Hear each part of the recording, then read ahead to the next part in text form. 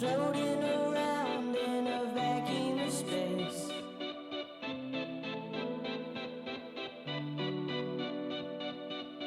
Everything here, it all looks the same.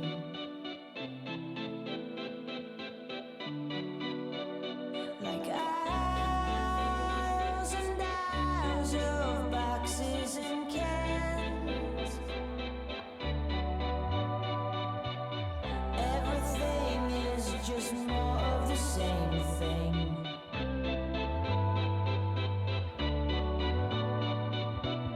I go to a friend of a friend's party.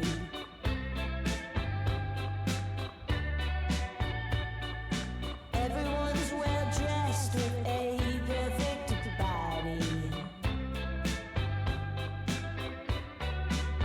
and they all have alternative haircuts and straight white teeth. But all I see is just more of the same thing. Whoa, just a little bit is more than I can recall. I try to put my finger on it, though I have been here before. I'm never gonna figure it out, no, I'm never gonna try again. If all of this is just more of the same thing.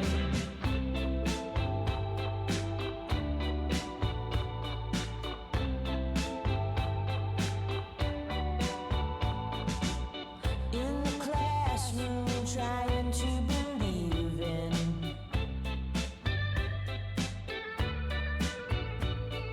the words on a page of a book that I'm reading.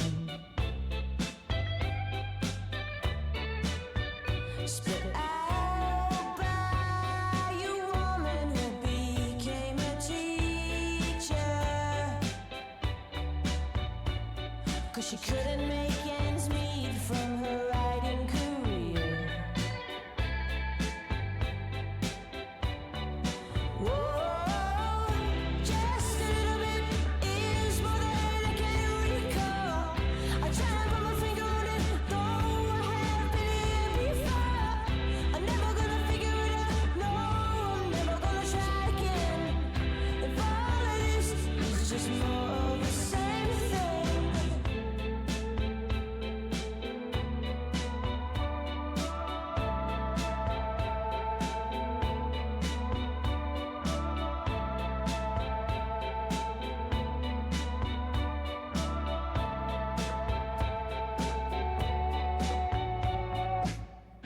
Just a little bit is more than I can recall.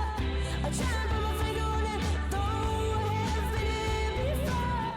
I'm never gonna figure it out, no, I'm never gonna try again.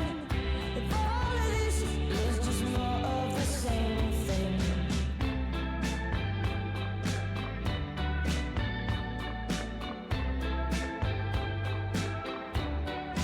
More of the same thing.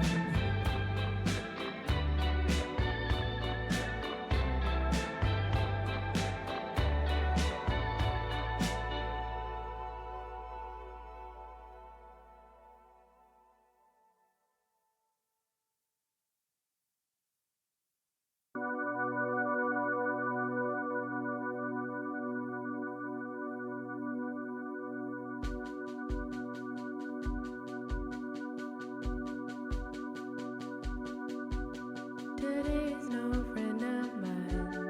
I won't hold my breath tomorrow. I'm not scared at all. I don't want to say hello. I can't say goodbye to the clouds on a rainy night. Sweet snow, summer was alive.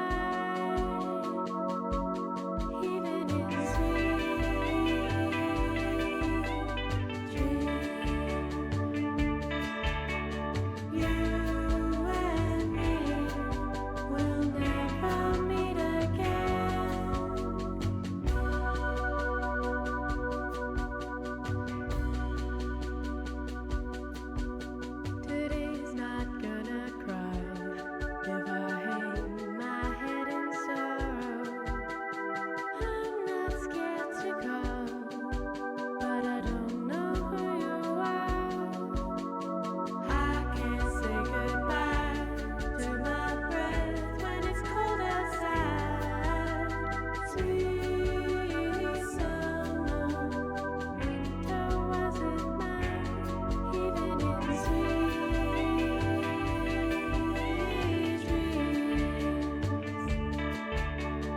You and me will never meet again. Sweet dreams. You and me will never meet again.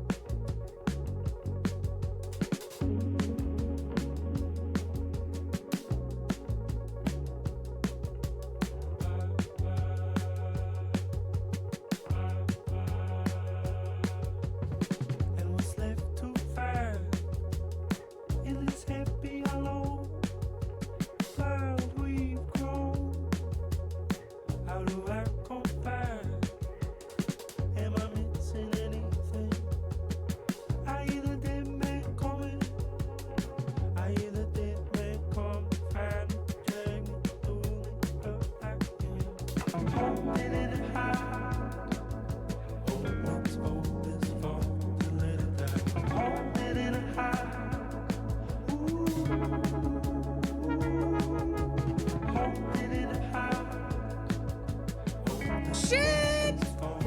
Oh my God, I am so sorry. I was literally just sitting here. I was just sitting here. All right. Okay. Nope. Wow. Hi, everyone. Actually, I was not just sitting here. I was doing some things. I was just astral projecting to EDC. Woo! I will say I feel better today. I went to the gym. She went to the gym. She lifted some weights. Who is she? Jimalan. But I am still in recovery mode. There are many moments in the last day that I have found myself just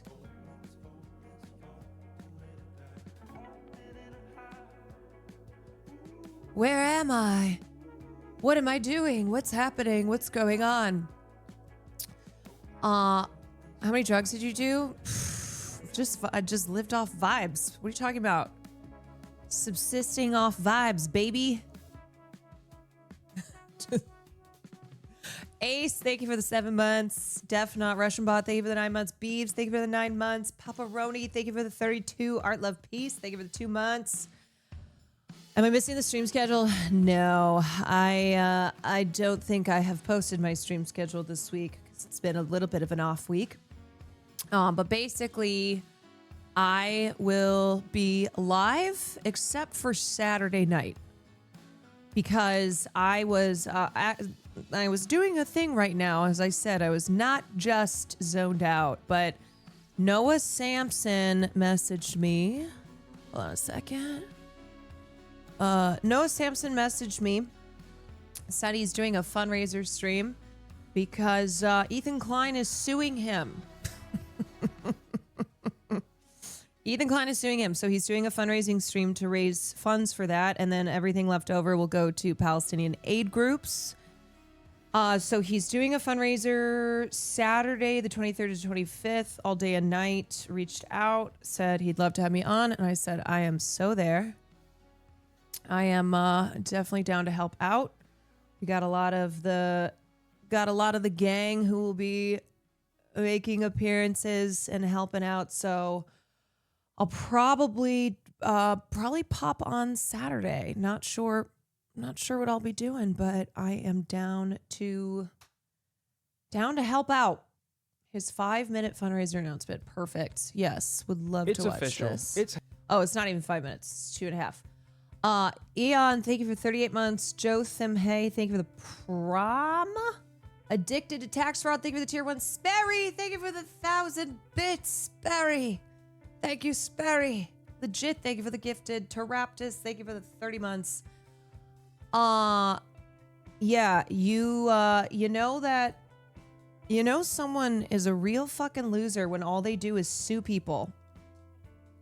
It's the most obnoxious American, one of the most obnoxious American traits is like just either threatening to sue or constantly suing people.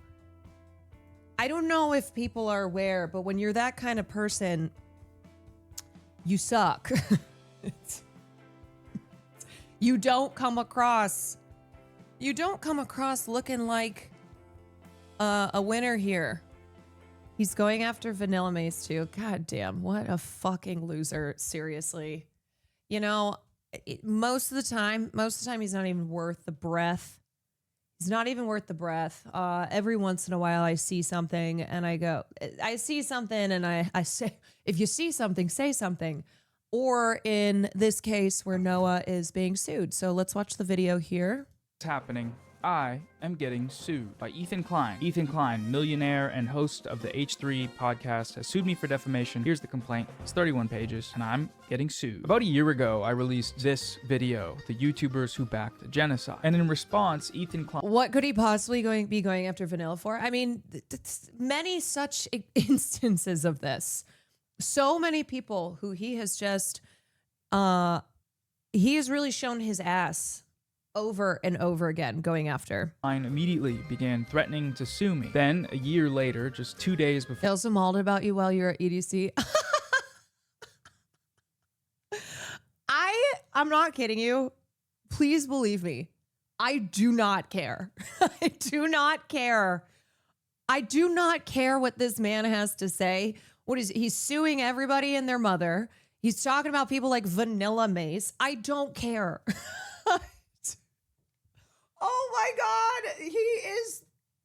He is just such a fucking dumbass. God. Before the statute of limitations was up, Klein filed his lawsuit. In the complaint, Klein alleges that I defamed him by falsely painting him as a supporter of the genocide of Palestinians. The complaint presents 6 allegedly defamatory statements, including the title and thumbnail of my video, and it makes several claims related to statements made about Israel, Palestine, atrocity propaganda, Nakba denialism, misinformation, and more. There's a lot of stuff in this thing. It's 31 pages. For now, all I can say about the lawsuit itself is that I think Ethan's claims are meritless, and I intend to defend against them. But to do... Here, let me just PSA. Let me just PSA for any political candidates, any YouTubers, any has-beens.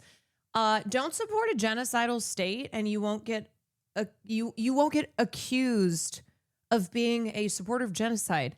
It's that simple. It's that simple. If you express support for an apartheid state, for a state that has been illegally militarily occupying a group of people, has been committing genocide. If you don't support that, then there's no way that anyone can ever say that that's what you support. It's really simple.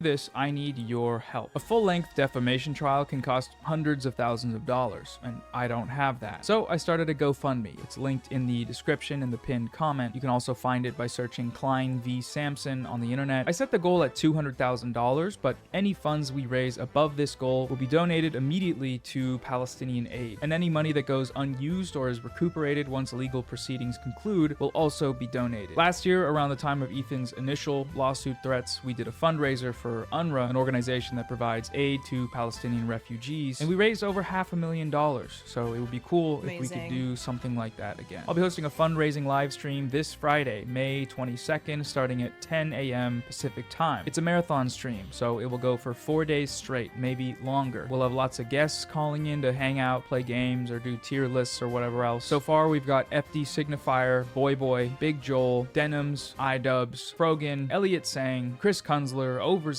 Spooky Scary Socialist, Ahmed Sarsour, Colormind, Holy Sun Via, Cavernacle, and more. We'll have lots of fun donation goals. That's me. I'm and more. You may get to see me chug a gallon of milk, take a pie to the face, I missed the message wax when my I was in legs, EDC. cosplay your favorite influencer, do Just the saw hot it. chip challenge, run a marathon, and more. We'll have the wheel going as well, like we did during the last fundraiser. And for the grand finale, if we hit $500,000, I will ride a bike 120 miles from San Diego to Hassan Piker's house to beg him for more money. Klein v. Samson, GoFundMe, link in bio. Donate to help defend free speech on YouTube, and send money to Palestinian aid as well while we do it. Thanks for watching. See you on Friday.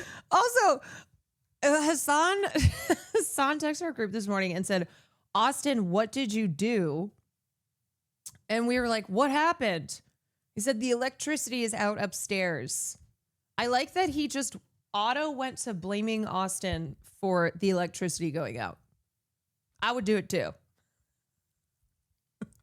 He did it again. God damn it, Austin Show. God damn it. Roger, thank you for the 2 months. Thank you, legit. Thank you for another sub. Addicted, thank you so much. So, putting it in the group chat is so funny. Also, the first message at 6:45 in the morning. Austin, what did you do? That could be anything. It could be anything. Like, did Hassan wake up with a bunch of gays in his house, passed out? sparkles everywhere. Could have been that, you know? Could be anything. Anyway, hi everyone. How are we doing? How are we? That was our, what is it, Wednesday? Wednesday, we had primaries yesterday. We had some dubs. We had some socialist dubs yesterday. I'm tired but alive. Hey. That's often how it goes. Tired but alive. Tired but alive. Would it be wild to suggest you play Road 96? It's a game where teens are on the road fleeing an authoritarian country. Wow. And the people they meet along the way, too close to home. No, I don't think too close to home. I am probably going to play a little bit of Red Dead tonight. It's been a week. And then I need to revisit my gaming. Hold on a second. I need to revisit my gaming spreadsheet. Probably add some stuff. See stuff that I have completed. And I know that you guys have some more suggestions too. I'm waiting for Before Your Eyes. I think I have that one on my list. The 1 year gaming bucket list that we are 17 months into. Yeah, exactly. Remember when I said I was going to do it in a year? Well, you know, it depends on your definition of a year. Also, this related to stream last night. We watched Waz. We watched him, watched the little clip of him. Anyway, okay, what else is going on? At least you're making your way through it. That is better than my backlog. That is true. I am making my way through it. Would you ever play Subnautica? Okay, so I have heard mixed things on Subnautica 2. I'm also a little, because they had said that they were going to sponsor Will and I, and then that didn't happen. But, you know, that tends to be the case many times. They get scared. They get scared because I go on the internet and I say things, and then companies get scared. They're like, whoa, hold on a second. That's too scary. So I've heard mixed things on Subnautica 2. Nandre has asked me, I just saw a message from him, if I have interest in playing. But I don't know. What are we thinking? I'm going to message him back right now, actually. I've heard mixed. I'll go bankrupt because of all the gift stuff. I do need to play Metal Gear. I do. That's one that I definitely do need to play at some point. If you haven't played the first, why the fuck would you? Okay, I did start the first. Well, Sam and I tried to do the co-op. That fell apart. And then I played a little bit of the first one. I think it was, you know what? It's not that I was having a bad time. I think I just hadn't gotten into it. I can't tell if it's one of those games that's better to kind of just play cozy on your own. Too directionless, a little bit too directionless for me. You know, I struggle with that kind of stuff. I personally do not like the Subnautica games. It's not my thing. It's like Minecraft underwater. I have realized from just the gaming I've done the last couple of years that there are some games that are really fun for stream, and especially my vibe. And then there are others that I think I would enjoy more not on stream. Stardew Valley being one, because I tried Stardew Valley on stream, and I know people fucking love Stardew, and I've always kind of wanted to just like try playing that on my own and see if I'd like it more. because it was cute, but it was like after a couple, I think I did like 1 or 2 sessions. You don't do well with games. I know, games where you just kind of like building things. The reason that I was able to do Minecraft is because I had Sam. She was like directing me through it. And then on her, when we weren't live, she was like building a lot of stuff. So I would come into the game and we had all this stuff built. What would you say is your all-time fave game so far? Probably...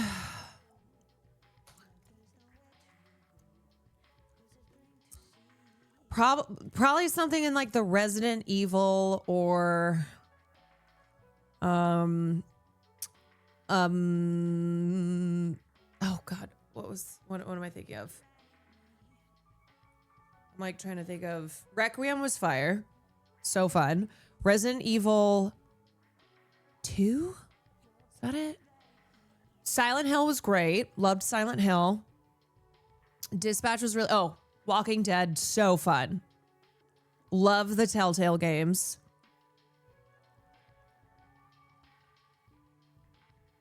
I mean, I'm pretty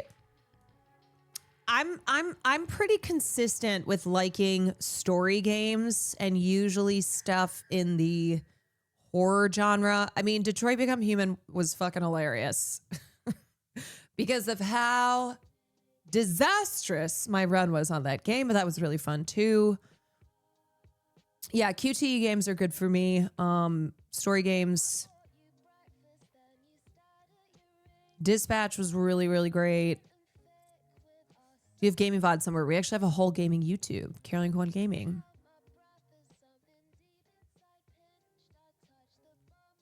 Subnautica 1 does a pretty good job telling you where to figure out the story, but also requires you to figure a lot out for yourself. Haven't played the new one yet, but the first is one of my fave games of all time. I know it's one that people really do love, but it is different. If you've never streamed, if you never played a game on stream, it's hard. I mean, you can probably see how some games are great for streaming and then some are just not as good. It'd be fun seeing a BioShock. Well, I played BioShock. I played one of them. Alien was fun. Yeah, I had a really good time playing Quarry and Until Dawn. Control is on my list. Would you ever do this one? As expensive as GTA 6 and you can create a female character. What's this one? Squadron 42. Oh my God, there are so many games. There are so many games. I do solemnly pledge, mind and body, I will defend the Empire with my life. Your application to the Flight Academy. I mean, look, if you ask me, would I play this? The answer is always... It's not like I'm going to say no, because most of these I haven't even heard of. Been reconsidered. Captain McLaren This game has been in development for 10 years and cost $1 million bucks. It's fine. It's fine. We may be a small crew, but the work we do matters. I don't know. Welcome to the Stanton. I'm Eugene Morrow.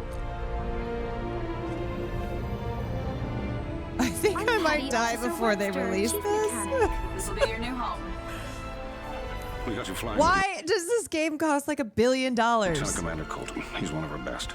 Sir, Who the hell are you? I'm your new wingman, sir. The name's... You want me to learn your name? Live long enough for me to care.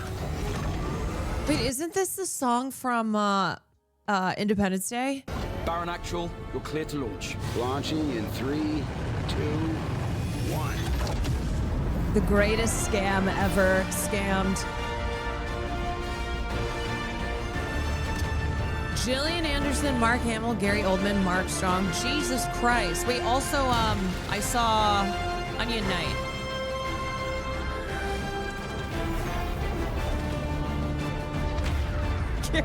Gary Oldman probably recorded these lines 12 years ago.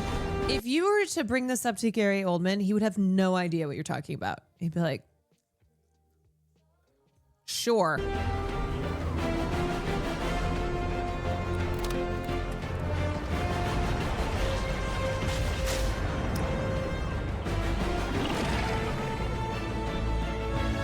I have a question. You've been playing games for a little while now. Is there a genre that you prefer? Because chat sends all kinds of shit. Horror. I love horror games. Love great story games. Put suggestions in the Discord, as Sky said. That's the best place for them to like. That's the best place for them to not just disappear in chat. Because at least that gets collected. Let me pull up the spreadsheet. Let's see. Gaming spreadsheet. Okay, wait. I might have to go to Dude, I need to play something with Sam.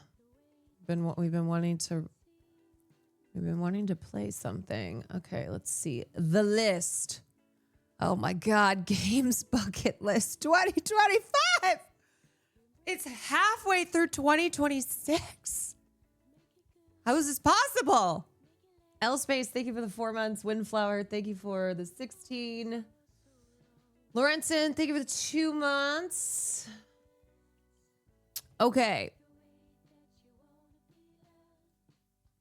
Let me just run through what we put on this list initially. Red Dead Redemption 1, Red Dead Redemption 2, BioShock, played that, Fallout New Vegas. Ooh, I still haven't played any of the Fallout games, that's right. Alan Wake, Soma, Nier Automata, Metal Gear, Subnautica, Undertale, Lenoir. Lenoir. L.A. Noire, play that. What Remains of Edith Finch, play that. Untitled Goose, Hellblade, Mafia 2, We Chop Sim, Superliminal, Viewfinder, Baldur's Gate 3, Shadow of the Colossus, Papers, Please, played that. Control, Cabin Factory, played that. Slay the Princess, played that. Mouthwatching, played that. Arctic Eggs, played that. Hell, Firewatch, played that. Halo, I don't think I'm playing Halo. maybe when Cutie returns, we'll see. GTA 5 Before Your Eyes, played that. Yakuza, maybe Horizon Zero Dawn. Okay, this needs to be majorly updated. Hear Me Out, Outer Wilds. I played some of Outer Wilds. I played that during my one and only 24-hour stream. But I was so cooked. I don't think that I could really figure it out. I just remember being like, what is happening? What is going on?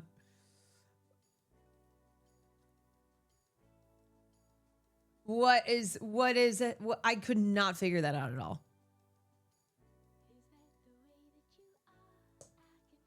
Okay, so put suggestions into the Discord, and then I'm going to go through and update this. Remove ones that I have played.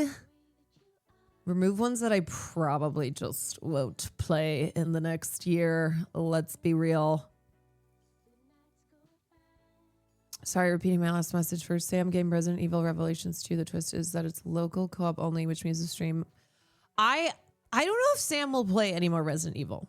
That's the thing. I'd have to ask her, but she might be over it.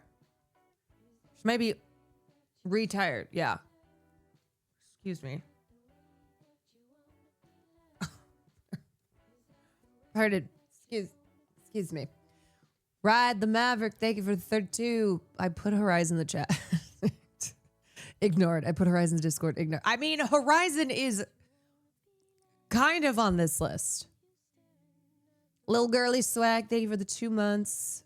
Respectfully, please include Delta Rune. It will change your life. Creepier, thank you for the 30 months. Look, I know that everybody also has their own individual games. There are 10 billion games out there, which is why, okay. I was thinking this last night too, because I saw a tweet about how Barnes & Noble is going to start displaying AI books. Okay. All right. There are so many books that you couldn't quite possibly read all the books if you tried to.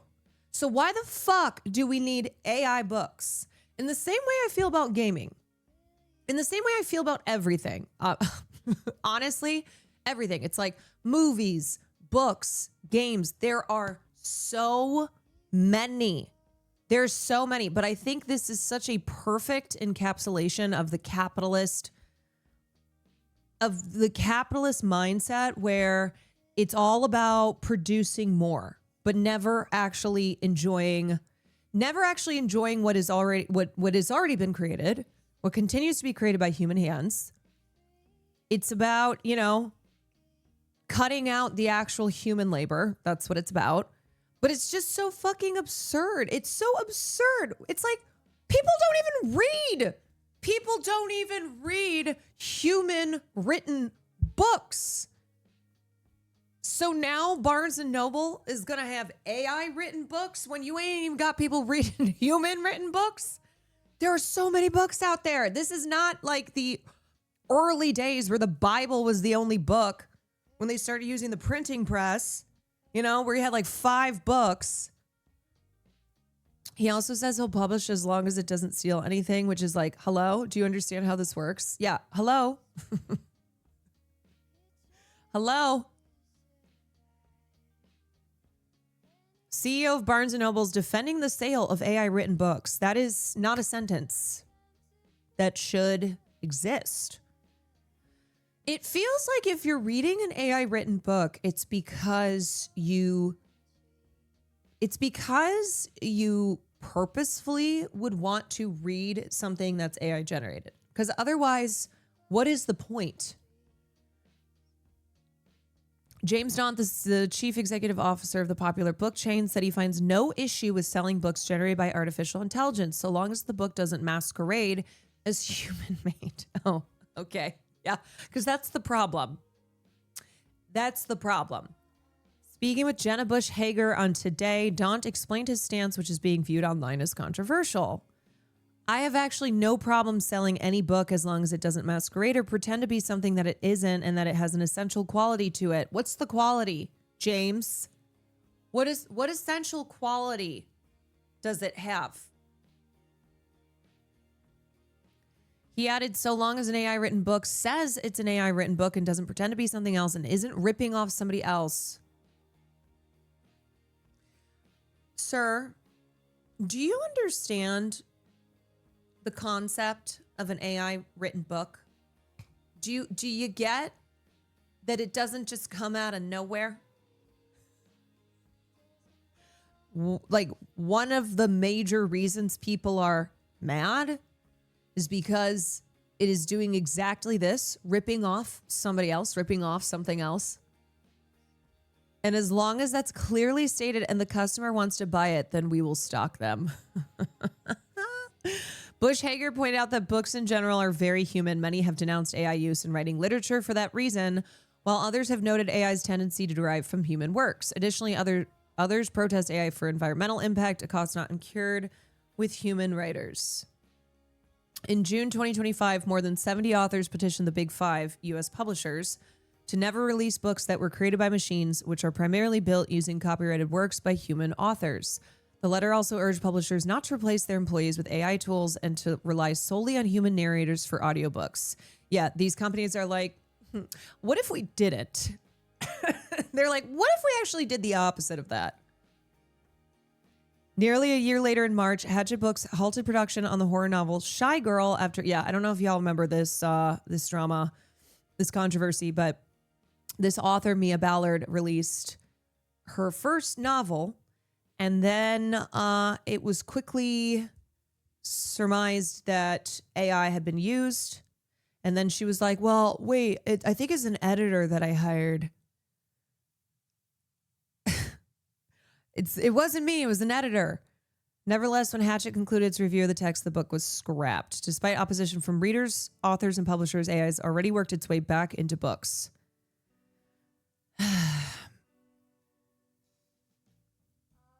Yikes. Yeah, I watched the Frankie Shell fit on it. What a really, really, really stupid thing. What a stupid thing. The saga. There is always so much drama happening in book world. Not just specifically book talk, but the literature world at large. There's always something happening. Shout out to my fave local bookstore in St. Louis, U City Subterranean Books. Shout out.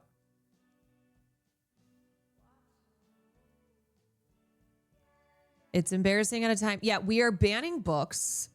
We're banning books. We are banning free speech. We are banning human thought and going, but here's AI to replace it all. Here you go.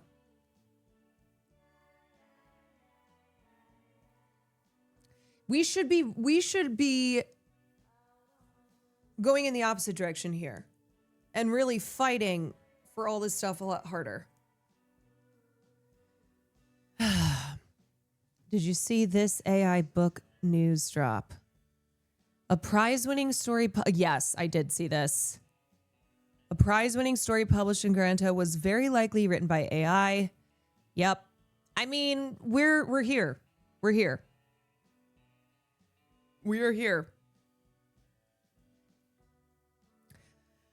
It's another grim day at the Human Factory. There's strong evidence to suggest that a prize-winning short story published this week in celebrated literary magazine Granta was entirely generated by AI.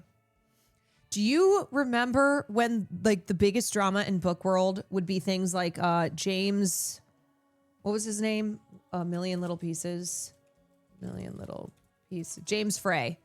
When like the big drama in book world was authors like James Frey making shit up and pretending like it was real.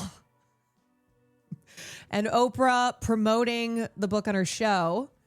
And then it turned out that James Frey had fabricated / highly exaggerated a lot of parts of the book. But I'm like, at least it was human written. Oh, I long for the days. Oh, I long for the days when the great drama in book world is that an author made shit up. Simpler times. Such a privilege and a curse to have a true appreciation for what art means, like what the concept even is. I mean, we've talked about this, but I am now so much more appreciative of stuff, even if it's crap, as long as it was made by a human being. It's like I am going to, there's different, I've changed the kind of grading scales that I've used in the past because of the value placed on something that is made by a human being. It's like a child's macaroni necklace. At least a child made that. Did you see Elon Musk complain about the new Odyssey movies? Yeah, we can talk about that because that happened when I was gone. It's Soupy out here. Thank you for the 3 months. Timmy, thank you for the 18. Okay, so Serpent in the Grove is the AI work. It was published in Granta in partnership with the Commonwealth Foundation's Short Story Prize. Nazir's story, which follows a rum-drinking farmer who comes across an enchanted grove, was the recognized entry from the Caribbean region. A set of judges chaired by award-winning novelist Louise Doughty appreciated the story's precise yet richly evocative language. Oh my God, this is so embarrassing. And selected the piece as a regional finalist from a whopping class of 7,806 entries across the board. But Literary Sleuth smelled a rat. How do you have regular people online calling this shit out? Because I saw people calling this out before it was confirmed. And this is why we need education. Okay? This is why we need to educate people. When we're talking about learning about AI, I don't mean in the Reese Witherspoon way, where it's like, hey ladies, let's go girls, let's all get on board, let's all use AI. Let's all use AI. Excuse me. No, it's like we need literacy, media literacy, AI literacy. Yeah, are they judging the entries with AI? Is that what's happening? Ethan Malik, a Wharton professor who studies AI's effects on education in the workplace, broke down this Turing test of sorts in a helpful Blue Sky thread. Okay, in a Turing test of sorts, it looks like 100% AI-generated story just won the Commonwealth Prize for the Caribbean region. Pangram flags at 100%, but also, come on, if you know, you know.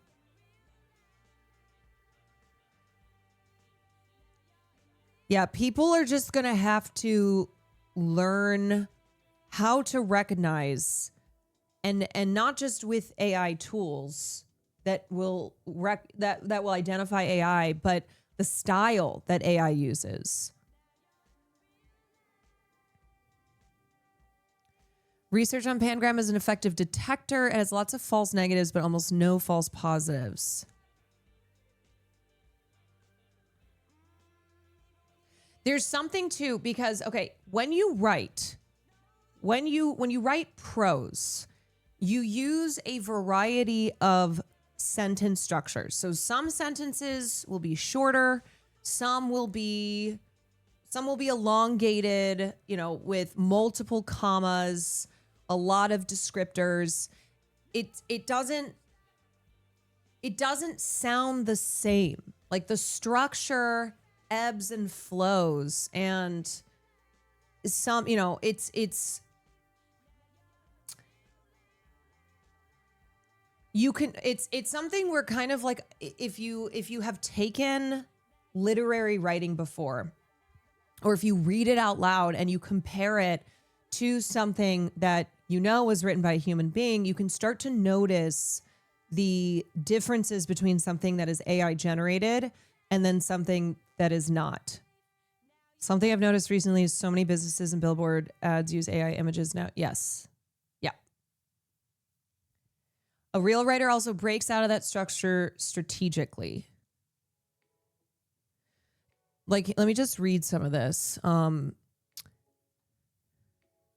It wasn't much land, M-dash. An acre and a bit, hacked from government forest with cutlass and stubborn back. Coffee and cocoa leaned wild on a slope that wanted either rain and teeth or none at all. He knew every root that tripped a foot, the snake curve of runoff, the brittle crumble after drought. He worked it alone, and most days the land worked him back. A quiet quarrel older than his father and his father's father. Do you hear how it has like the same exact sentence rhythm? It's like there's no differentiation between, like, within the structure. It's very, the cadence is, and it's always, they always throw in so many adjectives. And a lot of times too, you'll read it and you go, this doesn't even make sense. Like, it sounds like, how when you're when you're in high school and you have a certain amount of words that you have to hit for in your essay. And so you'll like go to thesaurus and you'll just look up adjectives for a basic word, right? You look the word sad, you go to thesaurus and you look up a bunch of fancy adjectives, alternates for sad. And then you just add shit in there's no purpose to it. There's no real substance to it because it's really just filler. He worked it alone, and most days the land worked him back. He could name the price of rice in the shop, the price buyers would give for wet cocoa, and how the distance between the two left a man short. So this professor ran the story through a program that detects AI writing with 99% accuracy. And because this is a slippery, evolving science, Malik also cited independent research, RE, the tool's efficacy.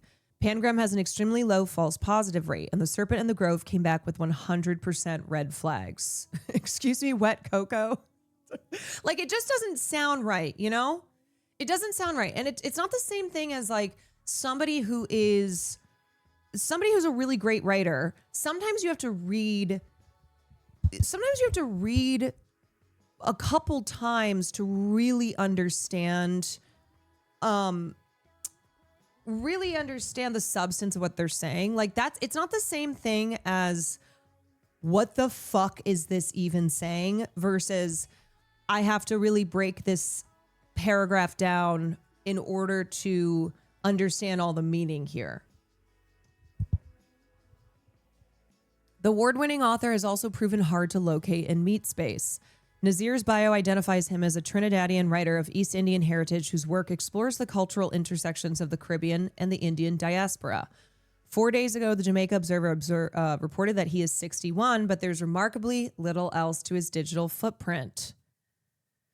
In 2018, he appears to have self-published this book of inspirational poems, much feted on Amazon, but he has no other published work that this reader could detect using the good old-fashioned internet. And on his LinkedIn page, he's a frequent AI evangelist. Generative AI won't replace good leaders, he claimed in a recent post. It will expose poor ones. Ah, would you look at that? Damn, people are going to think my writing's AI. Well, you know what? Let it be inspiration for you to become a better writer by not wanting to sound like you're not wanting to sound like it's fucking AI. On close read, the winning story does have a few tells. Style-wise, Nazir favors parallelism, epistrophe, and lists of three. That's another major indicator of AI. Lists of three. I actually don't know why that is, but I do know that that is something that should start to clue you in to it being AI generated. And it's not just like one sentence that has a list of three. It's multiple. It's like, as I said, the same sentence structure. Can you give us an example? Okay, so here's a stupid example. She loved to go to the park, lay out on the grass, and stare up at the clouds while eating a strawberry shortcake, listening to her favorite music, and pondering her future. Tomorrow, today, and yesterday. List of three is used in writing classes and pretty common. AI just overemphasizes it. He reaches often for the poetic metaphor. These are all rhetorical devices that are associated with large language models. He reaches often for the poetic metaphor. Consider the passage below. Wilfred's rum shop leaned into the road like a rotten tooth. Inside, boards blackened by smoke and sweat, the air sweet with cane and forgetting. Coins meant for rice or kerosene slid across the counter and came back white rum hot as apology. One drink opened the chest, two turned fear into courage's cheap cousin, three steadied the hand enough to write the future in invisible ink. Of course, style mileage should vary, and in this case, Nazir's melodic voice is what endeared him to the judges. But one could still make the case that this graph has flaws a flesh and blood writer would be less likely to make. Strained similes, etc. We might spin the sting as damning, mostly to Granta. As the human author, Tony... God, I love how now we have to differentiate. Human author. As the living, breathing human being author, Tony Tulathimuti pithed in an Instagram post yestereve, this news should not disturb anyone who is at all familiar with what awards judges tend to favor. It's me, a human. Hi, I'm a human streamer, Caroline from Human Women. But it's also true that AI writing is getting harder to detect with the naked human eye. Anyway, the biggest bummer is to come. Winning a literary prize is one small step for LLMs, but it's sure to be catnip for the pushers touting the technology's creative potential. Yes, because every time this happens, the AI evangelists are like, see? We told you AI is just as good as anything a human could write. Look, AI is winning awards. AI is tricking everyone. It's like, okay, first of all, do we not see a problem with the tricking element here? But that's what they'll say. They'll be like, see, you got fooled. You got fooled. It's like, no. That's not how we should measure things. It shouldn't be if somebody fell for something. But a lot of people still, I think, are embarrassed to fall for AI. But we just have to come to terms with the fact that, yes, AI is getting harder to detect with the naked human eye. We are all, at some point, maybe at multiple points, falling for something that is AI generated. And that is okay. We should not pretend like that's not the case, which is why we need to get better at understanding how to detect this. We need to be better educated. This is why we talk about, literacy, media literacy, because it is true that this has become advanced to the point that there's stories like this every single day. There's instances that are just like this happening all the time. How many R's in strawberry? My colleague James Folta calls this news a grim Rubicon. And on X, the AI scholar Nabil S. Qureshi called the kerfuffle an AI scholar, go fuck yourself, called the kerfuffle a major milestone for AI evangelists. Well, I guess it's AI scholar, as long as it's like somebody who is understanding AI in order to teach others, but not teach others of like, hey, here's how you use it, and let's all just become AI. An AI nemesis. As The Hindu reported hours ago, the Commonwealth Foundation is currently reviewing its selection process as accusations mount. If all goes off as planned, the winner of the Commonwealth Prize will be announced in June. In the meantime, you can find the finalist stories here and judge for yourself. What'd she say fuck me for? And the thing is, it's like, are these judges using AI? Are they? I mean, we know that now professors use AI in school. Students use AI. Professors use AI. You have to believe that even judges for a prestigious literary competition could be using it as well. You see the university use AI? Yes, we talked about that yesterday. How's this? I'm practicing. Her eyes were like two circles with smaller black circles in the center of them. Great. Writing is my passion. Graphic design is my passion. Yeah.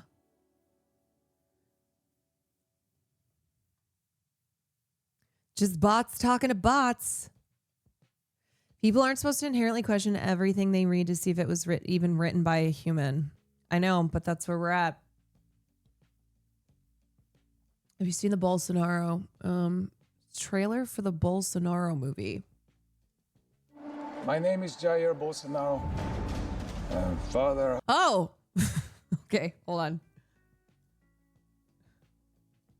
Husband, and now I'm running for president. But underneath all that, what are you? What people say about you. He's a racist. Dangerous populist. They say you're going to reinstate dictatorship. They. Who they? You? It scares me. Brazil above everything, God above all. The nation is at stake. My associates, they want him dead. Oh my God, no. Fire a gun. It draws attention. You need to be silent. I'm sorry. I'm sorry. I'm sorry. This is starring Jim Caviezel. Jim Caviezel, my favorite actor. Love him and everything he's done, especially movies like Sound of Freedom. And especially when he talks about adrenochrome and QAnon. God. Caviezel's a piece of shit. He's the worst. Did he produce this? I bet he produced this. Is this one of these Mormon production companies? How about this crowd, eh? Will you have a speech? To foreigners, to environmentalists, to Hollywood pedophiles. This country isn't theirs, it's ours. Our nation, Brazil, is a... God, I want to hear Wagner Mora just rip this the fuck apart. Okay.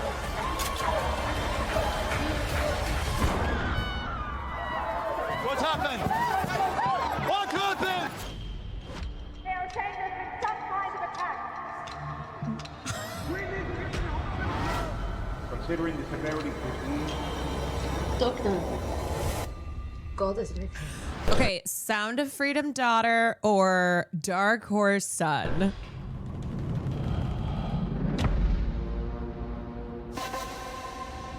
The system that failed to silence him. I can't get near. Won't you try? Do it. This mito, this legend is gonna win, okay? If we don't counter the narrative. Absolutely nothing terrifies them more than when you're in control of your own life. Your political career has ended, my friend. Good day. Call him. Nobody loved military dictatorship more than Bolsonaro. He saved my life, and now I save his. Jim Caviezel has now played Bolsonaro Ruling and party? Jesus They're and behind Tim it. Ballard. He really does it all. I'm going to campaign. Going to fight. They won't allow it. I'm sorry. I'm not asking permission. I'm afraid it's not over yet.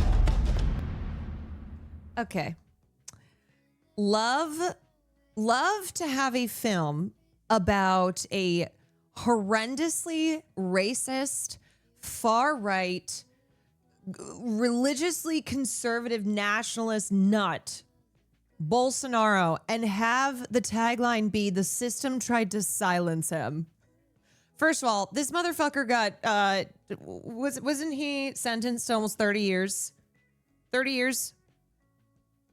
30 years, he's in fucking jail, okay? So I do think the system got him.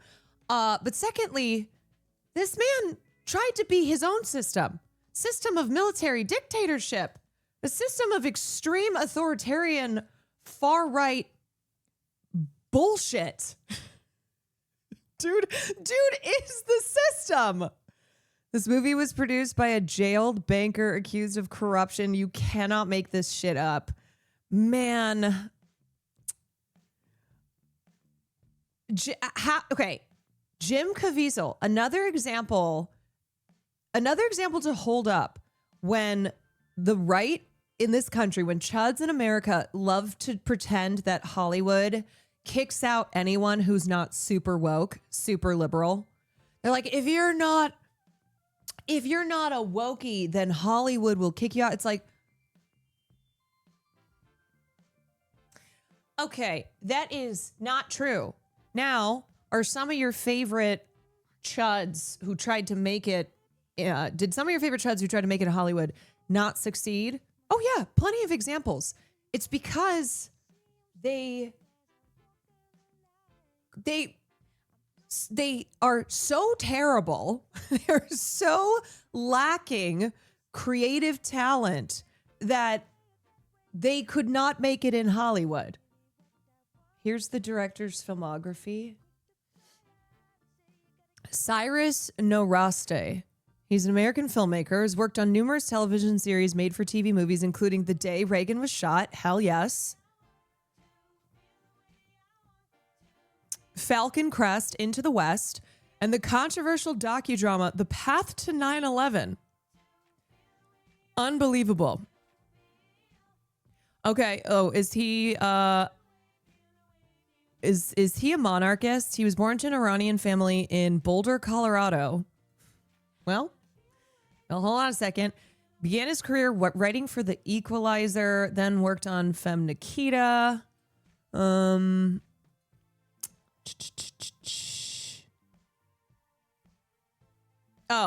Day Reagan Was Shot, which starred Richard Dreyfuss. Another chud in Hollywood. Upcoming projects. Sarah's Oil. Wait, I saw this.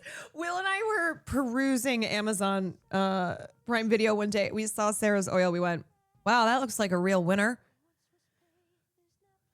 His political orientation.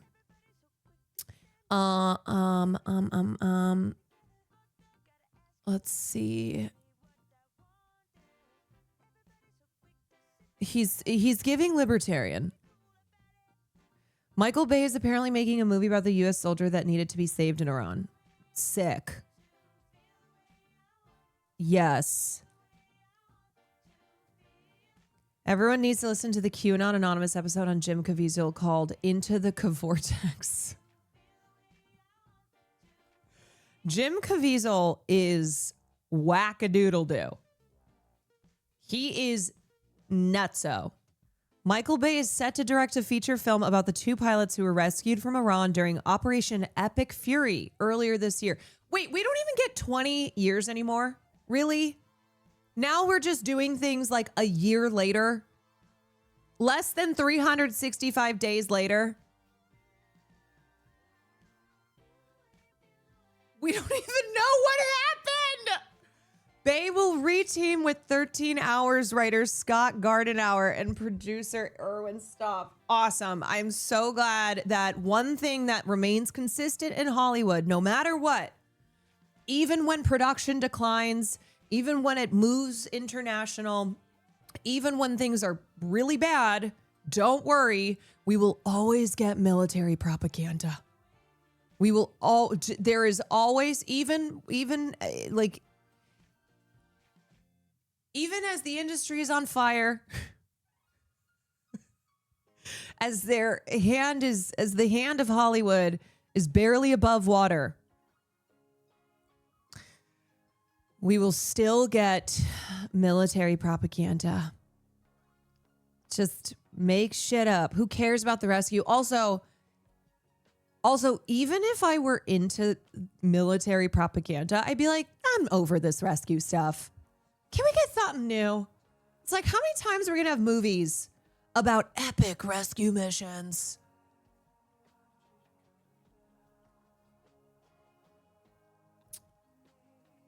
Goddamn. Have you seen this? Yes. The trailer for the reality show that Trump Transportation Secretary Sean Duffy spent 7 months filming. If you were wondering, although you probably weren't, because who gives a fuck about Sean Duffy? But if you're wondering what Sean Duffy has been up to, well, let me tell you. He's been filming a reality show because that is the United States of America. We are just one reality show after another. What a beautiful family. Hi, can I say hi to Mr. President? Can I say hi to President Trump? Taking a little trip. Yes. A little trip all over. So the motto is to love America is to see America. It's more than a road trip. It's a civic experience. It's one of the most powerful ways to understand the vast, beautiful, complicated place we call home. Who wants this? 1, 2, 3, road trip. Everybody looks forward to it. Yes. Yes. You're not told to go by your parents. You're not said, we're going and you're going, but I don't want to go, Mom. Seatbelts on. Everybody wants to go, right? I think Mud's kind of mad. I'm not. You're mad. We're not going to fight on this trip. Also, yeah, that was AI. Seatbelts on. So we're inviting you along with our family on the Great American Road Trip. Stop scrolling and hit the road, mile by mile. Once you understand that America is just one giant reality show, it all makes sense. Window down and hearts wide open. Welcome to Montana. The Duffys, they've got tons of kids. I think they have like 11 kids. Ew! 9 or 11 something. Is there a difference? We're encouraging everyone to go take a road trip to celebrate America's 250th birthday. We said we were going to do a road trip. I love it.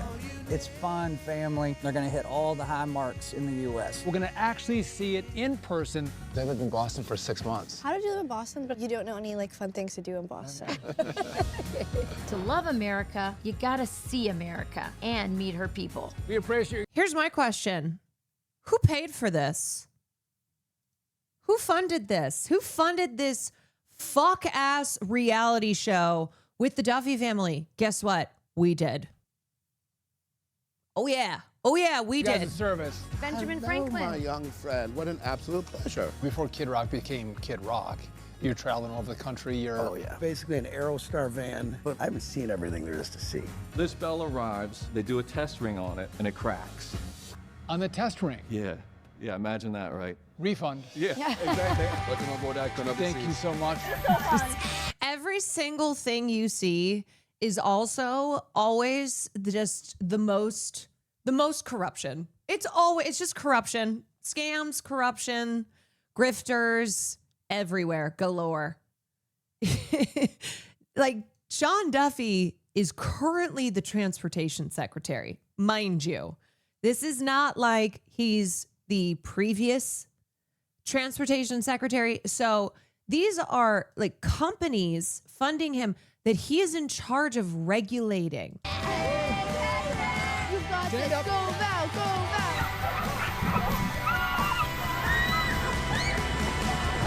Yeah, I'm so glad that this is what he has been doing for 7 months. Be here. Hey, we need a song. Like, we can't do a road trip without the song. There you go. Well, it's a great American road trip. I wore my boots that John Rich gave me. They're very sexy. Any input on where you guys want to go? The Rocky Mountains, the Grand Canyon. Route 66 is classic America. Arizona, Utah, Wyoming specifically. I would love to go to a dude ranch. Oh, I've always wanted to do that. It actually sounds fun. Are you excited about going up the Rocky Steps? Oh, I am. You are too? Show me how fast. Okay, wait, don't go too far. Wait, come back. All right. Are you ready? Let's go. Go. The Great American Road Trip will inspire families to step away from the noise. Yeah, mind you, we got planes hit the flying out of the open road sky. And reconnect with what matters most, each other. You want to go to college, right? I want to drop out and be a plumber. But you have to know math. Not really. So here's what you have to do. Thanks a lot. Someone has to pay for this operation. I got to go to work. Someone's got to pay for this operation. But don't worry, because Sean Duffy has said that this reality show is meant to unite the country. I don't know about y'all, but I feel a hell of a lot more united just from the trailer alone. But we all know it's mom. Bad Word, thank you for 10 months. Izzy, thank you for 30. Fable Gray, thank you for 42. Danny, thank you for the 2 months. Based on this part right here. You're having a I knew it. And the Notice how they didn't allow any of the girls in the same room as Kid Diddler Rock. Your stomach hurts? Let's get you in the car, okay? What's going on? Mom's here. She's in Oh, the hospital. drama. They put an IV in her. Oh, vaccines.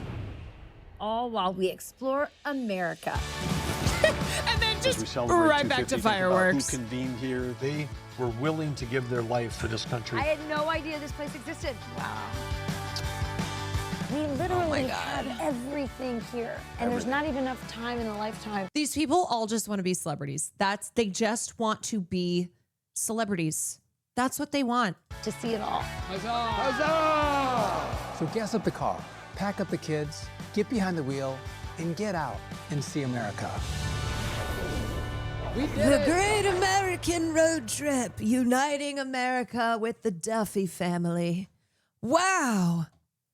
That's awesome. You know, with everything going on in this country,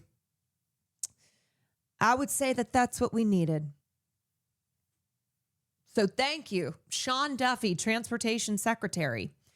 Lux, thank you so much for the raid. What is going on, everybody? We are talking about the reality show you didn't know that you needed, but boy, oh boy, do you need it. And that is Sean Duffy and his 15,000 children going on a road trip. Him and his wife, who so clearly wants to be a real world star, road tripping for 7 months they spent on this. And, you know, people in this country are concerned about gas and groceries and health care and all that. Well, all you need is some good television. All you need is a good reality TV show. Yeah, new React arc. I'm returning to my React arc with this show that is going to unite America. I didn't make any money. This hearing, I you didn't are the make any witness. money. I am not didn't the make- witness. I don't have any. Well, maybe you should be. Well, you know what? Thank you for the Secretary gifted. For Duffy. $7 million Secretary from the trial Duffy. bar. Secretary Senator, Duffy. $7 million. I think you should be That telling goes in this steak committee. dinners. That goes. Okay, so why are airline executives funding this show? Why are lobbyists and executives of companies that Sean Duffy is supposed to be in charge of regulating funding him to the tune of millions of dollars? Is that not money? That's nothing. That's just because they care about art. That's just because they care about great television. Put your ad on television in your. That's all to you. You spend that money. This is what I'm concerned about. Steak dinners, You are please. political, and you are We're using over your our position in time right political now. ways.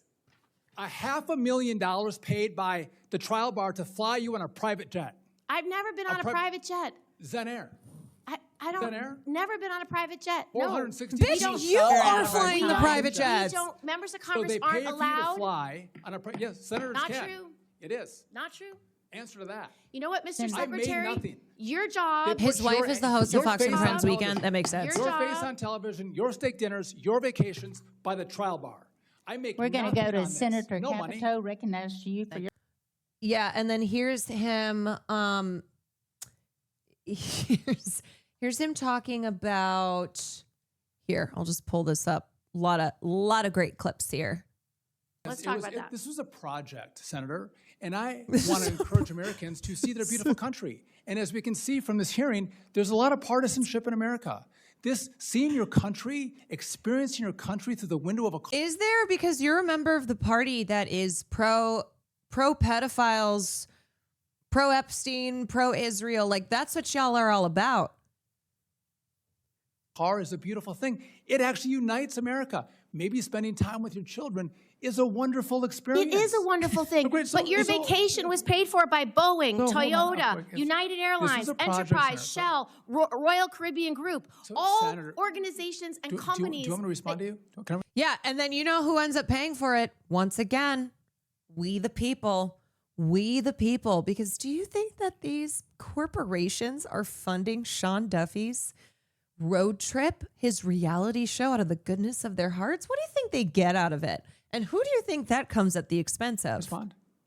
But yeah, if they cared about the beautiful lands of America, why are they selling them off to private industry and mining corporations? Why are they allowing them to pillage, to destroy our beautiful lands that Sean Duffy wants us to all witness on display in the Sean Duffy reality Okay, show? You're I will responding respond. with platitudes, and it's No, not. but I'm telling you what the project was. Got okay, it. 2 days, quickly in and out, and I did film the Great American Road Trip to encourage Americans to travel. I'll answer your question. So this was officially part of America. But how the fuck do you think Americans have the money to be traveling? Do you think that travel is at the top of people's priority lists right now? With what money, bro? With what time? Oh, yeah, just encourage people to travel. Oh, great. Okay. At $250.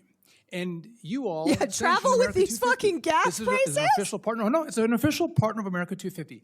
Also, this body told me that I'm supposed to promote tourism and travel, and that's what it does as well. Now, hold on a second. No, you're Then making it shouldn't be paid for by people that you have oversee. That you oversee. Can I respond to that? Oh, sorry, I didn't realize. Yup. Not even going to acknowledge that this is a No one bad gets look anything. in America. If I'm an airline executive and I paid $1 million for this Great American Road Trip, what would I get out of that? Just from me, nothing. Vibes. Well, the deck that is out there says that if you So- give $1 million, so- you get 6 VIP invitations to receptions, you get to go to roundtables, you get to networking events. If someone Look, from let me from the healthcare industry gives you $2 million, what do they get for it? The question. Friendship. What do you I give do them? not oversee. Friendship. I do not What do you regulate. you have jurisdiction? I do not regulate. You have I jurisdiction, do not $2 regulate million the FDA. to Let put me your just face say on this. TV, to You buy need steak dinners, Mr. Secretary, to go on vacations. Listen to my That's point what you here. do. Mr. Welcome to Mr. MAGA. Mr. Welcome to Drill Baby Mr. Drill. Secretary. Are you going to Sorry, what did he just say? your Just face say on this. TV, to You buy need steak dinners, Mr. Secretary, to go on vacations? Listen to my That's point what you here. do. Mr. Welcome to Mr. MAGA. Welcome to MAGA. Why is he saying that like it's some resort in Mexico that white Americans love to frequent? MAGA. Welcome to MAGA. Goo goo gaga. Yeah. MAGA. MAGA gaga goo goo gaga. MAGA gaga. Welcome to Drill Baby Mr. Drill. Secretary, Are you going to drill? please. Do you Welcome want to to support lower gas prices? Madam I welcome Chair, that. I ask my Let's time drill. back, please, so Let's I can ask the refine. question. Let's Mr. pipe fuels Mr. across the Secretary, country. You obviously You have came not been here supportive with of a that. book of every You one haven't of us. supported So that. Look, there's only one type of pipe that should be being laid down, and it is certainly not for oil. Okay? This is not the drilling that I am about. This is not the Drill Baby Drill that I am throwing my support Instead behind. of answering our questions, I'm you could answering your attack. question. You're asking you me are about a- gas prices. I- You have done everything you Madam Chair, can can I to have my increase time gas back? prices for Americans. and MAGA, make us I less can't expensive. get over Secretary, this MAGA. is my Donald time. Trump is lowering the cost of energy. You are and wasting you know my that. time. You're wasting my time. responding with a book of claims that you have come at us. Do you deny that you got $2 million from healthcare? I can go down the list here. Mr. Secretary, that is Amgen not... gave you $140,000. Mr. Secretary, it is my time. Pfizer gave you Madam Chair, $102,000. I am asking to be able to ask a... My favorite thing is when politicians will do the Spider-Man. They'll do the Spider-Man pointing meme where it's like, oh yeah, well, you got millions from lobbyists too. Oh yeah, well, and it's like, yeah, fuck all of you. Fuck all of you. None of you should be getting money from lobbyists. None of you should be getting money from corporations because that means that you are bought and sold, baby. That means that you do not work on behalf of the American people. You work on behalf of corporations, of the healthcare industry, of big oil. That is not democracy. Here. I do I'm not just pointing need out your an record. attack by My a God. Secretary who is the witness at this table. That is out of order. What did Big Secretary, Pharma I give work you? for The MAGA. $1.5 million that Big Pharma gave you, what did they get for it? Mr. Secretary, What did they get? Seriously. Seriously. Seriously. I want to know. I think Corporations are I not find it people. I got nothing from anybody.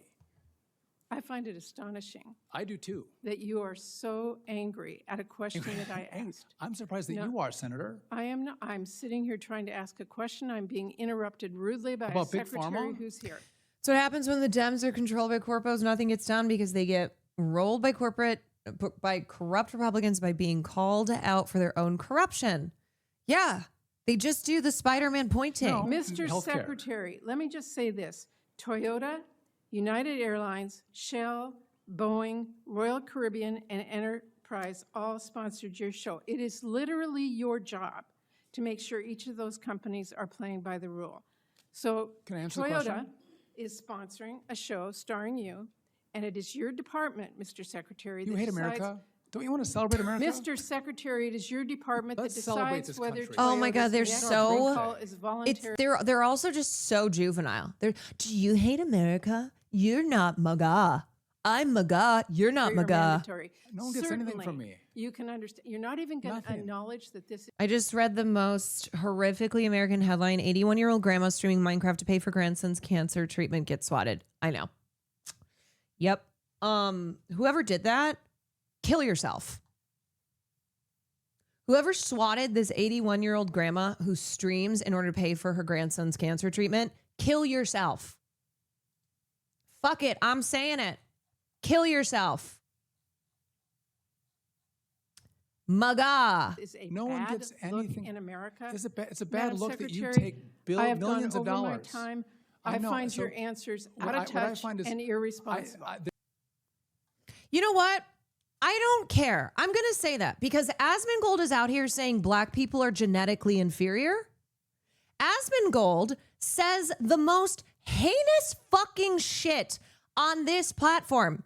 So yeah, I'm going to tell whoever it was that swatted that 81-year-old grandma to kill yourself. And there are other people that I would like to specifically say that to, but I'm just going to say that in general. I don't care. Because if Twitch is going to allow the biggest political streamer, don't let him say he's not, because he fucking is, to say this type of evil shit, then I'm going to say what I just said. And I don't care. Fucking ban me. So then the headline can be Caroline Kwan banned for saying in general to whoever swatted an 81-year-old grandma who streams in order to make money for her grandson's cancer treatment because only in the United States of America. And Caroline Kwan said, whoever that was, KYS.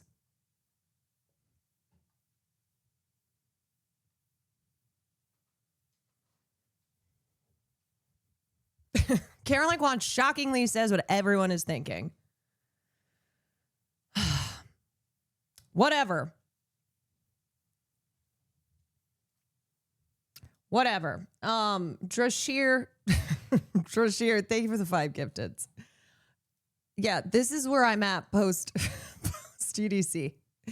Post EDC. This is I am fucking saying it.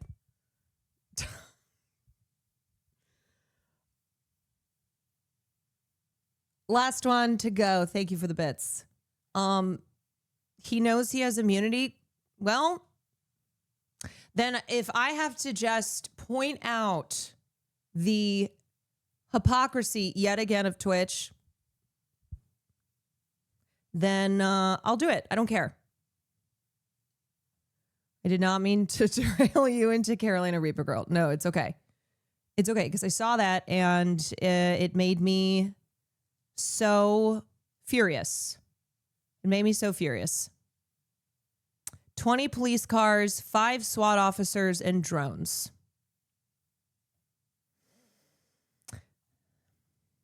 Yep. If the rules don't apply to him, they can't say it applies to anyone else. It's like,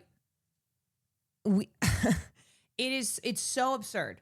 It is so absurd to have somebody who, yeah, of course, his stream is botted, but he still has massive viewership on this platform saying things like black people are genetically inferior.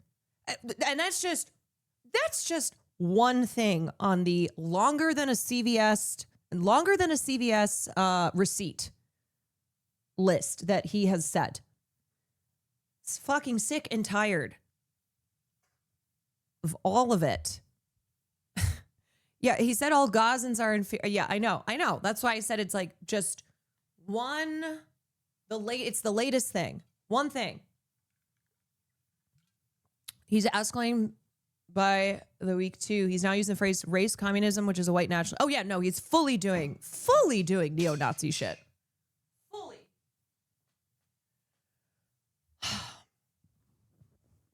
Fully. What he said about women, I mean, everything is despicable. Every single fucking thing that comes out of that creepy ass mouth. Rotted teeth, creepy ass mouth. If only the trash in his room would just swallow him up. He would just fall into a pile of trash and get stuck.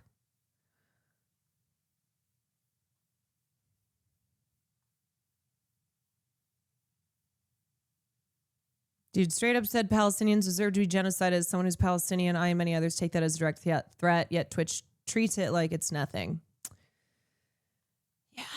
Yeah.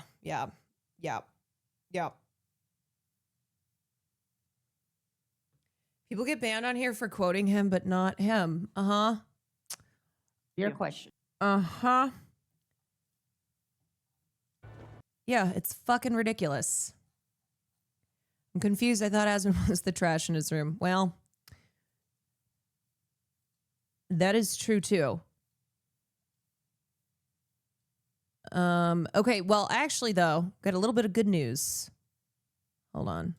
Got a little bit of good news.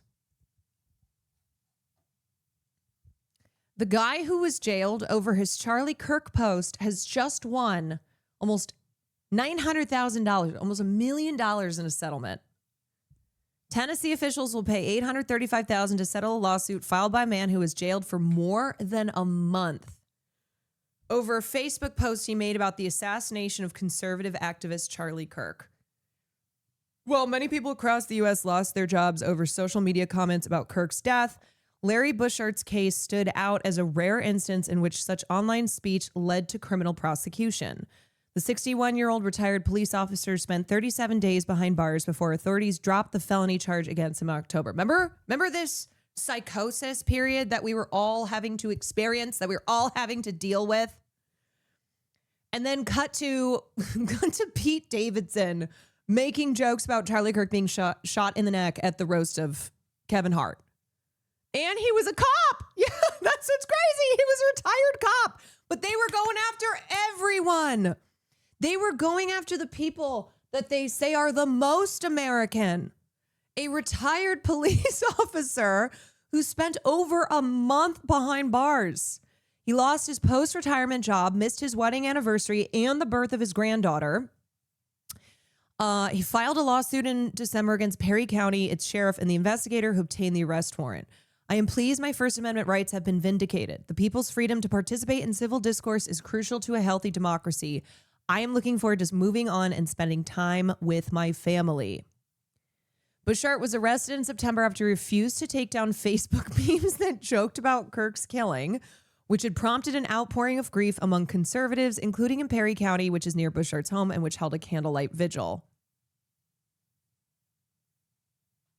The meme that Bushart posted that prompted his arrest read, "This seems relevant today," and featured President Donald Trump and the words, "We have to get over it."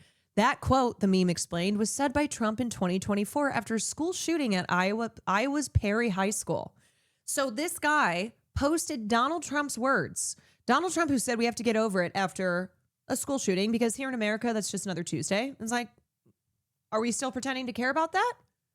Oh, there are so many of these politicians who don't even pretend to care anymore. Yeah, he was just posting quotes. But remember, if you posted Charlie Kirk's own words, you were getting fired as well. You were getting fired. You were getting put on FBI lists. You were getting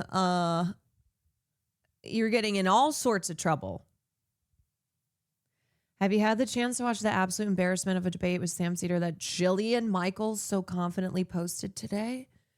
So confused how she thought this was good for her. I don't understand these people. Maybe it's just all attention. Maybe they live in such delusion that they truly believe they are brilliant debaters, that they are like the premier intellectuals in this country. And so they will post stuff that is incredibly embarrassing. You know who also did that? Wasn't it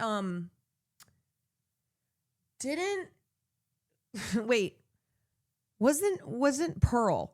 Didn't Pearl debate Anna Kasparian? And it was actually the worst thing I've ever seen. It was not a debate. It was just a one-sided lashing. Every fascist has a humiliation fetish. Like, is it that? Is it a humiliation fetish? Do they like it? Do they like being humiliated?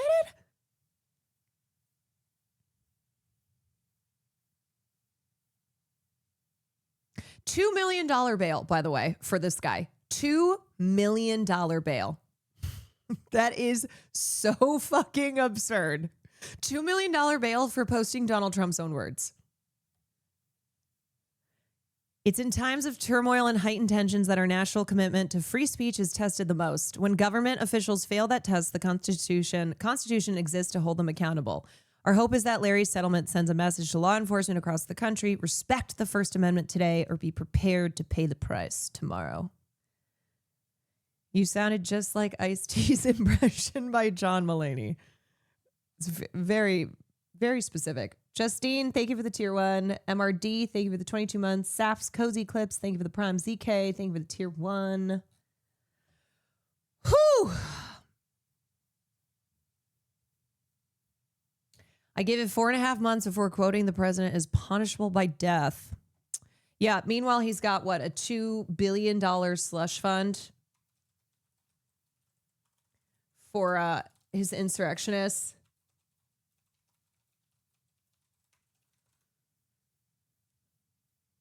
Yeah, anti-weaponization to compensate his allies.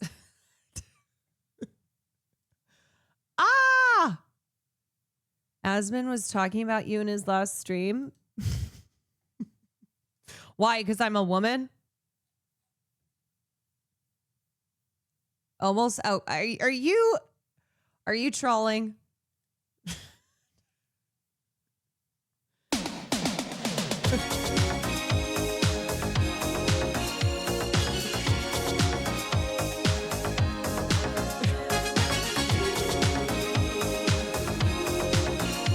You know what I will say? There are some people who I think, out of respect to Will, because he's a man that they like, I think they don't say as much about me. And here's what I will say. I do not give a fuck. I do not care. One, I am very specific. I've always been clear that I do not need nor want Will Neff to fight any of my battles for me. I do not want to be protected by disgusting men who like Will Neff. It's not vice versa, mind you. Okay, this is not like Will is homies with these guys. No, it's that they just still respect. They respect Will. So let me be clear. And then to men who do come after me, anyone who's like, oh, well, he better watch out for Will. Please know that I am very clear to Will that I never want him going to fight any of my battles, because I don't even view this as a battle. I think these people are such disgusting, vile losers. It's not a battle. It's not me versus whatever pathetic man is saying some shit on the internet. I don't view us as equals. That might be the first time that these men have heard something like that. I do not view us as equals. So I do not view this as even a battle that needs to be, that like I need my defenders in. I think you are a waste of space. I don't even like to expend any oxygen for the most part talking about these losers, because I don't view them as like human beings.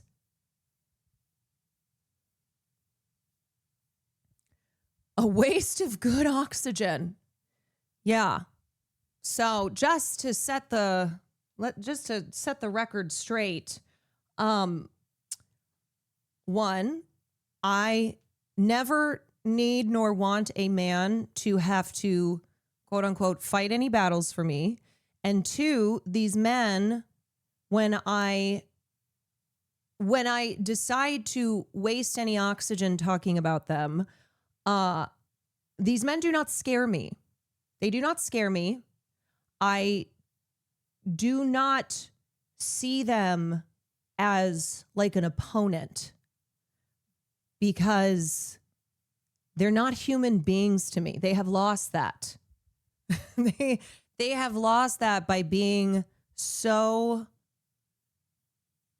unbelievably inhuman. Isn't this like how you and Will met? You punched someone. Oh. God. The story that has been the story that I have had to set the record on as well. Set the record straight. No, it was a guy that I had to throw over the rope because he kept hopping. He kept trying to jump over the rope. And I told him over and over again, do not cross my rope. And he finally did it again right when Will was walking up with his friends. Every day we crack the record on this. I know. So I picked him up and I threw him over the rope. That is the story. But the first night I met Will, I did have to stop a man who was like punching women. That happened. They're nothing, weak-ass cowards. Yes. Yeah.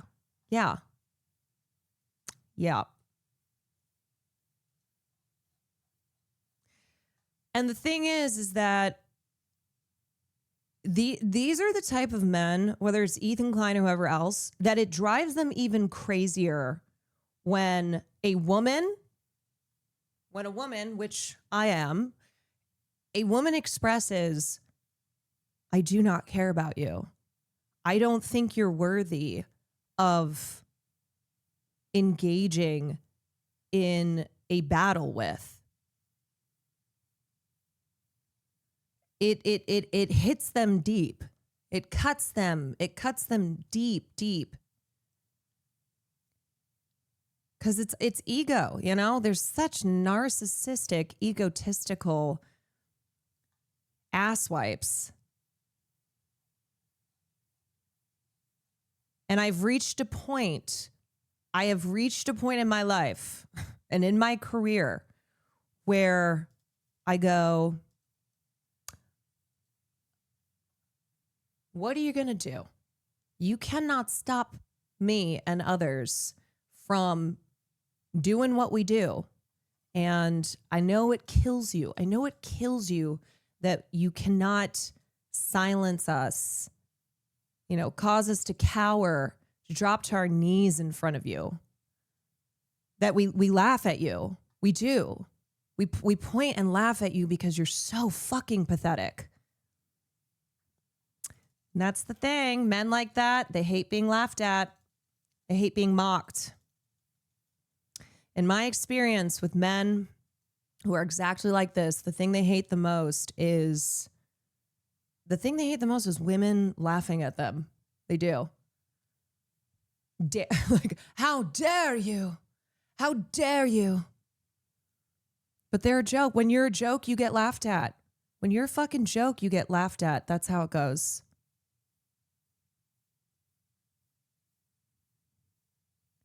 They're reduced to having to make content fighting with women on the internet. I would say they've reached the depths of embarrassing. Yeah.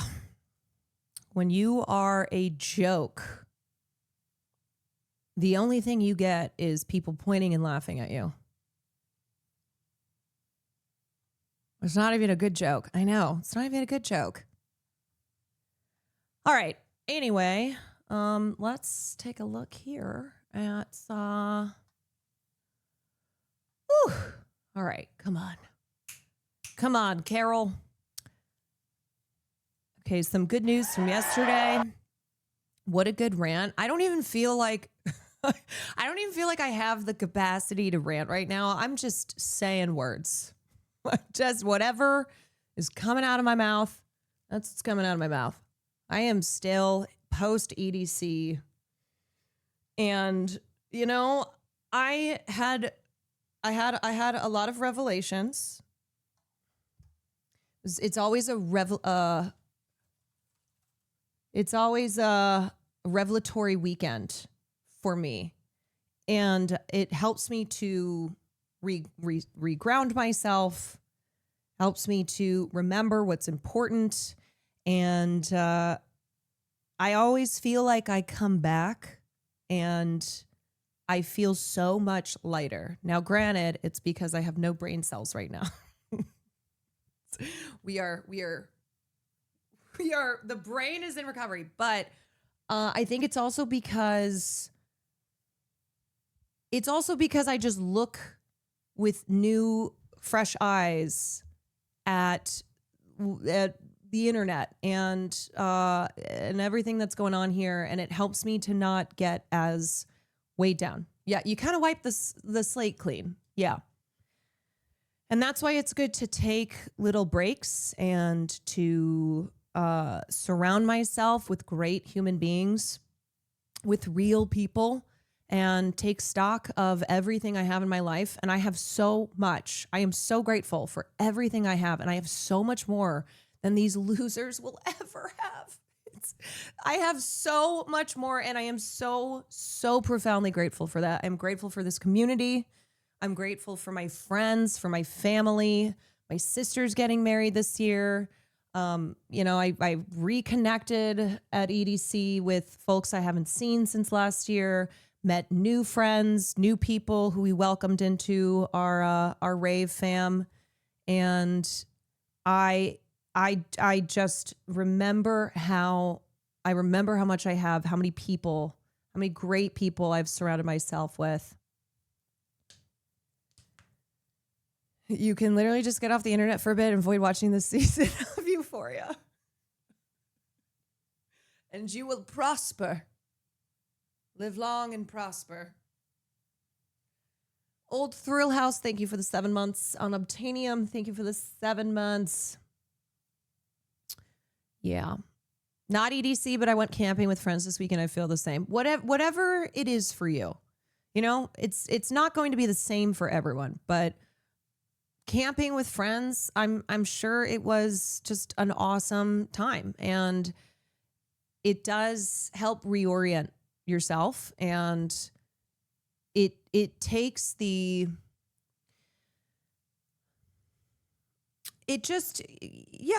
helps you to reprioritize and kind of just have more balance, have a little bit of an infusion of peace and calm, which is certainly in short supply when you are spending so much time online, which I do, you know. What are your thoughts on Ashley St. Clair? You know, I'm here for it. I think Ashley St. Clair is a person who did a lot of damage when she was a MAGA influencer, and she has come to terms and is continuing to talk about her responsibility, the role that she played, but is now doing what she can do to expose MAGA. She is exposing MAGA for the grifters and the phonies that they are. So she's trying to do reparations in the way that she can. We've watched a couple interviews with her. She's talked with a couple friends of mine, and she is out here exposing MAGA. So the fact that she acknowledged the role that she played, and she's like, I don't expect people to just forgive me and, welcome me in. This is something I needed to do. So I'm going to keep doing it. And I think that's the best that you can do, is you do not expect people to forget everything and immediately forgive. You just go, hey, I'm going to be doing what I can to try and prove that I am in the pursuit of being a better person and of contributing to the collective good. And she's dropping a lot of tea. She's not going to be the vanguard of the left anytime soon, but she's clearly trying to be an asset. And she's being an asset in the way that she knows how to be.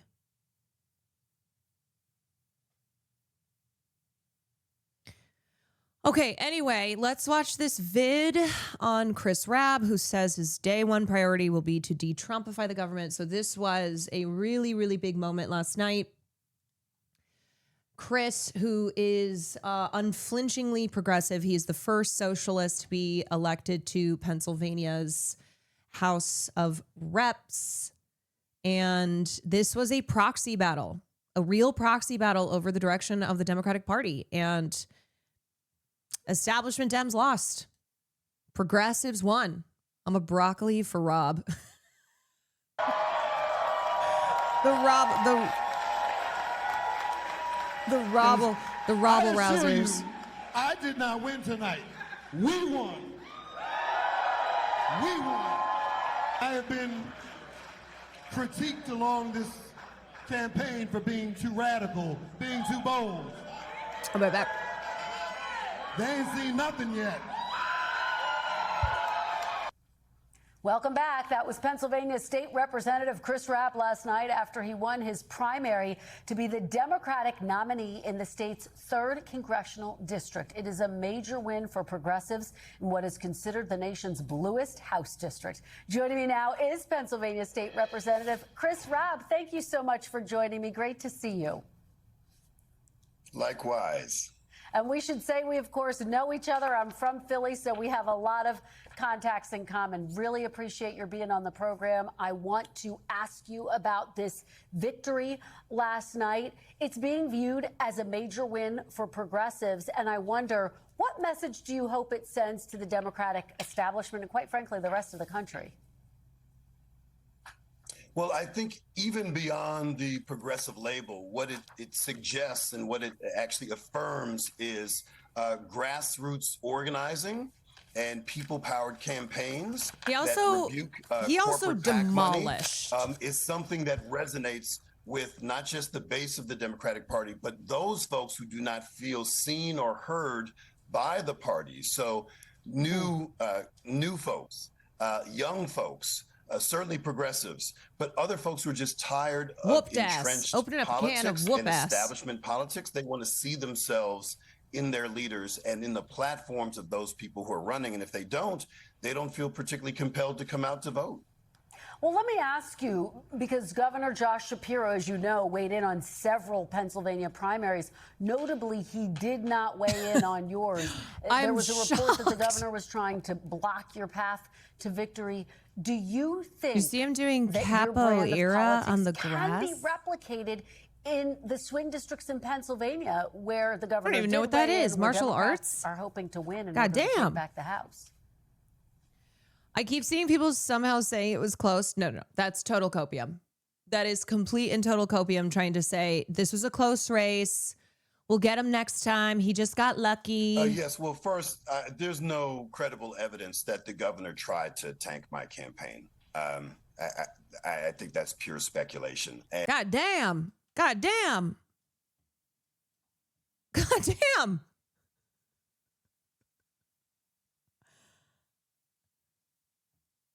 How do I get me some of that? Some of that energy. Some of that what's it called again? Capoeira. It is an Afro-Brazilian martial art. Acrobatics, dance, music, rhythm. And if he wanted to Drugs. have his thumb on Not the for scale, me. he could have endorsed any of my three opponents, and he didn't do it. I think he respected politics. The martial art disguised as of dance. the race in Capoeira. Philadelphia, and he is prepared to work with the new Democratic nominee. He called me. I graciously accepted his congratulations. But the real work is, how do we make sure that the priorities of the Democratic Party resonate, and more importantly, are attuned to what the people closest to the pain want? And what we have is an intermediation of a donor class that is not reflective. And I think this shows that there is no such thing as too radical and too bold, because that is what people want. You run on universal health care, universal basic income, publicly owned grocery stores, ending complete and total military aid to Israel. That is not too radical, not too bold for people. That is where they're at. Of the constituency and the electorate. The race is so close. They only won by 15 People who need to points. come out the most to have Democratic wins are the ones who feel least seen in the priorities of the current Democratic Party, which is why I believe I was able to get a plurality of the Never votes. I was able compromise. to get a plurality of Black voters, young voters, progressive voters. And so it was truly the broad diversity of one of the most diverse districts in the nation, one of the youngest. And I think it shows that when people see themselves in a campaign and understand that it's bigger than the candidate themselves, that anything is possible, and that's going to create a lot of enthusiasm. And again, just to press on this point, I mean, Democrats are trying. Look, it is so simple, okay? It is so simple. Voters want somebody who is going to challenge corporate influence. They want someone who's going to tell corporations to get fucked. They want somebody who is challenging party orthodoxy. They do not want more of the same. They do not want a return to the past. No go back, but for real.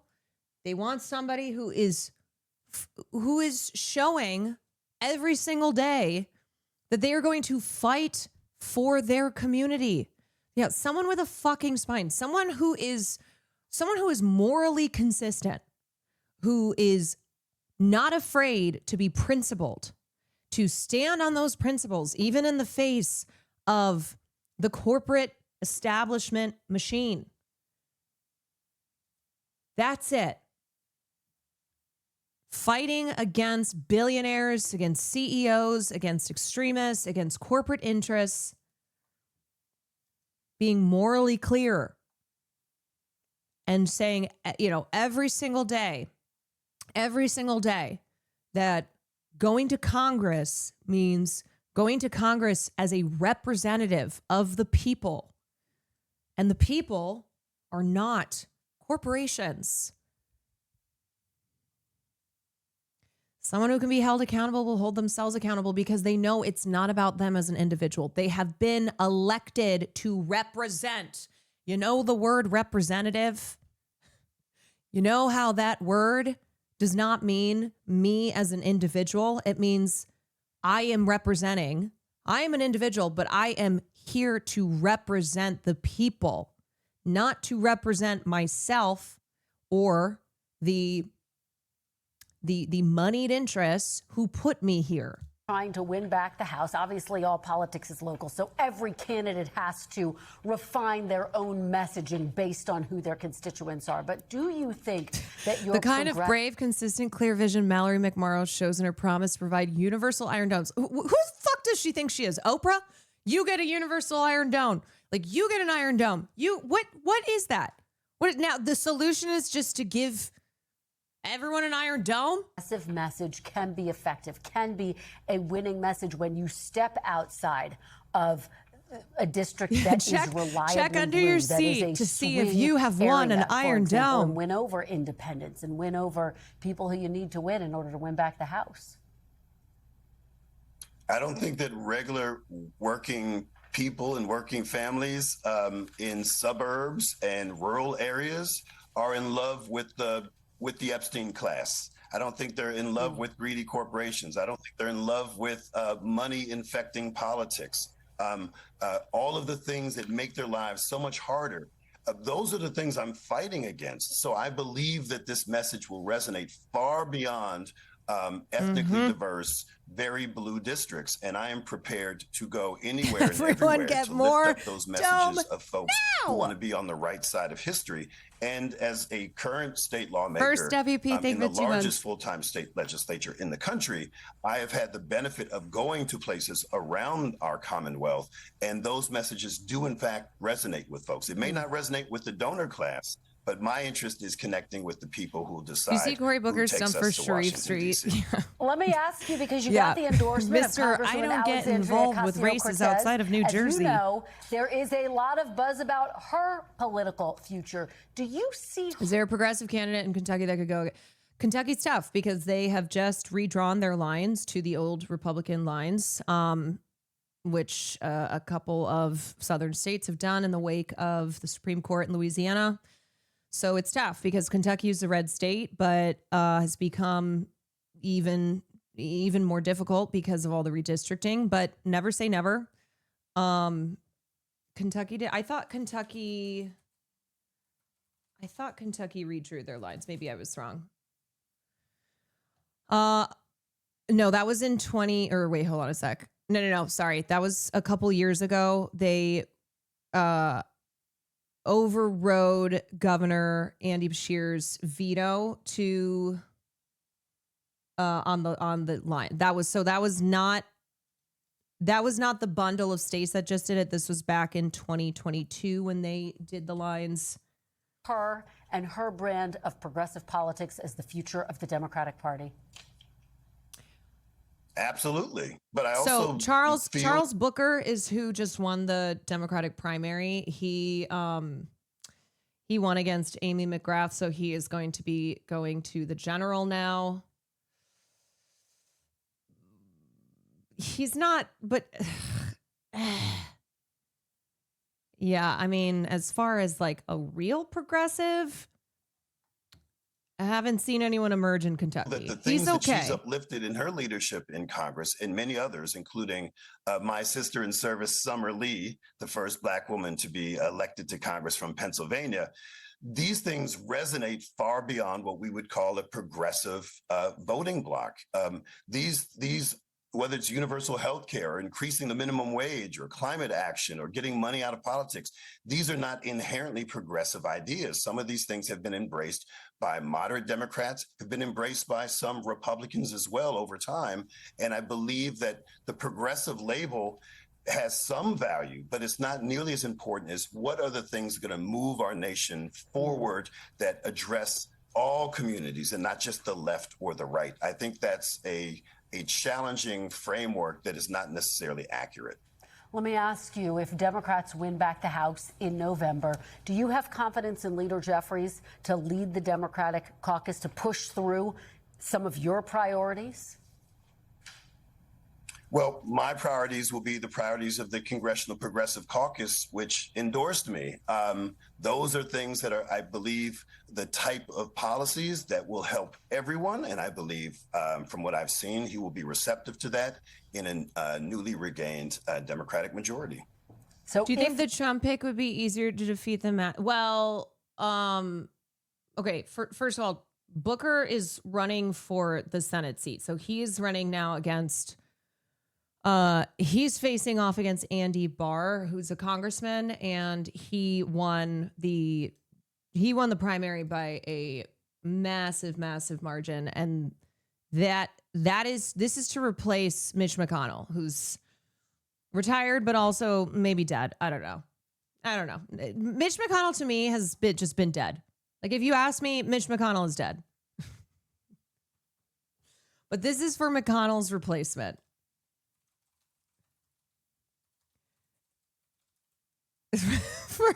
for a few years now. And then Ed Galrine, who defeated Thomas Massey. He is Trump's pick. I don't know. I mean, no, I don't. I think the answer is no to your question. You, in fact, do win the general election. What will your priority be on day one? What will be the very first issue you will aim to tackle? Well, we got to stop digging. We have to de-Trumpify, de-magify government as we know it. We have to stop the bleeding before we can do anything else. We do need to embrace a bold legislative agenda for this nation, but we have to stop the bleeding. We have to restore the cuts. We have to make sure that our own government isn't weaponized against the most vulnerable. My favorite Twitter account is Mitch McConnell dead account. Well, State Representative Chris Rabb, we will be tracking your campaign through November. We really appreciate your joining us. Congratulations. Please stay safe. Thank you. We thank you for watching. That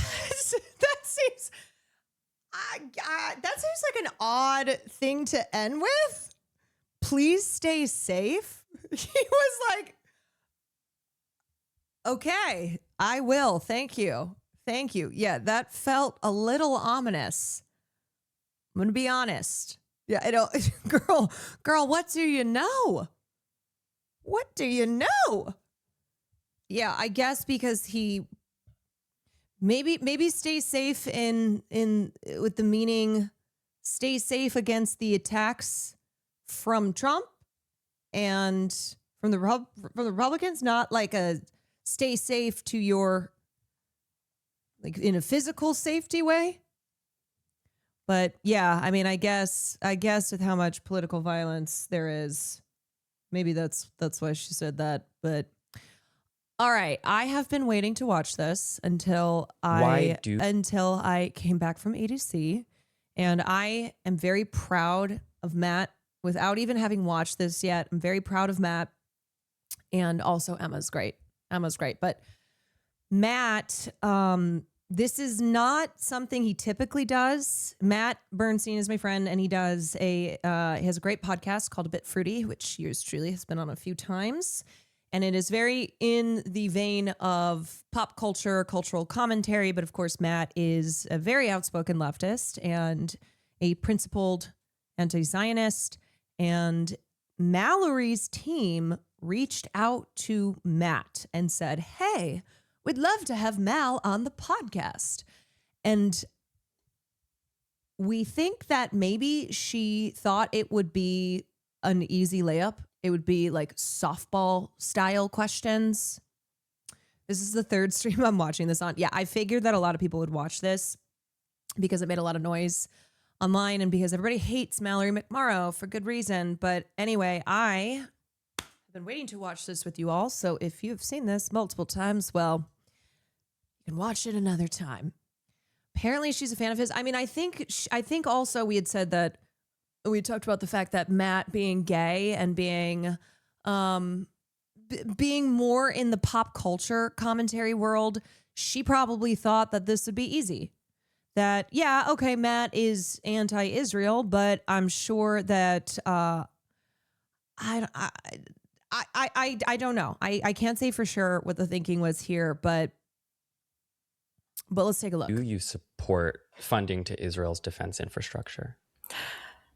Because I don't think anybody should live in fear of being bombed or killed. I would look at how do we support defensive systems for Palestine. Also, it is freaking me out how close up she is How would we support defensive systems for Lebanese? Should they get an Iron Dome too, the Palestinians? Well, let's talk about that as a conversation. Let's talk about that. I mean, She has this very, very specific kind of intonation where it's very, hey, you know what?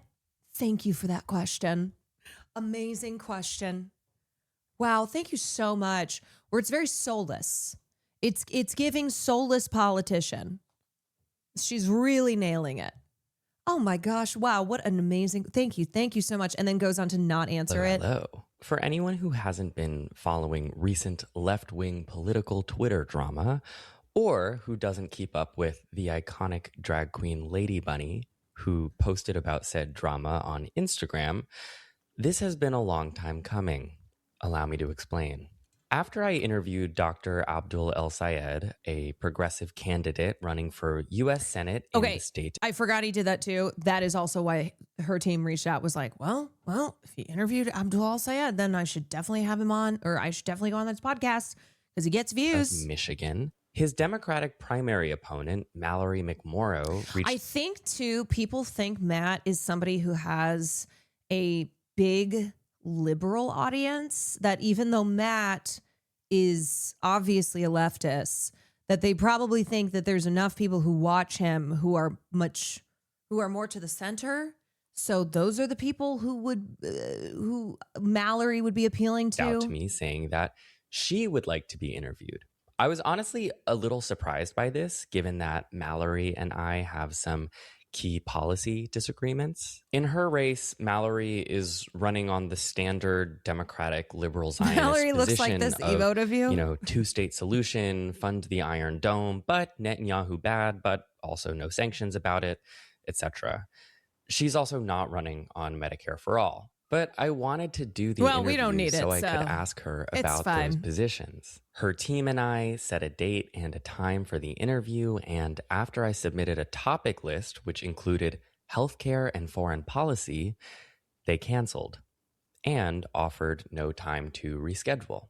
I will say, and I don't want to assume intention, and I'm willing to be wrong, but I do kind of wonder sometimes if, because of how I present and the fact that I'm so open about who I am, that people just think I'm like the gay guy, who will talk about. Yes, they think he's the gay guy with the pink and blue Instagram posts, who has a really big audience and has a big audience of a lot of liberals, not leftists. They think he has a lot of liberals. And they're like, oh, he's the popular Zoomer gay guy who this will surely be a friendly, fun conversation. Also, Matt is not hostile. Okay. Matt has a very nice, calm way about him. He does not give off aggressive, hostile. He is very sweet. He will respond to people who are saying crazy shit online and say, with all due respect, what are you talking about? He's very, I think how he, as he said, presents himself makes people like Mallory McMorrow believe that she can manipulate him, that she can kind of snake her way around him. Straights tend to infantilize queer people, and it needs to stop. Queer people have often been on the front lines of fighting for change. Yeah, he's a soft-spoken gay guy who has sparkly eyeshadow and fancy nails, and I think that they take that as he's easy to he's kind of easy to manipulate. Yeah, a classic case of don't confuse my kindness for weakness. Exactly. Don't confuse me being respectful with me agreeing with you and letting you get away with shit. About gay things and not but much that's else. why he had and not Emma to be on. too like Sex in the City about it, but I can't help but wonder if they reached out to me thinking I'd just asked Mallory about like her LGBT record, But in any case, I tweeted that I was disappointed that her team had canceled, and the tweet quickly got traction, and within a couple hours her team reached out and her schedule had opened back up, and we were back on. So I don't know, maybe an honest scheduling error, maybe not. Make of it what you will. I had my good friend and host of the Majority Report, Emma Vigil. Sorry, off topic. I saw you and Will at Circuit Grounds. I was rolling my ass off and didn't want to freak you two out by saying what's up. Hope you two had an amazing EDC. Sean, I hope you had an amazing EDC as well. It sounds like you had fun. Next time, come up, say hi. You won't freak us out. Come up, say hi. Let's exchange some candy. And for those who don't know, I'm talking about bracelets, candy bracelets. So next EDC, which also apparently is doing 2 weekends now. 2 weekends. And Will Neff goes, what if we did both? And I said, are you insane? No, absolutely fucking not. Absolutely not. But we will be there next year. I hope you're there as well. And we can run into each other this time. I had a Kirked candy I wanted to give you. Save it for next year. Join me for this interview. They have a discounted rate for both and have events between, which is crazy. I know. State Senator Mallory McMorrow, welcome to A Bit Fruity. Thank you so much. I'm so excited. I've been following you for years, by the way. So this is very exciting for me. Oh, that means so much to me. She a fan. Seriously though, I know we had like all of this like scheduling drama and I know in the wake of all of that, you could have very easily just been like, I'm not going to do this one. And it would have made sense to me. I mean, look, there are people who think I am, they think I have generally good opinions, good politics, but then they'll come check out a stream and be like, oh, damn, I didn't know that she got down like that. So it's the kind of peripheral understanding that you have of somebody where Mallory probably has only paid attention, or like I said, maybe she thought she could easily manipulate Matt, but paid attention to his work that is not like hard-hitting interviews with political guests, because Matt doesn't typically do this. He does he does a lot of, we do a lot of similar commentary, the stuff that we cover. She thinks she's a celebrity because of those speeches. Yeah, she does. So I don't know. It really does mean a lot to me that you're here today. And I also know that like a lot of Michigan voters listen to this podcast, might see this, and I think they're probably really grateful that you're here. Absolutely. And thank you for rolling with us. I mean, balancing, running a statewide campaign. I'm the state Senate majority whip. So I've got that whole job and I have a 5-year-old. So our schedule, my scheduler is everything. She manages to piece it all together. But I'm really grateful that you rolled with us to make it work. So busy. Absolutely. So just so let's get busy. into it. State Senator Mallory McMorrow. Luckily, we can make this work. You are in this 3-person primary race for the U.S. Senate representing Michigan that's really captured the attention of the country. And I want you to help us characterize it a little bit for people who might be hearing about this race for the first time. You have these 2 opponents, right? On one hand, you have Haley Stevens, who is the AIPAC endorsed, super pro-Israel, sort of an extension of like Chuck Schumer's brand of the Democratic Party, I'd say, pretty old guard. Haley Stevens was notably booed at her own Michigan Democratic Party convention recently. I'll throw a video in there if I can find it. Yeah, the thing is, though, is that people who are pro-genocide, they look scary because they are horrifying people.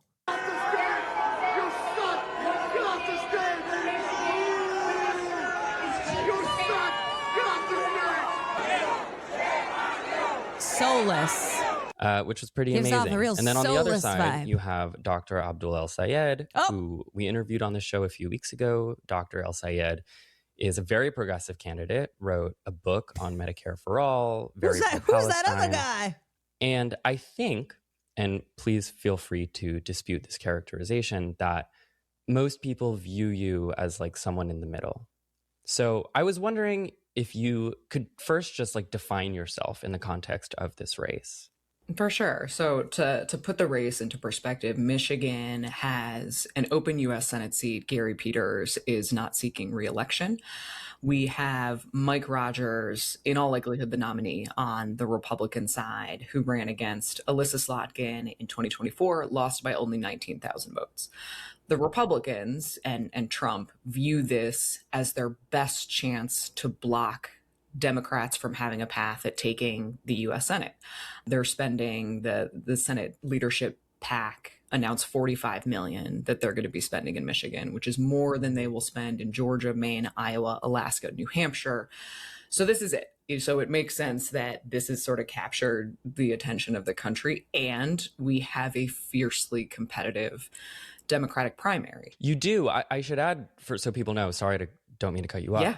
But it's like, depending on what poll you look at, which are coming out like relentlessly, it's like neck and neck with the three of you. Yeah. And I think that's a good thing. But your characterization is right. You know, what I firmly believe is that your characterization is right in that I stand squarely in the middle, which is a go girl, give us no real change. The Democratic Party needs a reckoning.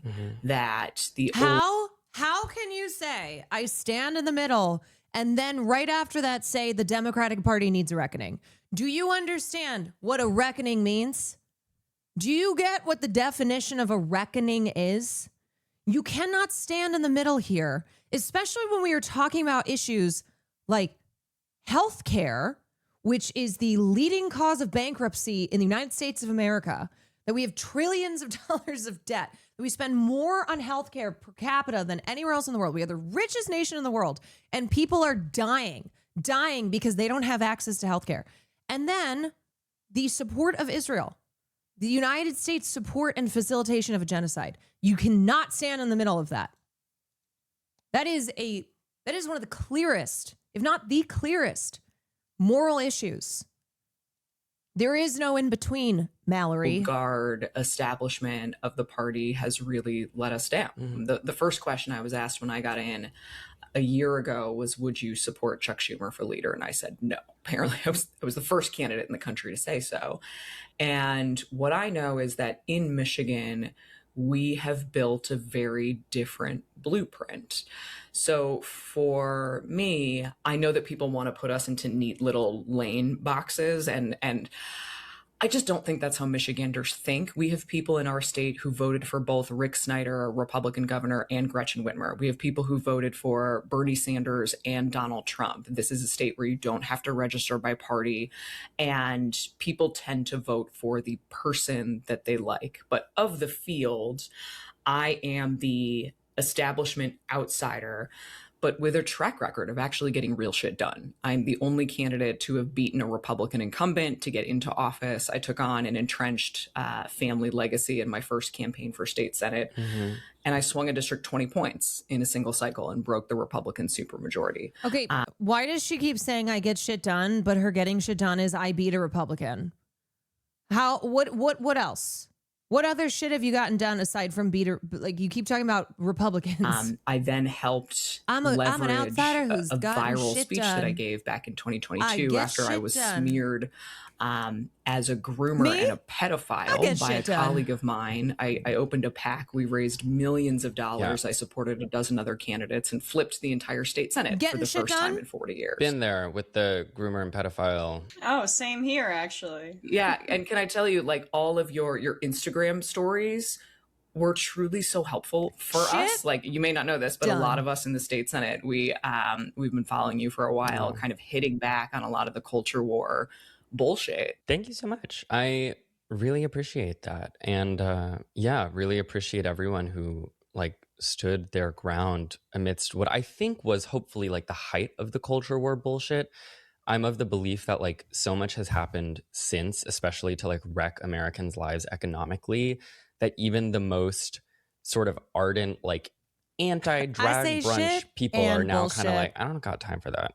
You know, I will never forget there was a press conference Tudor Dixon tried to hold in the middle of the 22 cycle, and she had all these people, and it was under the guise of protecting girls in sports, and she made this radical claims about what was happening in the state. And there was this incredible local news broadcast that talked about her press conference, and then the reporter pressed her, can you provide a single example of somebody being hurt in sports in Michigan? And she said no. And then they cut away to a protester who was like, I just need affordable housing. Like I can't afford anywhere to live. And I think that's why, the speech that I gave then blew up the way that it did, because I made a point of saying people who are different. She really does she gives like neo-lib girl boss badass grown in a lab. That's the vibe. And it is very Pete Buttigieg. Like it's very, I may be a neo-lib, but I'm a cool badass neo-lib and I get shit done. Are not the reason your healthcare costs are too high. And we can't let people who are hateful people distract from the fact that they're not actually doing anything to help you. Yeah, and I want to talk about some of those economic issues, namely healthcare. I know going into this, we said we want to talk about foreign policy and healthcare, because especially, if you're representing Michigan on the national stage, then, these are things that people really care about. So Senator McMorrow, with regard to healthcare, you support a single payer option, which is different from something like Medicare for all or universal healthcare. I wanted to play a clip for you that's gotten some traction of you speaking about what you see as the risks of universal healthcare and just ask you more about that. Sure. Also, you're new to the pod and learning that I don't have a producer. So when I say I'm going to throw something up on the screen, what I mean is I'm going to play the video from my phone into the microphone. Oh, that's incredible. So, okay, perfect. Sorry, you're welcome. Some people conflate Medicare for all with universal health care. But Medicare for all, when it's actually defined, is one singular government-run healthcare system that we are all on. Now, I want you to imagine what that would look like with Donald Trump and RFK Jr. at the head of it. Emma, do you want to take this? Hold on. So, Mao, the line of thinking here is that we can't have Medicare for all. We can't have a single payer healthcare system, aka universal healthcare, because of Trump? Because of imagine Donald Trump and RFK Jr.? Yeah, sure. So State Senator McMorrow, it feels like the implication of your framing there is that government healthcare programs shouldn't be trusted because Trump and RFK Jr. are leading them. Are there other programs, specifically healthcare programs or social programs, you think should be cut because Trump and RFK Jr. are currently in charge of them? No, that's not at all what I intended. And, I fundamentally and firmly believe that we need access to universal health care. We need to get there as quickly as possible. In the state Senate, I have led on efforts to codify the Affordable Care What is her definition of universal health care? Act on the state level, so you can't lose your health care with a pre-existing condition. We repealed our 1931 abortion ban. We helped expand a program called RX Kids statewide, which is a cash grant program for new moms and babies. So I'm sorry. So basically she's saying the goal of universal healthcare is so great, so awesome. So love it.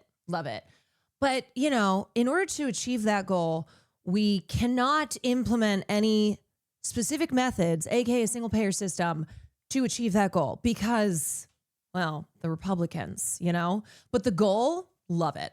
Love the goal. Let's have goals. Yes, girl. Let's have our goals. We've expanded access to doulas and to midwives. We've done so much because this is such a big issue. And what I know is that people can't afford Let's to have wait. a conversation about that. Let's table that.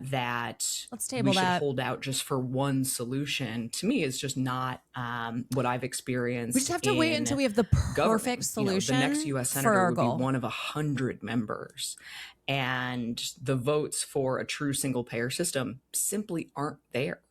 Now, there have been multiple states who have implemented state level public options. And in those states, not only have they vastly reduced the rate of uninsured to next to zero, they've also reduced the cost Let's of run it private back health in insurance. 2040. That is something that, as we look to how do we get to universal health care as quickly as possible so people aren't going bankrupt, they are not denying themselves care. You know, I am somebody who graduated from college right into the recession in 2008 wanting to be a car designer. So I did not have health care. I couldn't stay on my parents' plan until 26. Having that real public option, anybody who wants to opt into Medicare, regardless of age, can, while also ensuring if you want to keep your plan through your union or through your employer that you can, I believe is the best way that we can get to universal health care as quickly as possible. We can talk about, I think, the merits of the public option versus Medicare for all, but the public option would still be run by Donald Trump and RFK Jr. or whoever ends up being a Republican if they take over. So, additionally, the entire Republican Party is against Medicare for all and single payer. So it's almost an assertion that Democrats shouldn't pursue Medicare for all or even single payer because potentially Republicans could get back into power and control it. I mean, that is the implication of what you said. Also, I'm sorry, I'm not over her saying that she wanted to be a car designer. I don't think that it is. I think that's a mischaracterization. How would you characterize it then? You talk a lot on the trail and you want to make some jokes and you want to help people understand where you're coming from. This is an administration that has slashed access to mifepristone. This is an administration who intentionally withheld SNAP benefits, even though we had the funding to pay for it in Michigan. That's 1 million kids who are on SNAP right now. I don't think we should shy away from the incredible damage that this administration is inflicting. Wait, does she understand that she's naming other federal programs? She's naming other federal programs that, yes, the Republicans have fucking slashed at every opportunity. She is naming other programs while also being like, well, we just can't have a single payer program because the Republicans, right? RFK Jr., Donald Trump. I mean, you know what? Love the idea of universal health care, but we're just going to have to table this one and we're going to have to come up with something that is absolutely perfect that these Republicans are not going to be able to touch when they're in power. On government. Yeah, they have slashed the programs through legislation. And programs here in the state. I'm on the Appropriations Committee in the state Senate. We are having to backfill state Medicaid because they vastly slashed access to funding for us. We know. So what is your fucking plan? See, this is why I'm not on this interview, though, because I would be like, what is your fucking plan? What are your policies? What are your policies? You just have jokes. You just have jokes, girl. You just got jokes in the campaign trail. Truly, she keeps being like, well, Republicans did this, Republicans did that. Yeah, we know. We know. That's why we're so fucking infuriated with the Democrats, do-nothing Democrats like you. Big, awful bill. This means that Michigan stands to lose 13 rural hospitals. We've already seen a birthing center close in the Upper Peninsula. Now women have to drive more than 50 miles to give birth. I don't believe that it's out of line to highlight, hopefully with some humor, we're allowed to laugh sometimes, some of the incredibly damaging things that this administration has done while we are also... Also, girl, what are the jokes?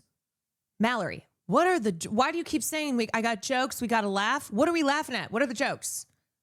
Clue us in. Advocating for what we would do if we get back into power, what we're going to propose, and how what we're is the point of electing her? She's too scared to do anything because of the Republicans. That restores health care for people as quickly as possible. I think the rub there is just that the framing kind of undercuts the idea of universal programs because the bad party can take over at a certain point. And so what's the point of doing anything then? I want Democrats to be talking about how government can provide social services for people. I think that needs to be a core part of the brand proposition. And, another part of your assertion was that Medicare for all is, I wrote the quote down, one singular government-run healthcare system that we're all on. Can you elaborate on that? Because Medicare for all is a replacement for private insurance with a single government payer, like Medicare is currently. It's not government-run healthcare. Sure, you're right. And I have taken that feedback to heart. We campaign a lot. And I do talk about this differently now so that it doesn't come across as callous. And you're right, a single payer system, Medicare for all, in the legislation So why are as you it has saying the been same introduced thing? and sits in the Congress right now, is a single insurance plan that would by law eliminate private health insurance. The public option, can you expand on how you would solve some of the same, No, say, the problem is, and we all know what it is that Mallory does not want to eliminate private insurance. She does not want to eliminate private insurance. enrollment issues that you see with Obamacare? A Medicare for all plan would promise no premiums or deductibles. It would create a single payer, the largest amount of Are these leverage the to keep jokes? costs down. That is why people want to go big with Medicare for all. A public option is an improvement, of course, on the private marketplace and the Affordable Care Act, but that would still involve premiums and deductibles. Why not go all the way to Medicare for all? Yeah, I hear you on the vision. I 100% do. And what I know. No. This is literally the character that I did for Debate Lords. You know what? I hear you. And that is music to my ears. Music to my ears. Girls get it done. Isn't that right? We're both girls and we are getting it done, Queen. I hear you and I see you. And you know what? That is exactly what I'm talking about. That is it. That is it. Can I get a hallelujah, sister? Hallelujah. I am so digging this vision because we are on the same vision. We are on the same vision, sister. Yes. Absolutely. God, this has just been amazing to talk with you all about this. After Love almost a it. decade as experience in a legislator, is that you need to push as far as you possibly can while building the Yes. coalition of votes to actually get it across the line. And the support for a true single payer system isn't there yet. It just isn't. So for me, what I know, I have constituents today who have canceled their ACA plans because they see their premiums have gone through the roof and they're just praying that they don't get sick and don't go to the hospital. Allowing for anybody who wants to opt into Medicare regardless of age helps us get on the path to universal health I care. wonder if that has to do with the problems of the ACA. And I'm also somebody who fundamentally believes states are the laboratories of democracy. This is where we try things out. This is how our country was established. I wonder if There it's has because only the been one ACA state is not who's a ever true single-payer attempted a healthcare true system. single-payer system, and it was Vermont. And they abandoned that 15 years ago when they couldn't figure out how to pay for it and they couldn't figure out the implementation. Where we now have 3 states who are running public option systems within their states that have gotten us much closer to the goal of universal health care. So that's how I approach policy: is what's our goal and how can we actually ensure that we get there as quickly as possible. Moving on, Mallory, an issue that's extremely close to my heart as a Jewish person, as a tax-paying American, as a human being. I love her. I love Mallory's the type of person to bring up. She basically, her whole thing is look at this one example. Look at this one example. In this case, it's Vermont, single payer in Vermont, where they could not. They abandoned it because of what was needed for the tax increases. And she's like, and this is why, honestly, we just cannot do this. We can't. Yeah, it didn't work perfectly once, so we can never even think about it, girl. You know, we have got to be trying other things. We have got to go to the whiteboard, okay, and be cooking up a new vision, new plan here. Okay, because one time someone tried that. I mean, it's like one time I wore gaucho pants and I thought it was a sleigh and it wasn't one time. And so I'm just never wearing pants ever again because it just did not work.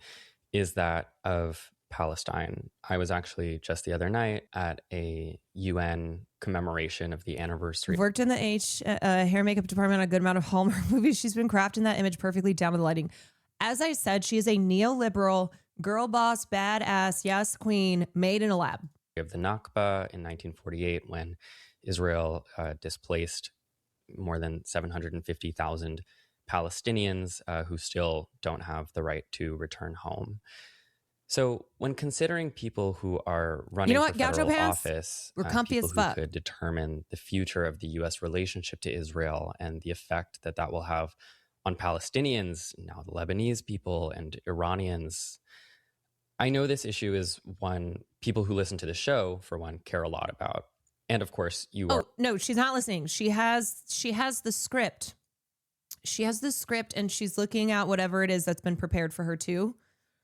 The talking points, that's what's running through her brain. Also running in Michigan, which has a large Arab population, which, you know, that was Days very on Matt, they give consequential in us 7 the months. 2024 Veronica, they give us election, 43. when many of them withheld Matthew, their they give us votes 7 months. from Kamala Harris and as part of the uncommitted movement. So I want to make sure people have a really clear understanding of your position. Also, for context, your opponent on one side, Abdul El Sayed, he opposes all funding to Israel. And your opponent on the other side, Haley Stevens, is endorsed by AIPAC. Enough said there. So I wanted to highlight your approach and ask you about it. On your website, you write, quote, "The path to lasting peace between Israelis and Palestinians lies in a two-state solution, with a democratic Jewish state of Israel existing safely along a democratic Palestinian state." You write that the flow of aid to Gaza, quote, "needs to be restored," that Israel's expansion into the West Bank, quote, That's impossible. You want to know how I know it's impossible? Because that's been attempted in the past. And Israel makes it impossible for Palestinians to have democracy, to have democratic rights. Israel's made it very clear that they don't want any Palestinians. They don't want Palestinians. They don't want Palestinians having rights. They want them out. They want them gone. The state of Israel was founded on apartheid, was founded on ethnic cleansing, was founded on the subjugation and oppression, which has continued for 80 fucking years. And it remains just as strong today. And you add in genocide. must stop. But what about everybody and that getting an Hamas Iron Dome? must, quote, "disarm and demonstrate a commitment to a peaceful and democratic Palestinian state." Like, it's getting you also worse. support funding for Israel's defensive weapons infrastructure, you know, things like the Iron Dome. Is that all correct? Increasingly, that's changed. Okay. And you even see Netanyahu now vocally saying that he himself wants to cut off relying on aid from other countries. So I would support Israel continuing to be able to purchase systems like the Iron Dome, defensive systems. But I think it's in the best interest of the United States in reducing that aid and allowing Israel to do that on their own. But I mean, as of now, though, your policy that you're running on, just so voters are like clear, is that you support sort of the defensive infrastructure. So we wanted to ask you a couple questions about your stance here. First, regarding what a two-state solution means to you and how that could affect your policymaking. The two-state solution debate is something where I really do think that a lot of Democrats are kind of behind the reality on this issue. So I just want to talk in terms of practicalities.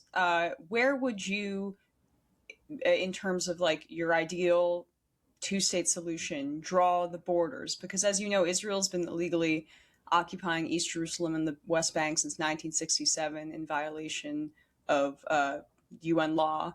And since then, 700,000 Israeli settlers have moved into the Palestinian territories in East Jerusalem and the West Bank and have stolen Palestinian land. So my question about the practicality of a two-state solution is, how would that happen? Would your scenario require removing the 700,000 illegal settlers living on Palestinian land?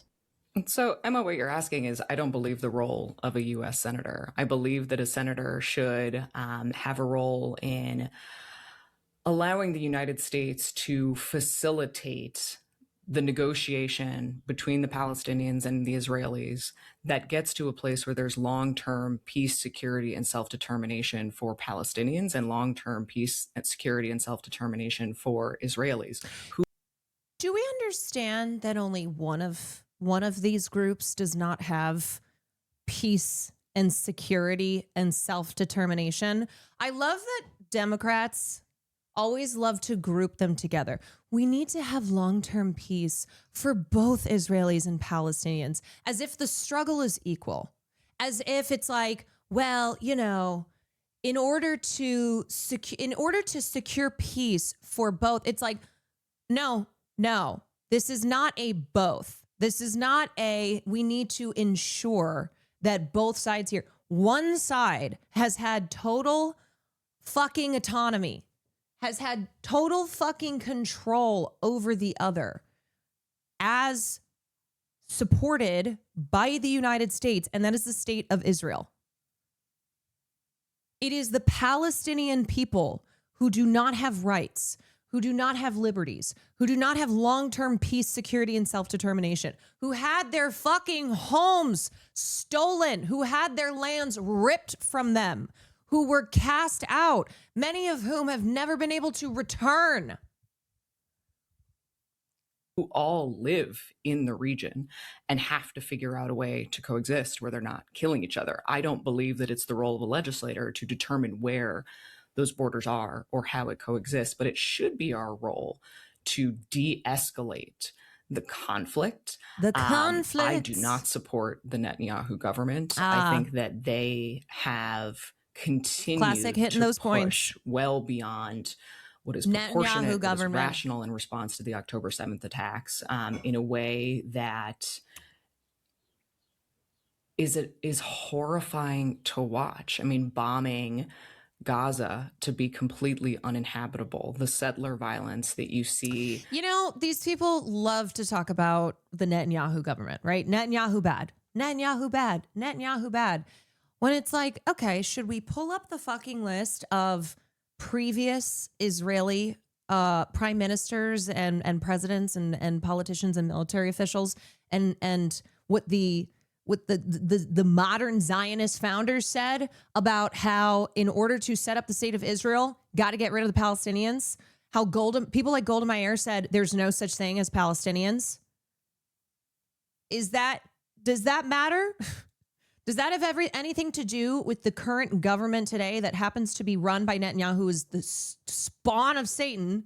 He is fucking evil, but he is simply the next in a long line of vile leaders who have explicitly stated and then acted on those statements with the intent being to subjugate and kick out Palestinians in any means possible.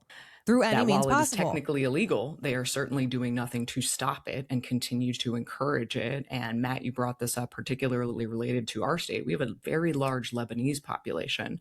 1 million people in Lebanon have been displaced. And I know a friend of mine who's running for state senate mentioned to me that his grandmother's home in Lebanon has been bombed 3 times, and that somehow she's still in good spirits about the fact that she is alive when many of her neighbors are not.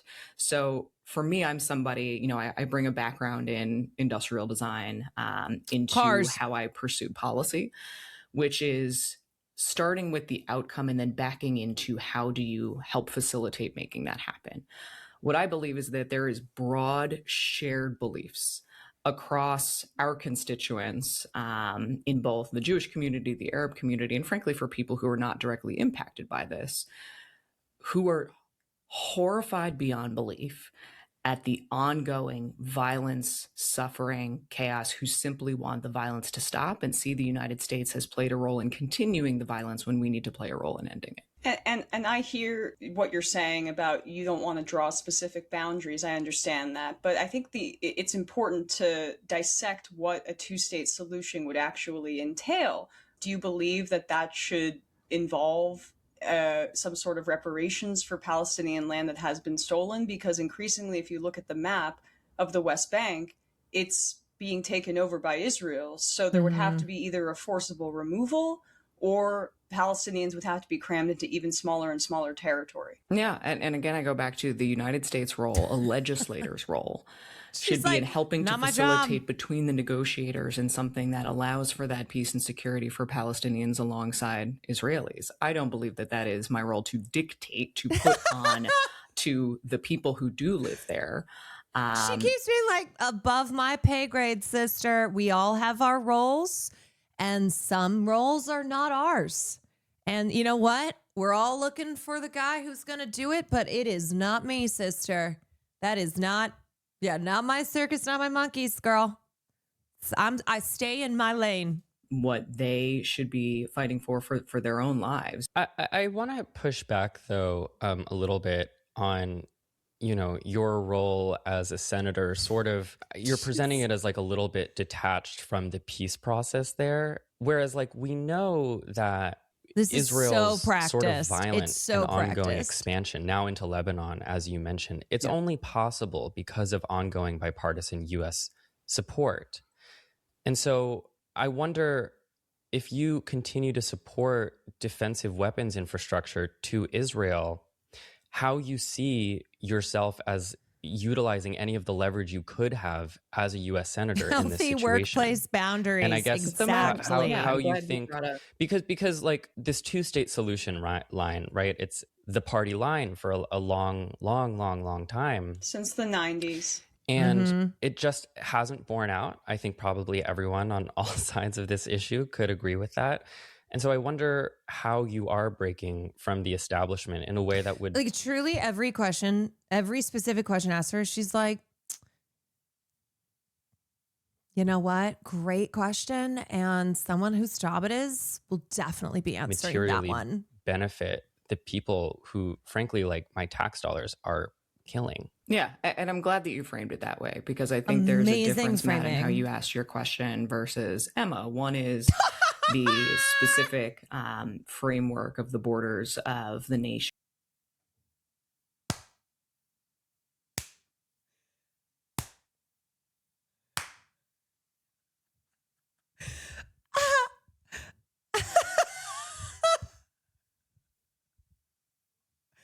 Can you rewind? From the establishment, it just hasn't borne out. I think probably everyone on all sides of this issue could agree with that. And so I wonder how you are breaking from the establishment in a way that would materially benefit the people who, frankly, like my tax dollars are killing. Yeah, and I'm glad that you framed it that way, because I think there's a difference, Matt, in how you asked your question versus Emma. One is the specific framework of the borders of the nations. The other is, what leverage does the Congress have to help facilitate this negotiation? I would have voted along. No, they're asking the same thing. The 40 out of 47 senators who voted in the past Sanders resolution blocking arms sales. He said, what are you going to do to materially benefit? How are you going to break from the establishment to materially benefit the people who my tax dollars are killing? And let's acknowledge how stunning it is that a year ago, that number was significantly smaller than it is today. My views on this have evolved because the reality on the ground has evolved. It has been horrifying to watch how Benjamin Netanyahu... The reality on the ground is that Israel is just attacking even more areas of the Middle East. Like, they are still committing, they're still blocking aid. It's still genocide. And then plus everything that they're doing in Lebanon and Iran and the surrounding areas. The far-right government have prosecuted this ongoing war against Palestinians, against Lebanese, against Yemenis, in a way that the United States cannot support. Simply put, the Congress holds the power of the purse, holds the power of... So what are you gonna do about it? And that is where I would view my role in coming in, is keeping an open door to everybody within our community. Michigan. Also, it's so funny to pretend like Emma was asking aggressively. that Emma was being rude and aggressive. Emma has been so chill. So chill. She has not interrupted her.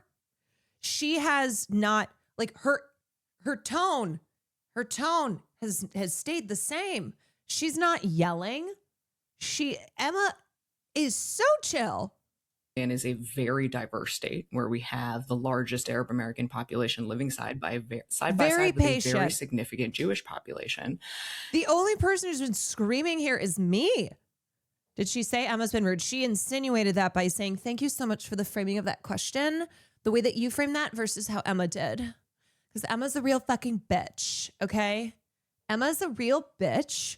And frankly, can't even believe I'm still on this call with what a fucking bitch she's been. But you, Matt, thank you so much. That is impeccable framing. Love it. Love it, live it, laugh it.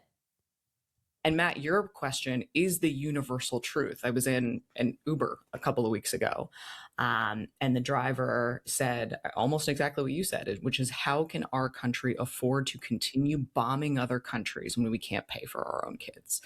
That is where we need to step in and say enough is enough. And we need to bring this to it. Hi, third person on the podcast here.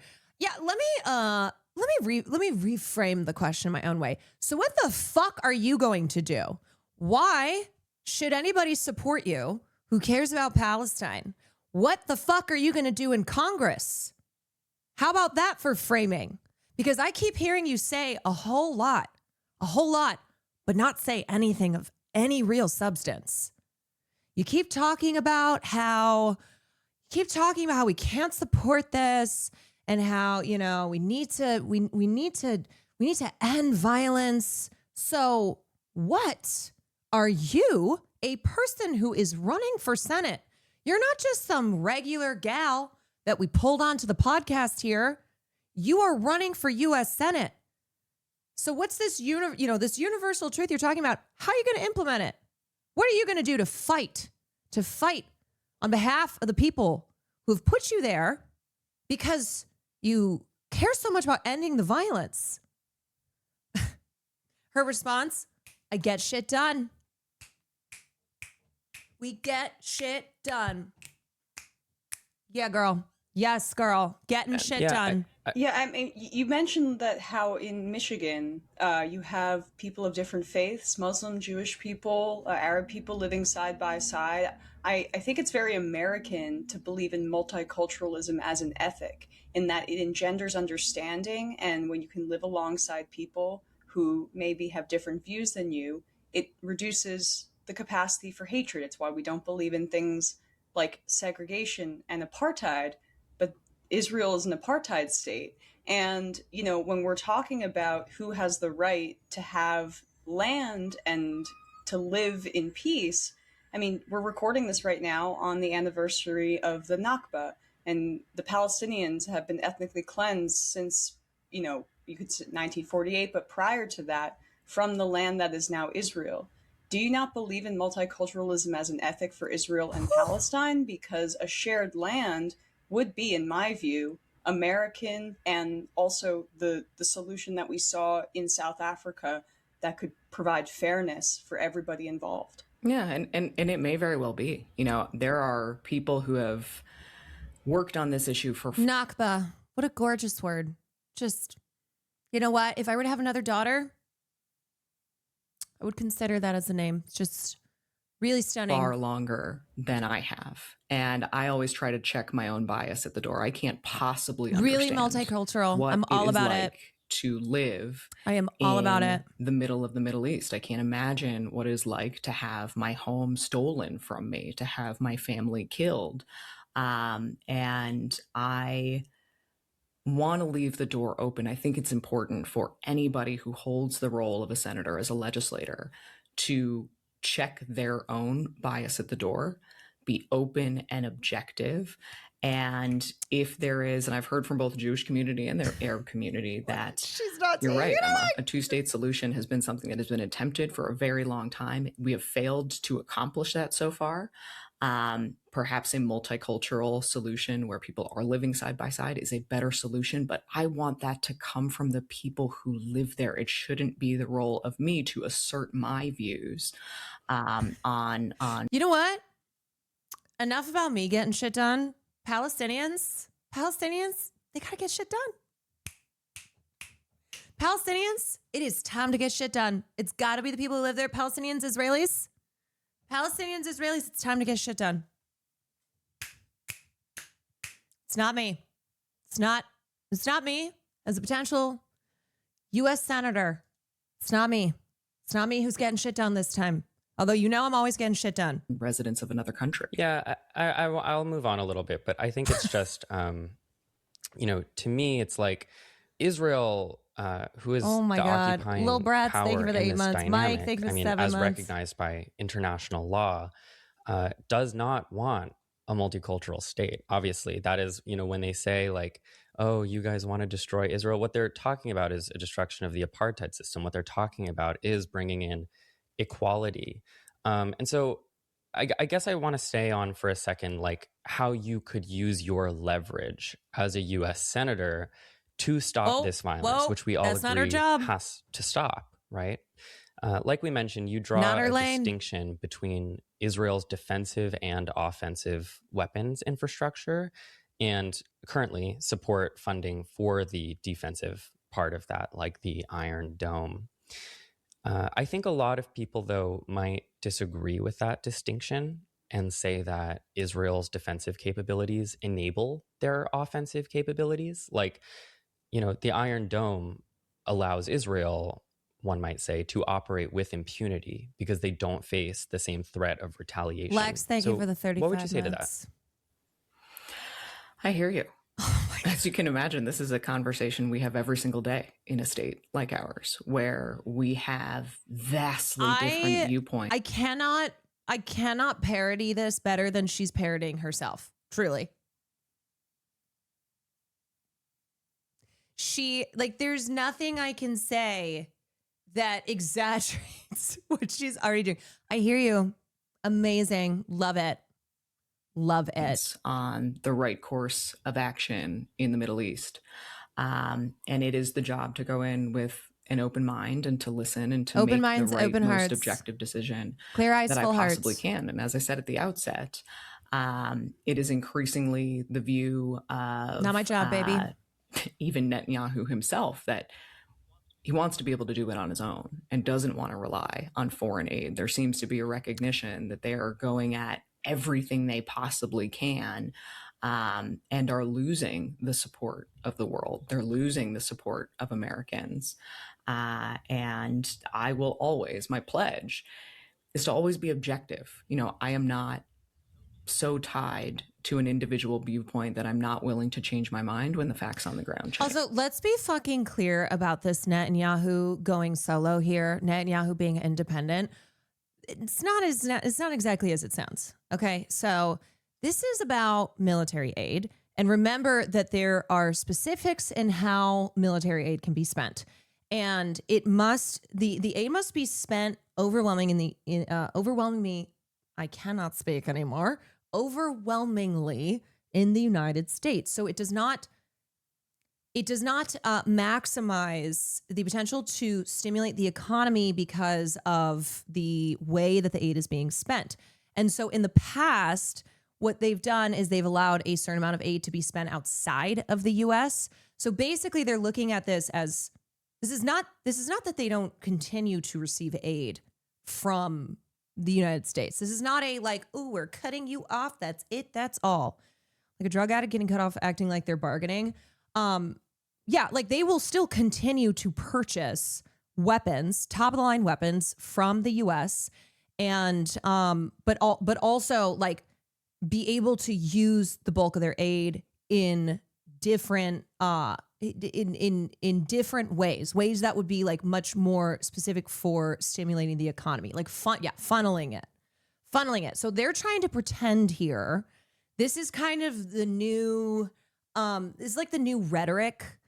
And we've seen this similarly with the kind of defensive aid versus offensive aid, where they're trying to be crafty here and make it sound like we hear you. You're so right. People of the United States who are angry that their tax dollars are funding genocide, which we're not going to call it genocide. Okay. We're going to call it conflict and war. But they're trying to be crafty here and slippery here and make you think that Israel's going to now potentially become totally independent from the U.S. That is not the case.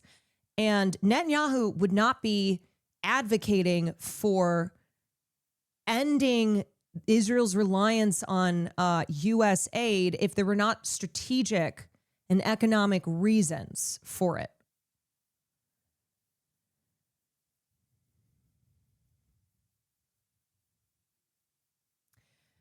She has a point about how it's completely unacceptable for a country like the U.S. to dictate or sanction how other countries operate. Yes, it would be a great point if it weren't for the fact the U.S. was already complicit in the destruction of Palestine. Therefore, it would be fair for the U.S. to take responsibility for the reconstruction and reparations for the Palestinians for the crimes the U.S. and Israel have committed.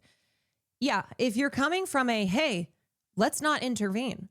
Let's not do military action in other countries that are not our own. Sure, totally. As a leftist, I support that. I support a no intervening, no imperialistic activity whatsoever. But of course, we know that that's not what Mallory is actually advocating for. This is a way for her to try to get out of acknowledging her role as a potential member of the U.S. Senate in reparations for Palestinians, in ensuring actual peace and safety for Palestinians, because Israel for 80 fucking years has been able to do what they do because of the United States.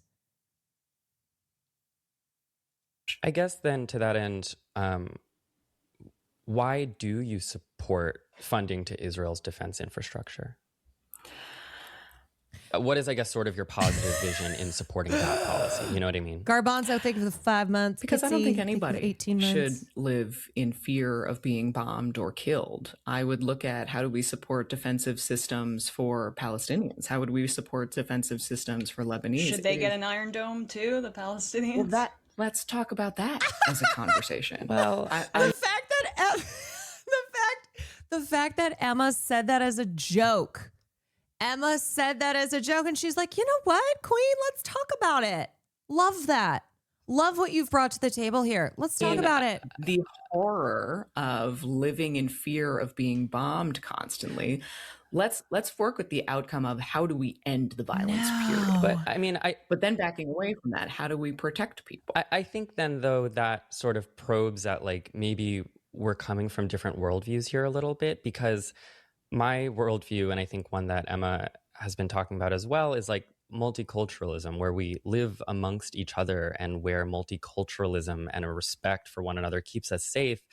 And so like, I don't want to talk about like everyone getting their Iron Dome and everyone arming up and everyone getting more and more defensive and offensive and everyone getting more violent and everyone, I mean, I just did an episode that actually comes out today, which I'm very excited about, with Naomi Klein, about Tucker Carlson's worldview that he has been espousing as of late. And he does view the world that way, where, in America, we should bunker down and have our white Christian nation, and everyone else is bunkered down in their own very racialized nations as well, with like tons of weapons, and we're all segregated. And like, I just find that to be such a grim reality, Yeah. And so I think like, I'm wondering if your politics could come from a different place philosophically, where it's not like, what about funding also the Palestinian Iron Dome, where it's about taking away the Iron Dome from Israel, this thing that, in my opinion, allows them to continue operating as a genocidal apartheid state unchecked. Well, and I think where you and I find agreement here is exactly that idea. Yeah, I mean, the metaphor of giving bulletproof bulletproof clothing to a school shooter is always used in the Iron Dome conversation. And so extending that, you would then also give bulletproof bulletproof vests, bulletproof clothing to Palestinians, which does not remove Israel's ability to commit insane acts of violence because they have the protections to do so. Like, that is clearly what people who are advocating for removing the Iron Dome, for ending offensive and defensive aid, because it's the same thing. You cannot do the offensive without the defensive. You remove that all. And people like Mallory know that that's what we're talking about. They know that, but they're pretending otherwise. They're going to say things like, well, they need to be able to protect themselves. Well, guess what? Their system of protection is what enables them to act so offensively and aggressively. Really, we should be at a place where we're not armed to the teeth against each other. We are a multicultural society in our country, and yet we have more guns than we have people in the United States. I sat on the state Senate floor below 4 men with... And I wonder if that has to do, too, with the attitude in America of a good guy with a gun stops a bad guy with a gun. Hey, here in America, sure, we have a lot of guns. So what we need to do is to have more guns. AR-15s and full tactical vests, who I promise you wanted me dead. That is not the world that I want to live in. The goal, yes, is let's have multicultural societies where we're not attacking each other. I do start at that place. And I want to make sure that I go in recognizing that I would have a responsibility. I have a responsibility today as a state senator to check my personal beliefs at the door sometimes and make decisions that are in the best interest of protecting as many people as possible. And do you think the Iron Dome is in service of that?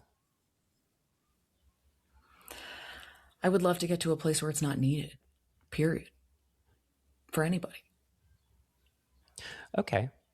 Do you believe Israel has committed and is committing a genocide? Yeah, we went through this on our campaign.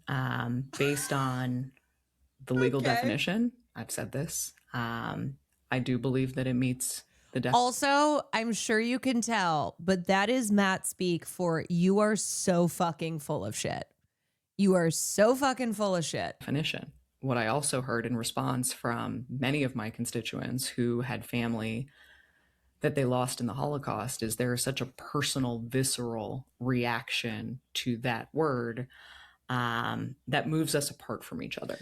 And when I believe that most people in both the Jewish community and the... Yes, we can't use the word genocide to describe a genocide because of past genocides that have happened.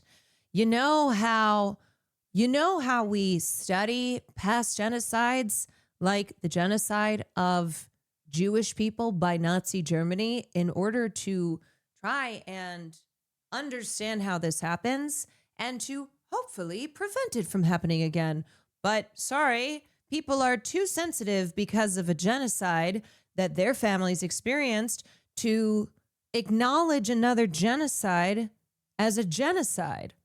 Arab community and people who are not impacted want the same outcome. And I wonder if it has to do with the fact that this current genocide is being committed in the Jewish name because of the state of Israel, because of Zionism conflating the two of them. And so therefore they are committing a genocide in the name of Judaism. I wonder if that's what's producing sensitivities, if that's why we're not allowed to talk about this being a genocide. When they said never again, it was about saying the word genocide. Also, Holocaust survivors signed a letter calling it a genocide. Yeah, don't ask about Holocaust survivors. Don't ask about their state of living in Israel. Why would we spend our time debating whether or not you agree with the definition of a word and recognizing we have the coalition who wants the same thing? How do we keep them together? I think that I love this lib thing where they'll go, why are we debating the definition of genocide when we should be doing something about it? But also we're not going to do anything about it. So we're not going to call it a genocide. And we're also not going to do anything about it, although we're saying we should spend more time doing something about it rather than debating over the word genocide. Here's the thing. If you can't even call genocide a genocide, there ain't nothing that you're going to do. Nothing that you are going to do at all when you will not identify a genocide as a genocide. You fucking genocidal losers. You want us to believe. You want us to believe that you care about this, that you're going to do something about it when you won't even call a genocide as such?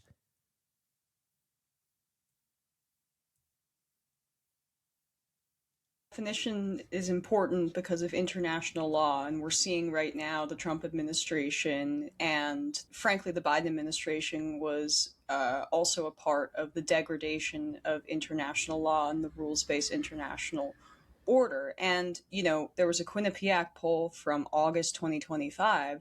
This has probably increased since then, that 77% of Democrats, over half of independents, believe that Israel is committing genocide. Don't you think that it's important to articulate that just to support international law at a time when the foreign policy of the United States and by extension Israel is my great point by Emma. Great point by Emma, where she points out why it is actually vital to call a genocide as such. It's vital under international law because of the legal obligations that accompany the identification of a genocide. It's not just using words, okay? It's not just like, oh, well, let's call this thing today. No, there are legal obligations. The international community is obligated under law to stop it. She called it genocide. You can't justify sending them weapons. I think it is important to listen to everybody that I would be asking for faith and trust to represent. I need to listen and to build the coalition that we literally need every to hit the same person. goals. There is no doubt that war crimes have been committed. There is no Me, when I ask a question in chat and every single person responds, I'm like, I need to listen to every single person in chat. And until I have read every single chat and processed it all, I simply cannot speak on doubt this. that the pain and suffering at the vast expense of our taxpayer dollars, Matt, to your point, that we continue to pay for this, needs to end. And I want to keep my people together at a moment when so much of the emphasis is on how to tear them apart. Yeah, I don't mean to be pedantic. I really, really don't with like the genocide label. But I think to me, identifying it as a genocide is important to, like Emma said, give an internationally understood and legal label to what is currently happening. Zachariah, thank you for the tier people. 1. And to me, like anyone's feelings about that word, I think are not as important as like recognizing what is still happening to people right now, which is a genocide under international law, you know? How does your family feel about it? How are those conversations going? Well, you know, it depends on the family depends member. on the family member, and it's tense. But ultimately, I assume you're asking that because I'm Jewish, and you'd be right for that because it's especially intergenerationally, it's a tense conversation because people have different levels of Zionist indoctrination and also differing sort of proximities to the Holocaust and the timeline. But I think, though, the difficult conversation. Her asking that question.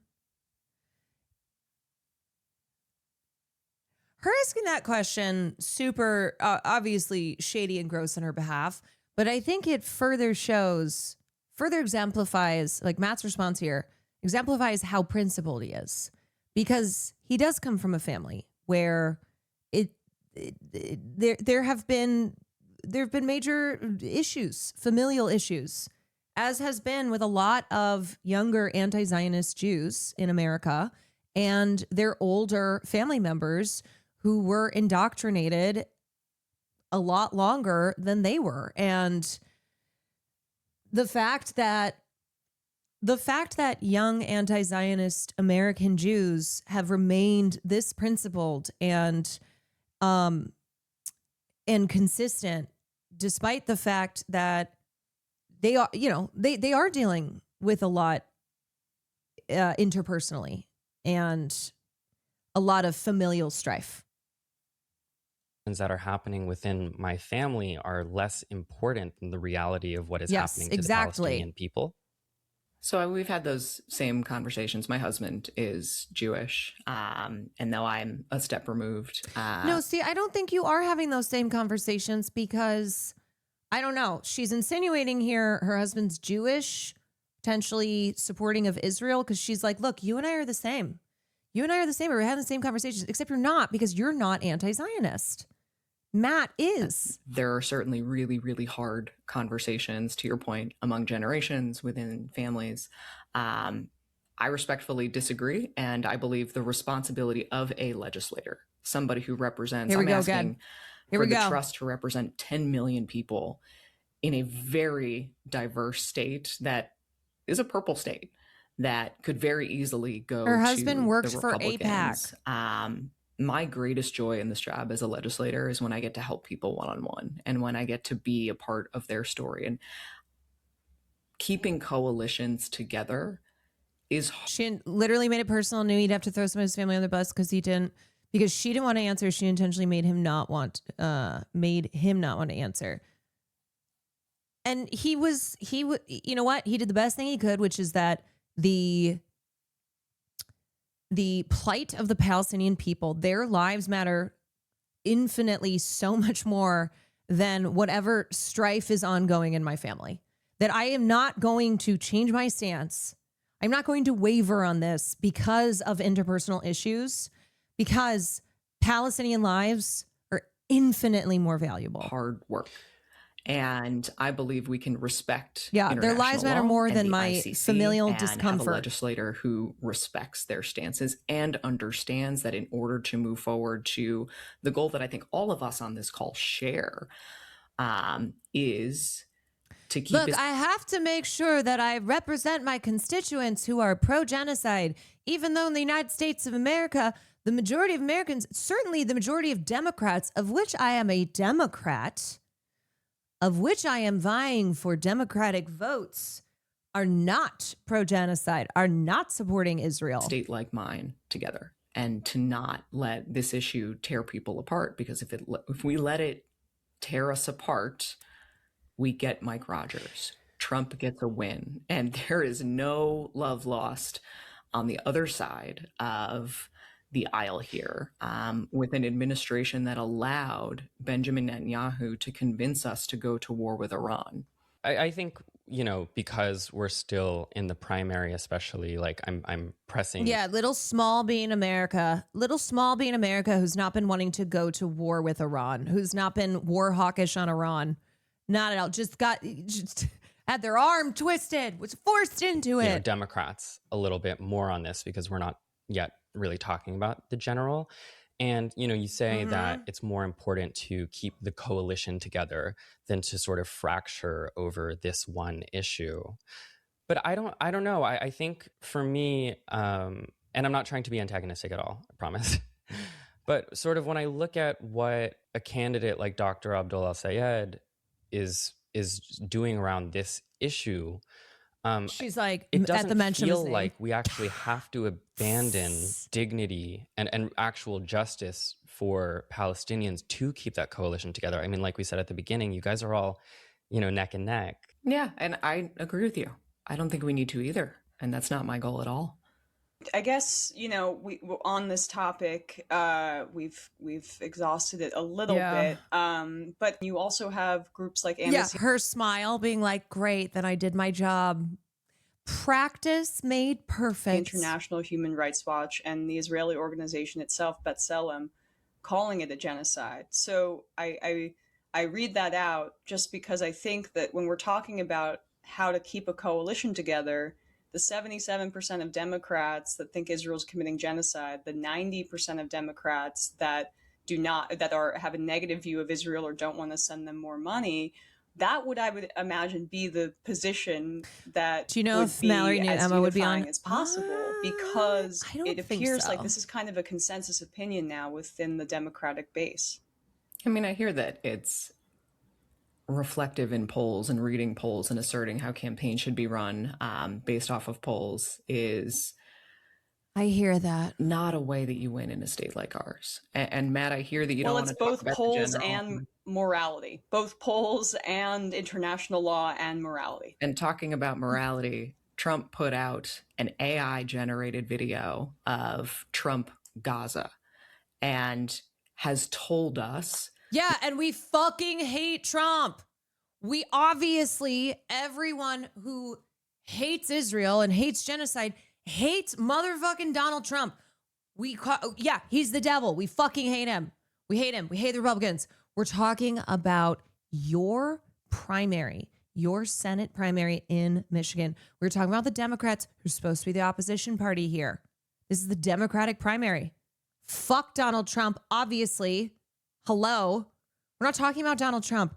We're talking about the Democrats. We're talking about you. We're talking about you potentially going to Senate. We cannot afford daycare. We cannot afford Medicare. We cannot afford Medicaid. And not only that, but that states should tax themselves even more to pay for those selfish things so that we can pay for a war that he took us into because Netanyahu convinced him to do so. And every single Republican in the House and the Senate refused to vote on the War Powers Resolution. So I agree. You'll find agreement. And I live and serve in a deeply purple state that has to focus on November and Mike Rogers and the tens of millions of dollars that will be funneled into this state because it is a coalition of as many people in the state as possible. You don't win in Michigan without independents. You don't win in Michigan without Republicans. So it is keeping the Democrats together, keeping the Democrats engaged, keeping our diverse communities together to recognize we have the shared goals. We do. And it's hard work, and it's work that I'm in every single day. So hopefully you see there's not disagreement here, but it is the work every single day in keeping our people together so that we don't lose a seat to somebody who would rubber stamp everything Trump wants to do, who will certainly not end this war or secure security for Palestinians anytime soon if it were up to him. Yeah, and I'll wrap up. I know you probably have to run. Busy day running a campaign. I think neither of us would argue that like every Republican is doing all of this and worse, much worse. And none of us would argue, in favor of anything Trump is doing. I just think especially, during a primary season when we are, being given the chance to put our, what we think is our best Democrat forward, that we're, pushing you on some of these issues. I also reject her pretending like Michigan has always been some purple state. Because I think something that I'm sure you've heard that's is what that she's acting a lot of like. Democratic voters feel like we have an establishment that isn't fighting sufficiently. And I 100% agree with you. Yeah. This is a party that's not meeting this moment, not only on this issue, but on voting rights, on civil rights, on childcare and healthcare and housing. There is so much at stake here, which is why I'm doing what I can. I believe truly that we built a blueprint in Michigan, in the legislature, when we flipped control of the legislature for the first time in my entire lifetime, that we can take with us to Washington and build a party that knows how to fight and knows how to win and knows how to actually get things done for people. Totally. And I just want to mention, like, as a New Yorker, I got to rep my city and, push back on the idea that we have to make these sort of like middle of the road concessions on some of these issues, especially like a humanitarian issue. We had Mayor Zoran Mamdani, who just won in my city. And, 1 in 10 Mamdani voters also voted for Trump. There was a small but mighty MAGA for Mamdani coalition. And you know what? It's confounding, but that's, I guess, amazing. It's amazing. It's how the world works. And, he's someone who really didn't concede on his beliefs on any of these issues. So, of course, I would be remiss if I did not encourage you to do the same. Mallory, thank you so much for joining today. I really mean it. It's a pleasure to be able to talk to you. Thanks so much. Yeah, likewise. Thank you to you both. Cool. And that is our interview. I've been really enjoying talking to candidates, honestly, more than I thought I would. And making these sort of like auxiliary episodes has just been a sort of nice creative outlet for me, in addition to like the conceptual episodes we make over here. I want to thank Mallory again for coming on and giving us her time, especially given that she probably knew we'd disagree on some things. She was gracious for that, truly. And I owe it to you, the listener, to say that I struggle to make sense of some of what Mallory McMorrow put forth here, particularly as it pertains to the funding of Israel's defense infrastructure. She initially defended that policy by saying it's what keeps people safe. But I don't know. Does it? I think it keeps one group of people safe while enabling the ongoing violent oppression of another group of people. But toward the end of the conversation, she backed away from defending that policy on its merits, instead saying, sometimes we as politicians must put our personal beliefs aside for the sake of building a larger coalition. And okay, but as Emma said, there's tons of emerging data that shows continued aid to Israel is no longer a popular position in the Democratic Party. To which Mallory said that she isn't running a campaign on polling data. Fair enough. But if you're not running on polling data and you're also not running off of your belief system, then I struggle to make sense of where exactly these policy positions are coming from. And to me, it's this opaqueness in decision making that is the frustrating thing about the Democratic establishment, which Mallory claims to be breaking from. Anyway, that's my show. Hope you liked it. Hope you enjoyed being here on an off week. I did. Let me know if you want more of these auxiliary episodes or if you never want to hear from politicians again on this podcast. I don't know. I think it's fun to probe. It's sort of like testing a new skill for me, and I'm enjoying it. Wow. Good job, Matt. Good job, Emma. I'm going to be so for real towards the end of that. That is how exhausting neolibs are, where you just sink deeper and deeper into your seat and you're like, just this made in a lab, cooked up BS, because they won't answer. They won't answer these questions, and certainly won't in a way that's satisfactory, because the policies are not there. The policies are not there. So how is the rhetoric going to be there? It's just but it does exhaust you.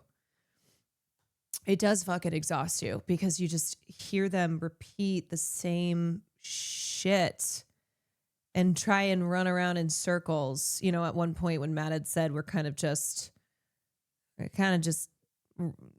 going in circles here, and she was like, and I'm telling you, because that's the point. Just never answering the questions.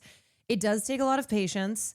So, you know, Matt, look, I will acknowledge there's a difference in sitting here on stream and like yelling and behaving the way that I did versus conducting an interview on on a podcast like this. Because what's important, what Emma and Matt needed to do was to let her drown herself. And she did. Of course she did.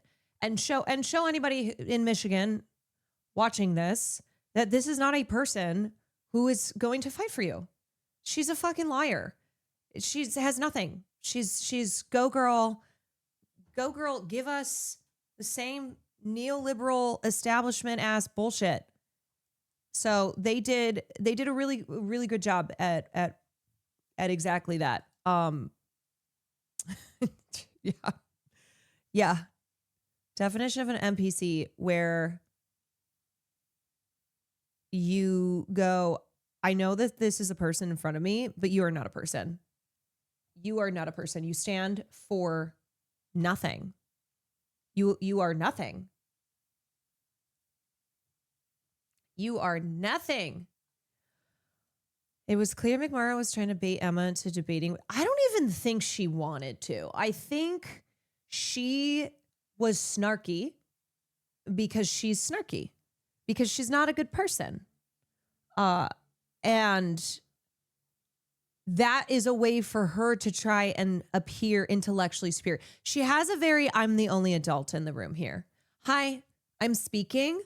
It's giving I'm speaking. That's what it's giving. Wow, thank you so much for the framing of that question, as opposed to Emma's framing. As the adult in the room and as the clearly, intellectually superior person here, let's do that one again. Let's workshop that one again. Yeah, it's very condescending, because these people are condescending, because they think that people should continue to give them power because they deserve power.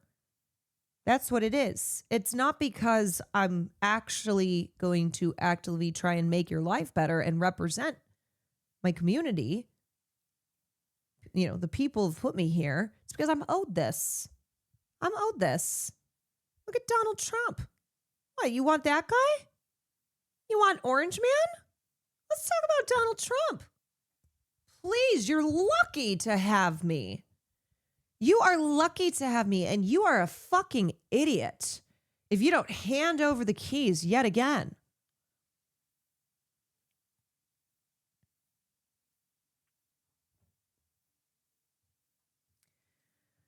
Reminder of who McMorrow is.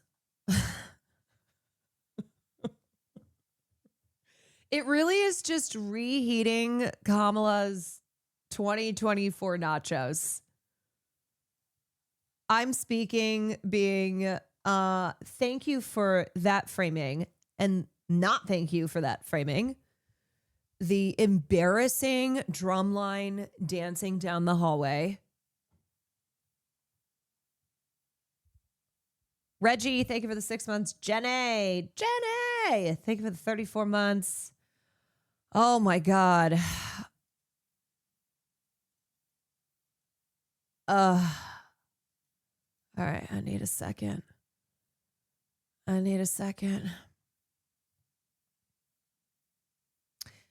was so bad in person, it shook the entire hallway. Yeah, that just fucking exhausted me. I'm gonna be so for real. I need a cigarette. Whew.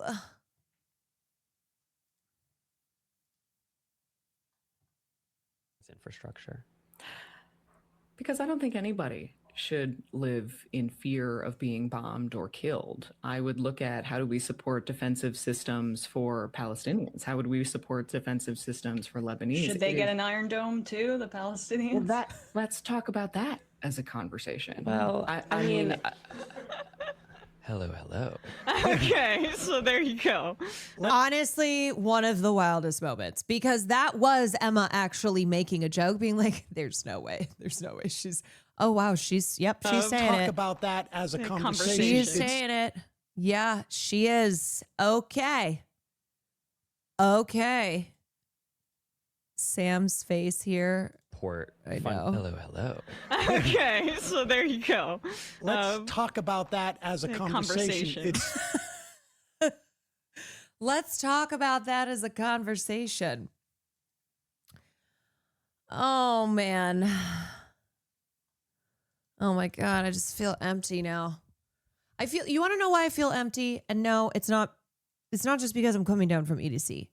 It's because that's what neoliberalism is. It's fucking hollow. It rots everything. It has no substance. It is not inspirational. It drains everything out of you. It sucks everything out of you. You feel the difference when you are listening to someone who makes you feel hopeful, who makes you feel like, yes, you are actually saying what the people are saying. You are representative of the people. And so when you get a candidate like Mallory, who's the opposite of inspirational, opposite of substance, opposite of like real populism, it just drains you. Energy vampire.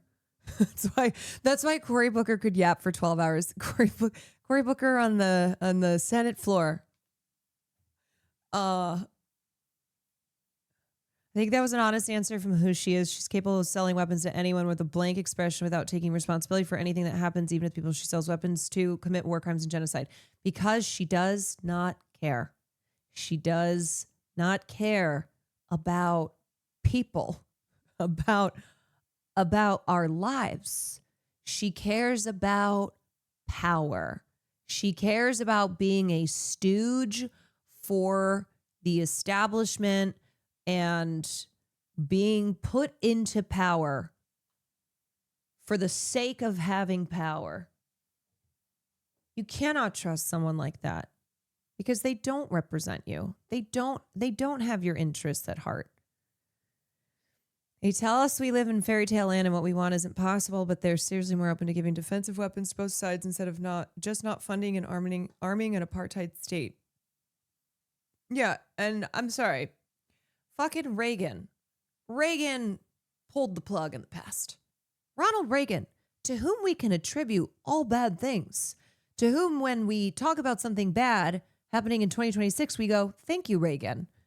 Goddamn Reagan picked up the phone and called Israel. Reagan.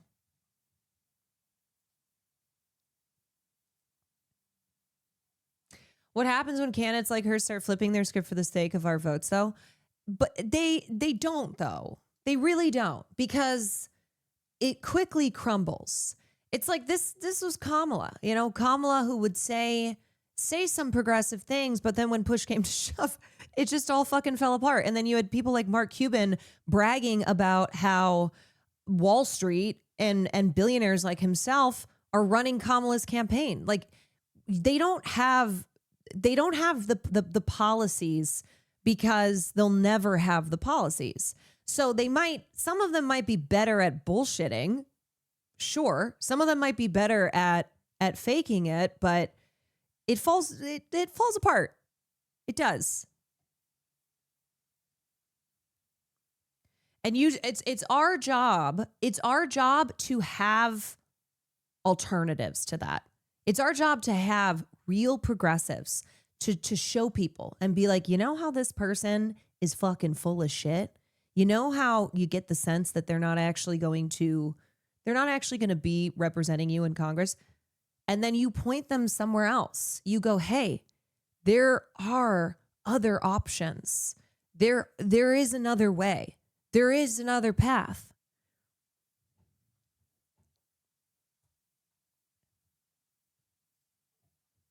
I know, I saw this yesterday.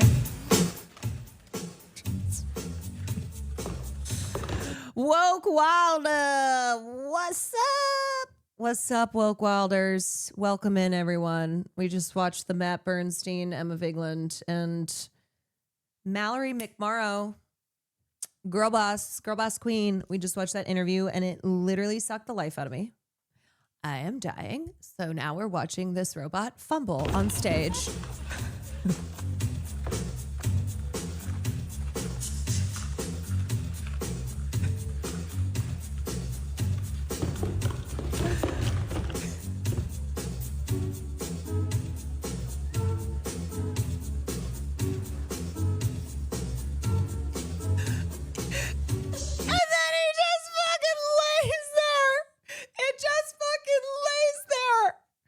Can't help but falling and I can't get up. The complete lack of crowd reaction. Nobody's saying or doing anything.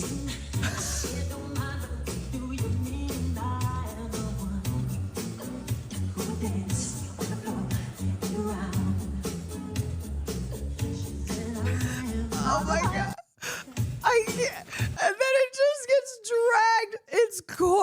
It's robot corpse being dragged off stage. Being dragged off stage.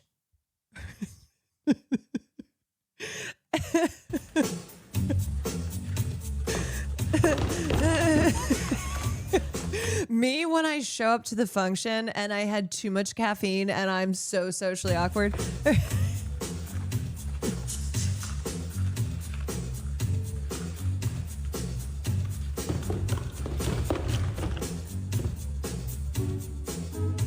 And you just give up. Yeah, me, day 3 of EDC.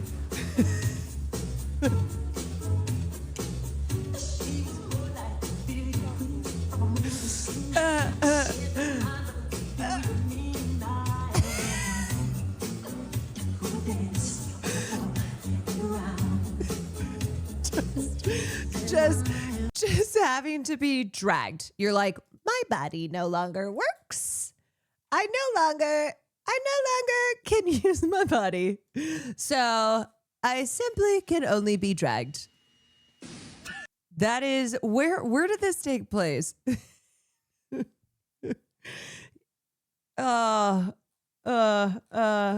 It feels like somewhere in Asia based on what I heard over the speakerphone. Me when I'm a 5-year-old who just tripped and fell in my ballet recital and I'm too embarrassed to get back up. My mom has to drag me off the stage. You're like, maybe if I just lay here and I don't move, they won't see me anymore.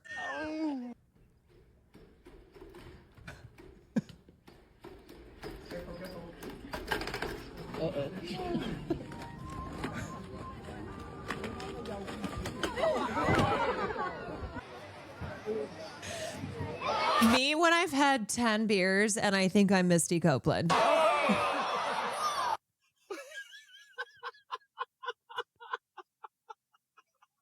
The fact that there is a genre of robot fails.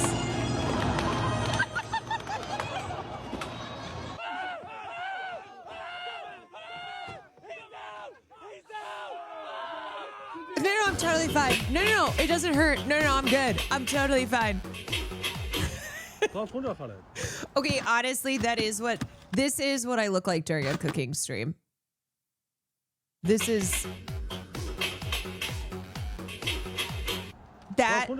is a Caroline Kwan cooking stream. Skynet will remember everyone who laughed at these videos and they will get their revenge.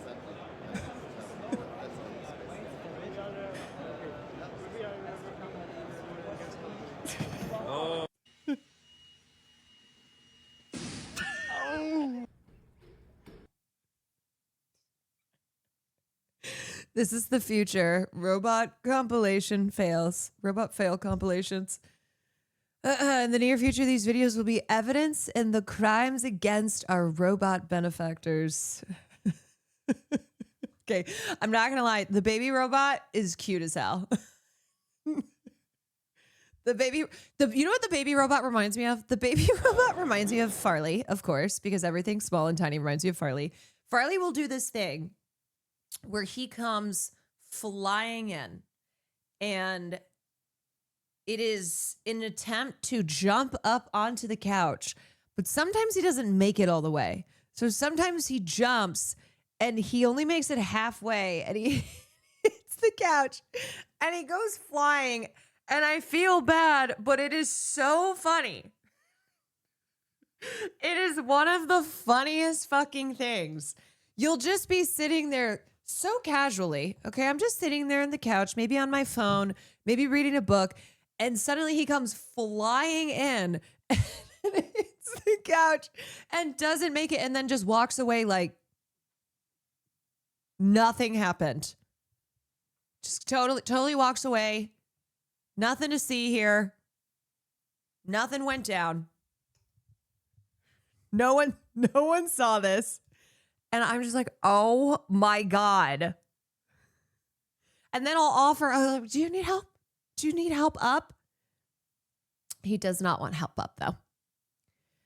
Megan, thank you for the 18 months. Oh, man. The way that they brush it off kills me. Yeah. Yeah. Just love when you can tell a pet is embarrassed by a mistake they made. And he does it all the time. He's never not doing it. I'm like, dude, what is happening? There are so many of these Russian robot falls.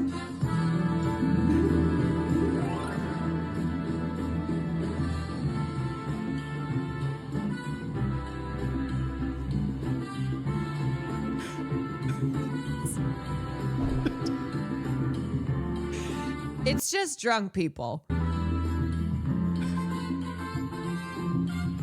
Hey!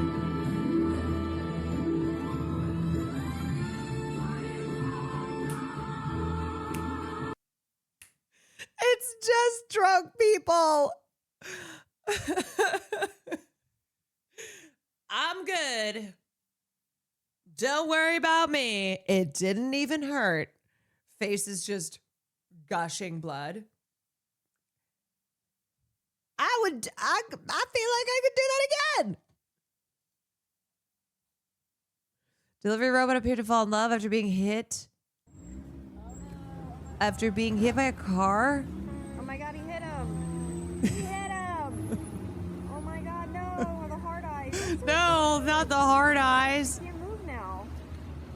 Oh no. Oh. Oh no. We had a collision.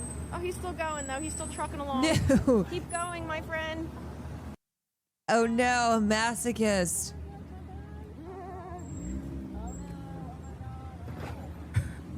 Oh my god, he hit It's him. like, wow, I'm really into that. Oh my god, no. The hard eyes. The person narrating, oh my god, no, the hard eyes. Oh no, not like this. Oh no, it's in love.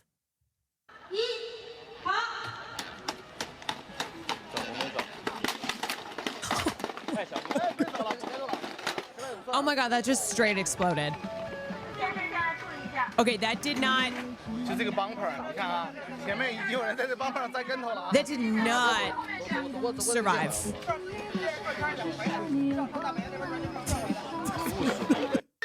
The fact that they put it on a stretcher. They put it on a stretcher.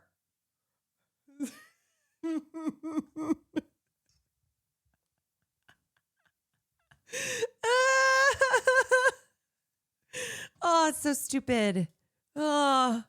What we think, chat? Sources are saying he's stable. Please, God. What we think? Think he gonna make it? Please, God. You think he gonna make it? No, I don't even make it in Chicago snow. Should I help him? I don't make it. Wait up for the help him. Wait, hold on. Wait up for the help him. Hold on. Hold on. I got you, bro. I got you, bro. I got you, bro. I got you, bro. Go. Go, go, go, go, go. Go. Chicago snow is gnarly. I'm trying to help you. It's the funniest shit ever, bro. Come on, bro. What the fuck? Go, Thomas. Go, motherfucker. Go. Go, Thomas. Go. Go. I'm pushing you. Go. Thomas is like, There you what go. if I just did it? Still, fuck you, clanker. Bitch. What we think, chat? Oh, they put the eyes on it so people feel bad. I know. Thomas. Okay, last one. Delivery robot's been demolished by a train in Florida. Oh, God. Oh! Oh, it's gonna crush it. Oh, it's gonna.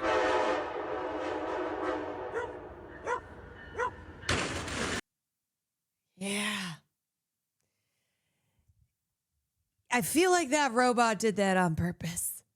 I feel like it purposely went into the middle tracks and went, you know what? Just take me. Just freaking take me. I'm done. I can no longer deliver food. You know what I need to dive into one of these days? Remind me. Not today, but RF Kang's whatever the hell's happening here.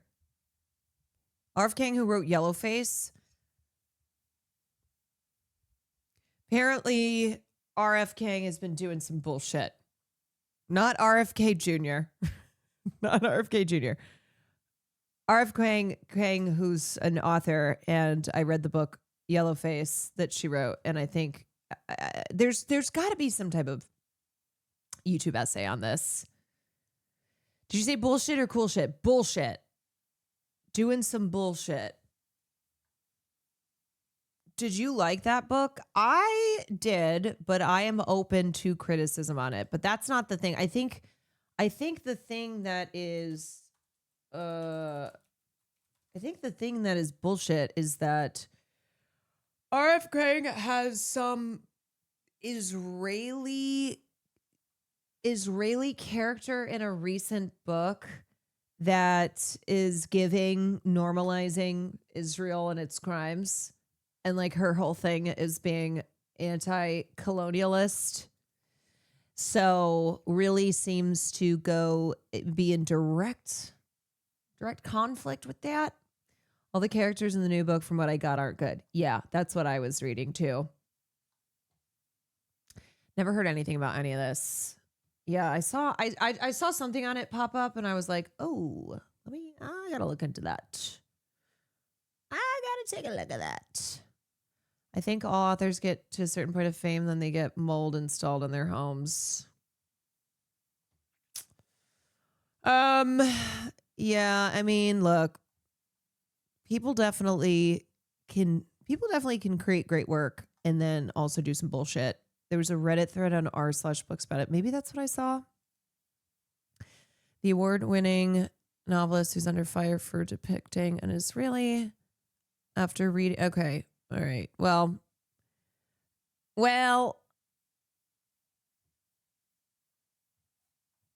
I will look into this, and if it's worth talking about, then I'll talk about. The last thing that I wanted to talk about here is Angelina Jolie's daughter, Zahara, drops dad Brad Pitt's last name as she walks across stage at her graduation. What I will say is, look, oftentimes in abusive families, some kids will side with the abusive parent because they've been manipulated, because that parent like showers them with love as a way to manipulate them. All six of the children of the children here do not fuck with Brad Pitt, because Brad Pitt abused Angelina and his children on a plane in front of independent witnesses. It wasn't just that they were present. It's that some of the kids were also abused by their father, which is why they fucking hate him. And it's amazing to me because Brad Pitt truly has one of the best PR teams, and nobody talks about it. Nobody talks about Brad Pitt enough. They do not talk about the fact that he is one of the best PR teams in the business, because every time there is any discourse around Brad Pitt and that he's a fucking abuser, you Google his name and the SEO is just flooded with stuff that's like, Brad Pitt makes an appearance at blah, blah, blah, blah, blah. Brad Pitt's latest venture. His team has done such a good job at covering the fact that he is an abusive piece of shit, and all 6 of his children do not fuck with him anymore, including his daughter Zahara, who just graduated, who Brad Pitt did not acknowledge, apparently did not reach out to his daughter, doesn't care about his kids either. Angelina's oldest daughter, who's 21, dropped her father Brad Pitt's last name as she walked across the stage to accept her diploma from Spelman College. The commencement at the college in Atlanta took place on Sunday. Zahara graduated with a Bachelor of Arts in Psychology. While the college graduate was listed as Zahara Marley Jolie Pitt on the commencement program, her name was read as Zahara Marley Jolie as she walked across the stage.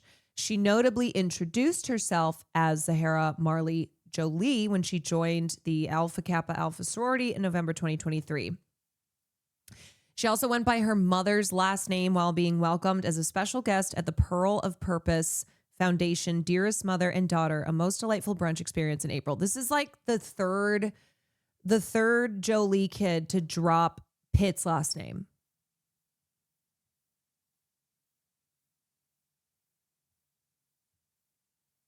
And remember, too, I think it was when their twins were born, Vivian and Knox. Remember Brad Pitt said some shit about finally knowing what it's like to have a daughter? And it's like, oh, you actually had a daughter. Your first child is Zahara. But you said now you know what it's like to be a father to a daughter when the twins dropped because they're your biological children. But they also don't fuck with him.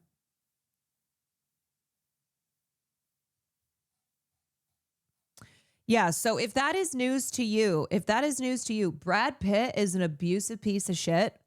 It is well documented. There were independent witnesses on this flight who testified to the fact that he was fucked up, he was drunk, and he was beating Angelina and some of his children. And it was horrifying. It was absolutely horrifying. And he hasn't denied it. That's the thing, is Brad Pitt's never denied the abuse, to my understanding. It's just not talked about. And his PR team has done a really good job at maintaining his golden boy image in the industry. I think it was Maddox. Yeah, I think Maddox was one of the first kids to publicly denounce his father. He had that post about Brad Pitt on he choked his own children. Pax. Oh wait, sorry, it was Pax. Pax slams dad Brad Pitt in an Instagram post. Happy Father's Day to this world-class asshole. You time and time again prove yourself to be a terrible and despicable person. You have no consideration or empathy toward your 4 youngest children who tremble in fear when in your presence. You will never understand the damage you have done to my family because you are incapable of doing so. You have made the lives of those closest to me a constant hell. You may tell yourself and the world whatever you want, but the truth will come to light someday. So happy Father's Day, you fucking awful human being. Whew. Yeah, it's very sad because of what Brad Pitt did to his children and to Angelina. And like I said, many times in an abusive situation, some family members will still side with the abuser, especially with the kids, and it can cause some real serious issues. In this situation, all 6 kids, they know who their father is, and they have cut him off. He's not their father anymore. He's not. And they, some of them have publicly denounced him. Some of them have dropped his last name and have shown their support for their mother, who they consider to be their sole parent, Angelina.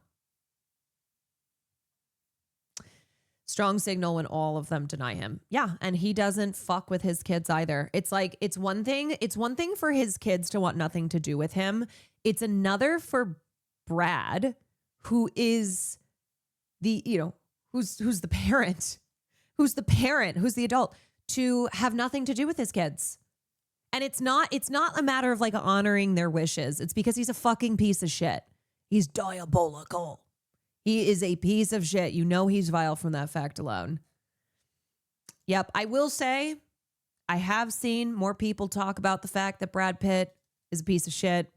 When this story dropped about Zahara dropping Brad Pitt's last name, I saw people post about it.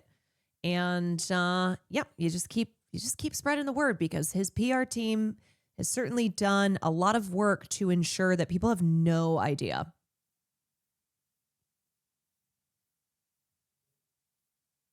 Kind of took an acting break as well while being a producer. Wouldn't be shocked if that was the PR team telling him to lay low. Yeah. Yep.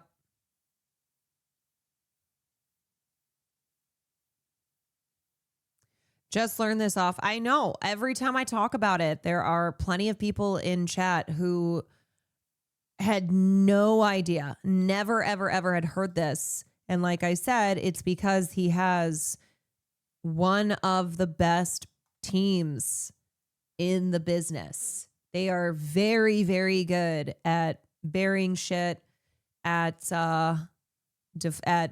ensuring. Like, look at this.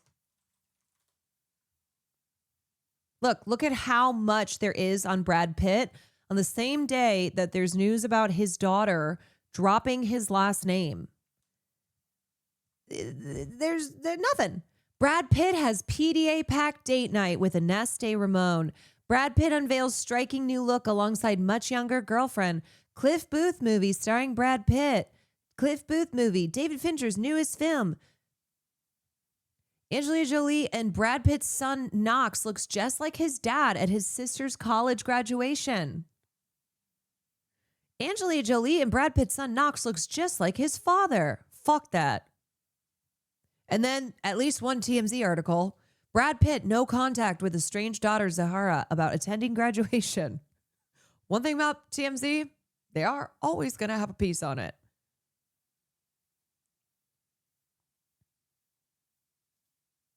Brad Pitt, PDA packed date night.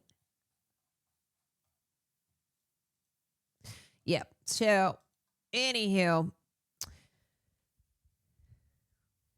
need to see his abuse of Angelina Jolie plastered all over magazines like a decade ago. The thing is, if it were reversed, people would nonstop talk about the fact that Angelina Jolie abused her children.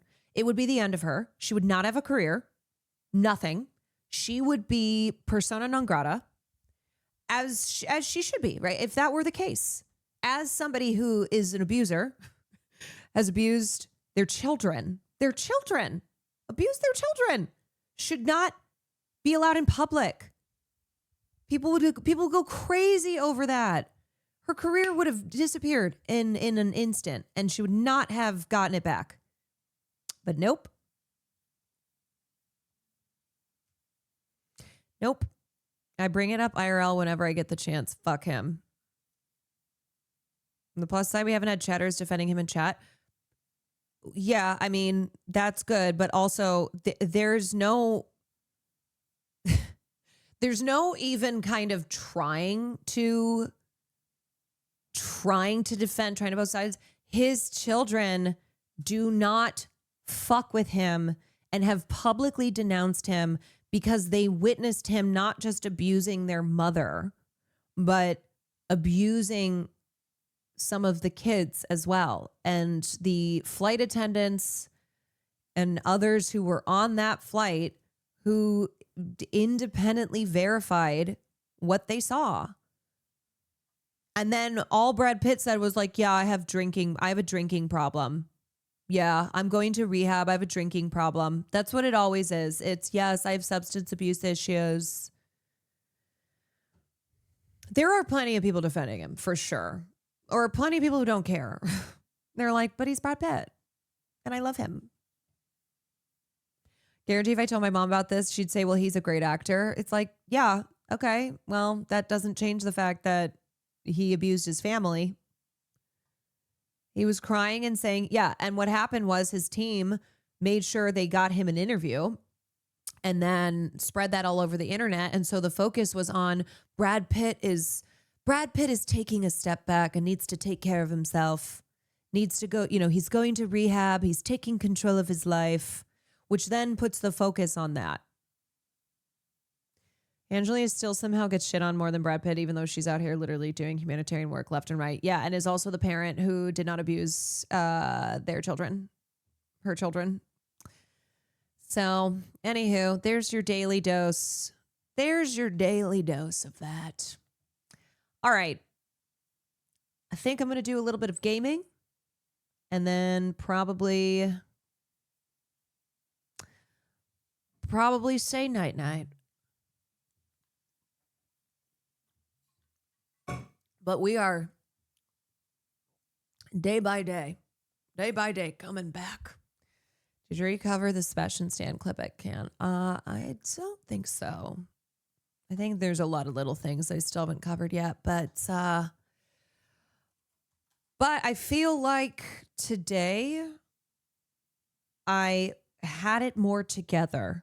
Yesterday, all I could do was watch the Porter set. It's like, what if we just did EDC again? What if I just sat here and listened to sets from EDC? Would that be good? Would everyone be okay with that?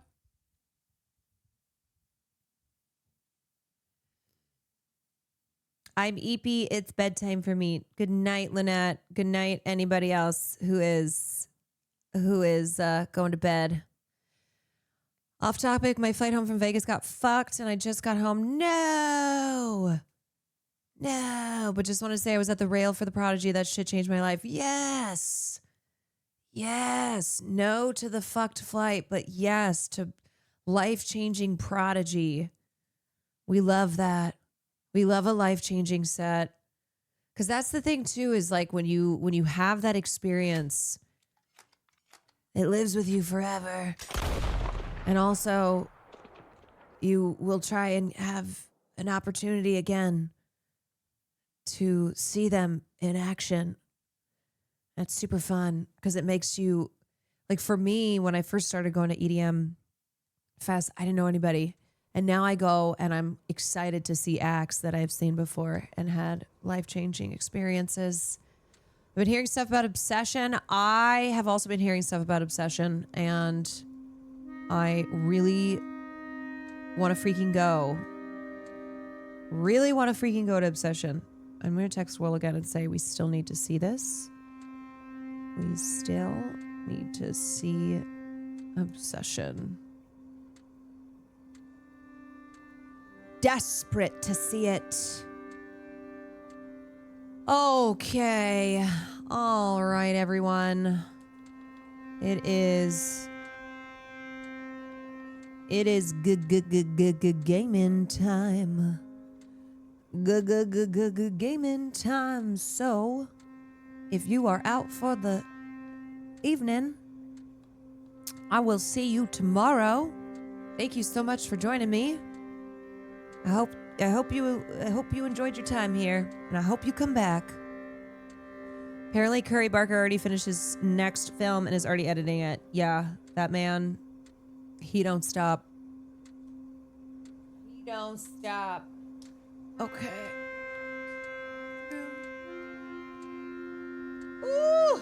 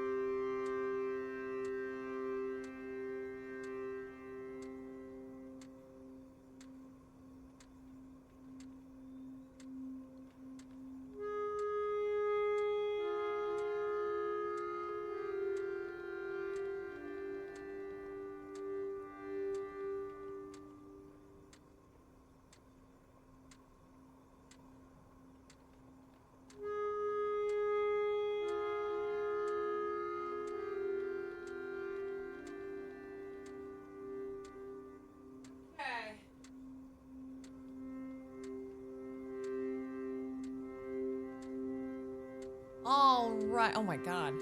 Wow. I look like a wraith. I look like one of the creatures in Widow's Bay. Whoa. Whoa. Metal, dude. Okay. It has been a week since I have... What? Hello. Hello. Tacoma Blues, thank you for the gifted sub. Thank you. Do you believe that Brad Pitt has the right to exist? No!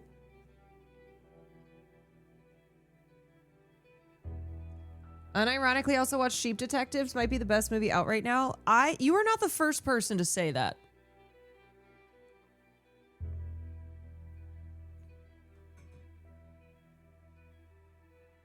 Which tells me it must be a banger of a film.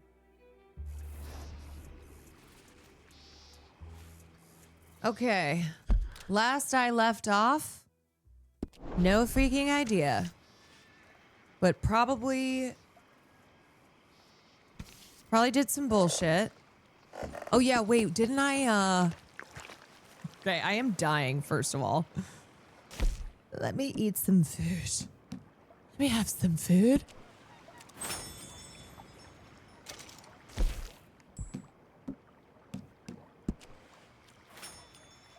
Okay. Where's my farlito? I definitely did some fuck shit last time I was here. It was kind of a rough day. Everybody was just on my ass. Like, come on. I don't even remember how to get up on the horse. Come on, pal. There we go. Please pay your... Oh, wait. I forgot I have another bounty, don't I? Okay, let me go pay my bounty. Where do I... Okay, mail, post office. Post office. Oh, but there is a stranger. Hold on. Well, there's two strangers, actually.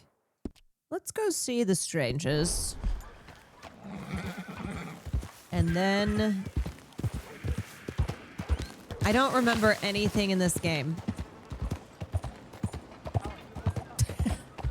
Me every time. Remember RB to slow down. Okay. Yep. These popo don't fuck around. Morning, my friend. Morning, sir. Out of the damn way.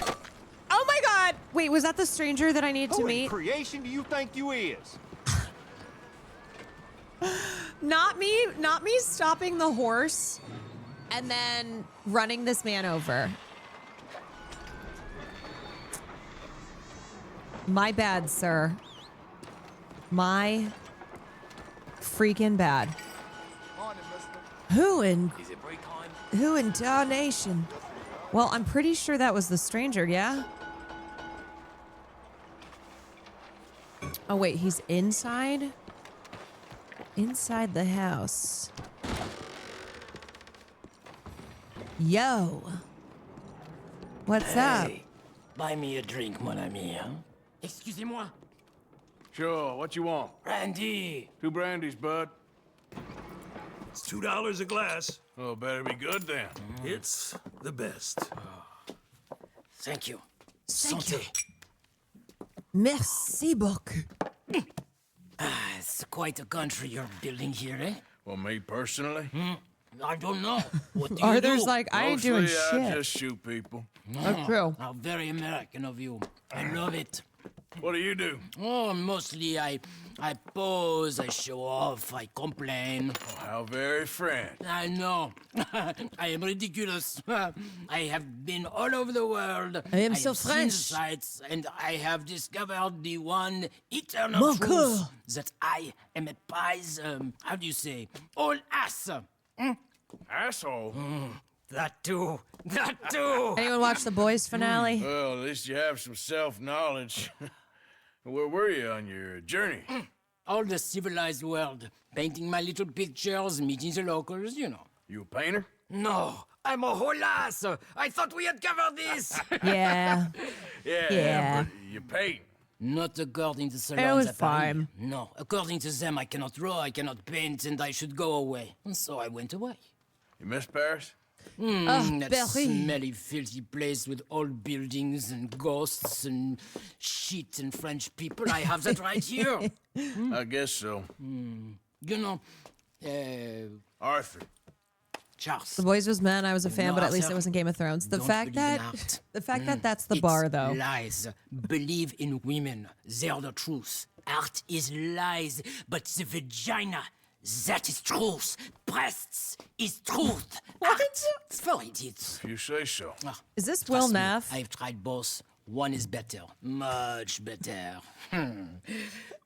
So, The I boobies. must be boring you. But C'est here. les boobies. What is it? It's just a little doodle. Oh! You know, entirely worthless unless you want to wipe your bottom with it. But I wanted to say thank you for the drinks. Wow, what am I supposed to Charles? what am I supposed to No do with matter. this? Good meeting you. Is that it? He just gave me a picture. You just gave me a picture of some boobies?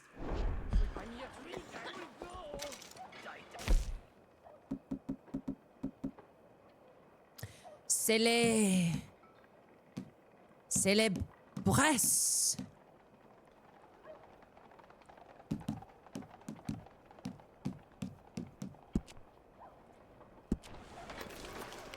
Oh, that's not it. Where are les drawings? I don't know who anybody is. Is it first tab? Oh! Honestly? Not bad.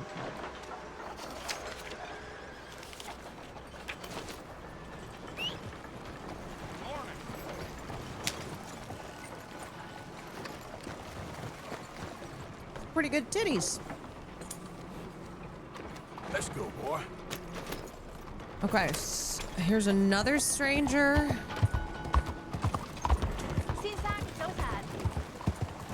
You, kind sir. Will you help the poor? Looks like a monk. I ain't so kind. Yes, you are, sir. You have it Arthur. in you, I can tell. I'm a nasty bit of work, Father. You're wrong on 2 counts, sir. I'm a humble brother, a penitent monk, not a priest, and you're a magnificent bit of work. You may have made some poor choices, but which of us hasn't? Honestly, I'm perfect. You have no idea. But you do. And God does, and that's enough for me and for him. We shall see. That we shall, sir. But why don't you hedge your bets and give 2 bits to the poor? There are so many who will go hungry tonight. You know what? Sure. I got plenty cash. Bless you, sir. It's better give me some How you honor. getting on, anyhow? These are a somewhat apathetic lot, I'm afraid. My mentor says that America is designed to induce apathy Need it in people. ASAP. Wonderful insight. He must be a wise man, your mentor. Well, sometimes he's a downright fool, but well, usually he's the best. I'll give him. man I'll I throw know. some bits his That's way. wonderful. Yeah. The thing is, well, poverty will always be with us. But slavery, I thought we had banished that. Like Saint Denis is acting as a staging post. Well, for shipping slaves out to some of the islands. I don't believe you. It's 1899. Maybe Arthur, you should take wake a look up. for yourself. I've heard that the pawnbroker down the block around the corner, the one with the green door, well, they say he sells more than forlorn trinkets. Arthur, Help you've the met poor. enough of these Confederate assholes to know that they are trying to do slavery still. I hope I am, but we can't ignore the So, what do you have? Oh, sorry.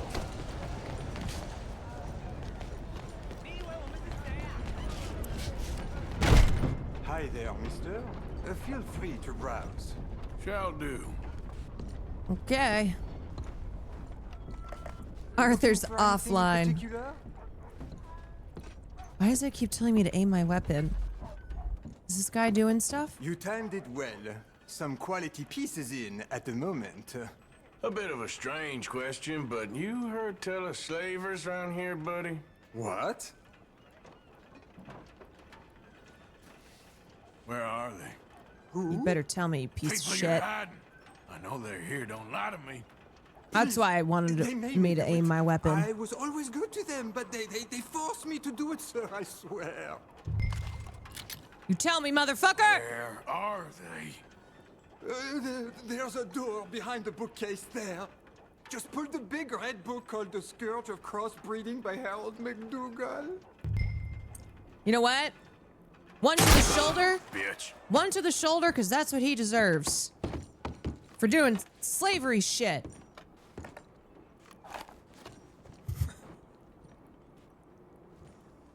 Wait, is he dead? Oh.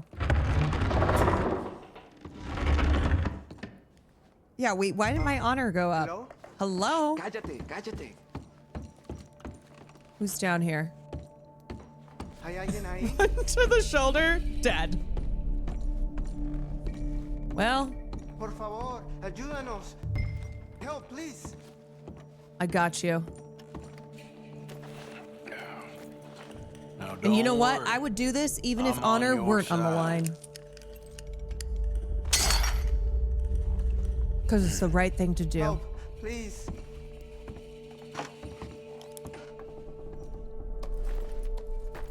Please, I'm on your side. It's gonna be okay. I will not accidentally shoot you. Let's go.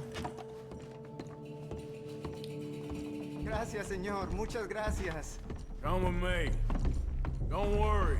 You're gonna be all right. Okay, now. there is one thing I have to do, fellas. That's it. Come on. You'll be safe soon. Just one thing. Then we gonna be out of here. Okay, one more thing.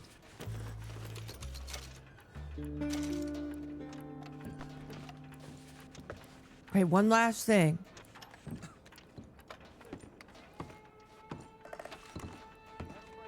Okay, actually, maybe one. Maybe one more thing. Okay, four things. Four things, and then that's it.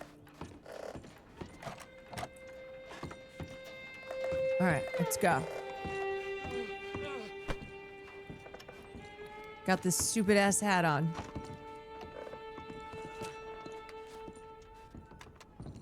Oh.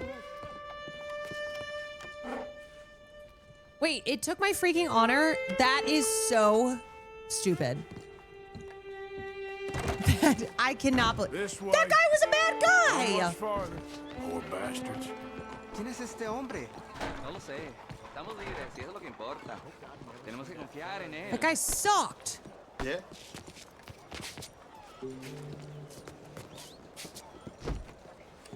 All right, come on. How the fuck do I get out of here? Let's go this way.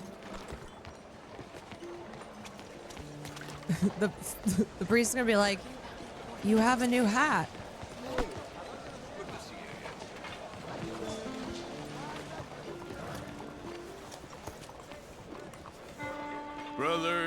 Brother Dorkin's friend. Arthur Morgan. Come on. You were right. I found these two imprisoned in that shop. Oh my. That's... Well, they are blessed to have met you, Arthur. Trust me. No in big that, deal. They're very unusual. I don't think they speak much English. My brothers, come. Let's go get something to eat. Manger. Comida, please. Hey, you forgot this? Oh. Yes. Thank you. Here. Payment. What? For your services. No. I could not have freed these men myself. No, you know what? That is for the poor. Maybe I'll get some more honor back. Give it to the poor, brother. Thank you. I will. Like I said, magnificent. Come on. Come. Come see me again sometime. I often work at the old church on Gasper Street in St. Francis. Yeah! Woohoo! All right, let's take a look now. Ooh. All right, now we're gonna go pay off our bounty. Great. Okay. You know what? I feel good after that mission. I like to do good. Let's get...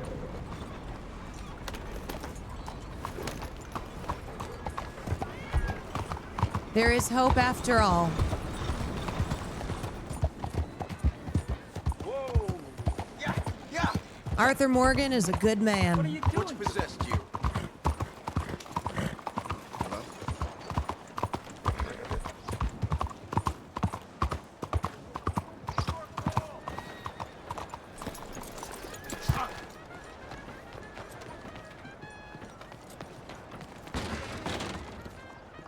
Arthur Morgan is a good man. If you would give me a minute, please. Okay, pay my bounty. Happy to help you start over. What you need? Clean slate. So long. Didn't we rob this place? Yeah, we got like $3. That was old me. This is new me now. Let's see who's over here. Oh, we got another. Dutch mentioned the gang might be able to help Evelyn Miller with lobbying officials in St. Denis on behalf of Rains Fall, the Native American chief. Okay. There's been rumors of a Red Dead movie adaptation for a while, and guess who's been attached to it? No! Wait, what? Who is saying that? Hello there. No, please take a pamphlet. It might just change your life. Is it this guy? All the latest on Saint Denis. Is this the racist guy? Well, here's what we do to racists around here. I explained the exact difference between the races using real science. Oh wait, no, oh not him. Who's the racist guy? Cuidado! Oh, this guy? Will you move? Oh, I'm sorry. Yes, a bit tight around here. This guy? Howdy. Oh. Nope. Could be better. On the sidewalk. He's a dot near the Newsies. Please take a pamphlet and learn how you can save the white race. It's, I swear to God, it sounds like it's coming here, from folks. him. Papers.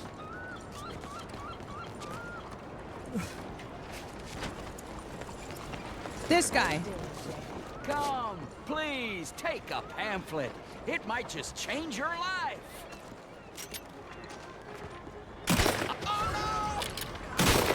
I won't stop till you're dead. Wait, what the fuck? Wait, I didn't even shoot him! I didn't even shoot him! I did not even shoot. Oh my God! Are you kidding me? That's a worse crime than racism? Dear God in heaven. Okay, let me just pay off my bounty. Shit, fuck. God damn it. Come on, they ain't gonna kill themselves. Fuck!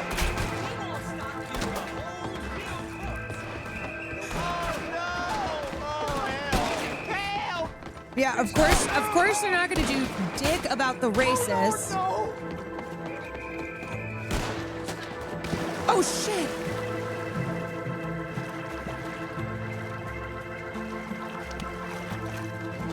I gotta hide. Shit, fuck!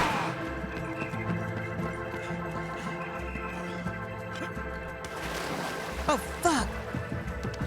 Okay. Got to go. Arthur, idiot! Okay, go! Fuck. How do I drive this boat?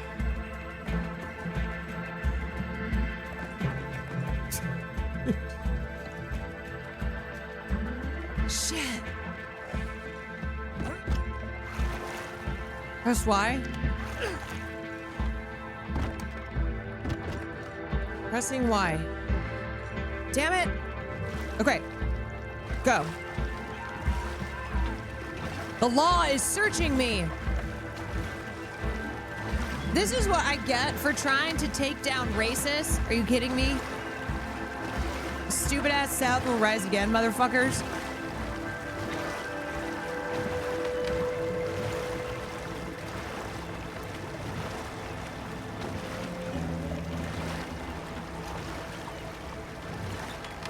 I'm just gonna kind of, oh, I'm dying. I'm just gonna kind of hang out over here. I'm rowing my little boat. Can't catch me now, idiots. Oh, damn.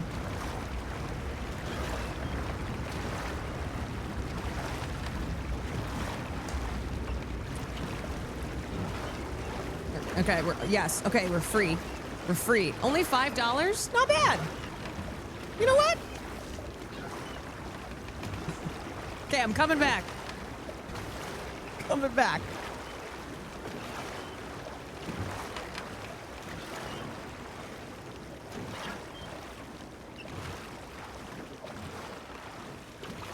Yeah, that was a hell of a lot of resources wasted. Okay, now let's go get him. Let's go get him again.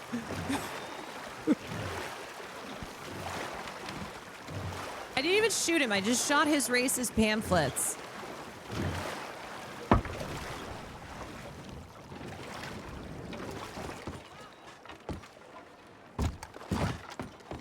I tackled him into the water and drowned him right in front of a cop. You got away with it? How?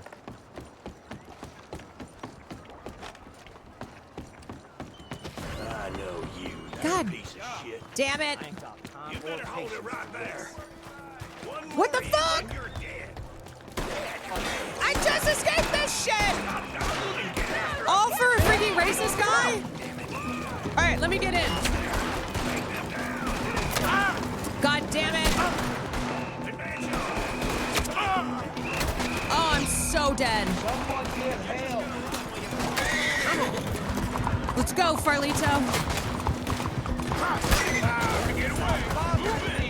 God damn it.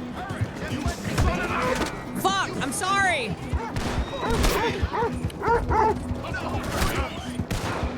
Okay, well, I guess y'all just want racists in your town. I'm out of here. I'll go find myself a non-racist town.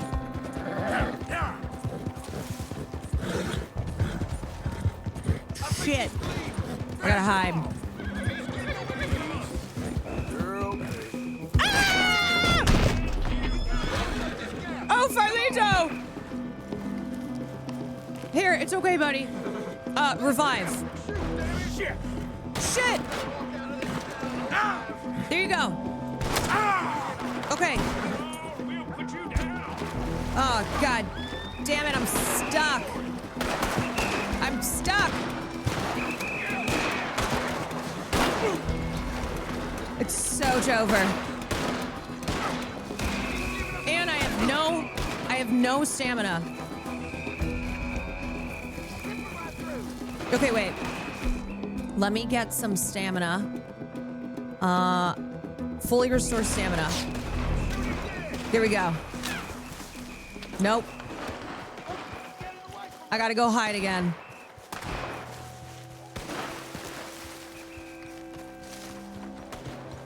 Watch this. Wrong way. Turn around. Shit! Who's that guy? Everybody's a cop! Fuck.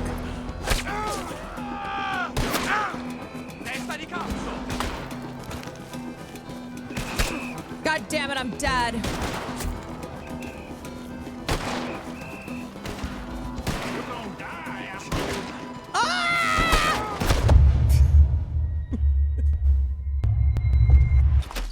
Everybody is a cop. Look, let me explain. I felt very inspired after I met that father. After I met that priest, I felt inspired. So I tried to take down that racist guy. What is even the plot? Minus $150! God damn it, whatever. Okay. Let me just get things together again. Farlito's okay. He's good. I need something for stamina. Fully restores horse health. Fully restores stamina.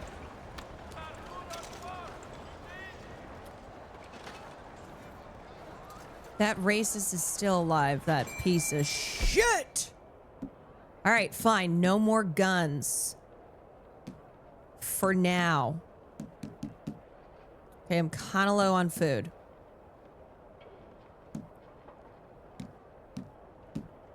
I got booze.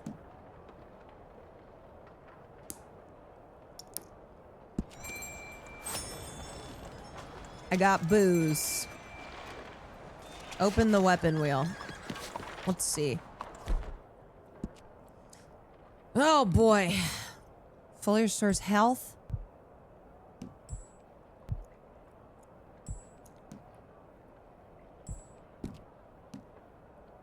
I am kind of doing all right, Farlito needs something. Hello, sir. Hey, partner. Here you go, partner.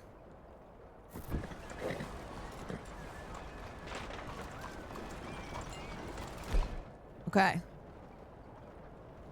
There's a grocery store in front of you. I'll go buy some food. First, I gotta take care of Farlito. All right. Where is the grocery store? Let me look at my map.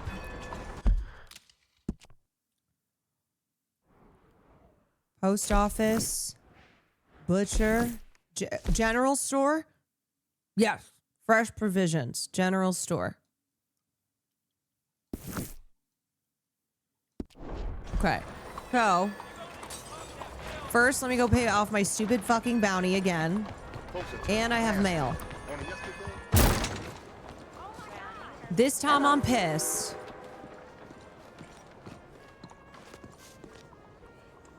Oh.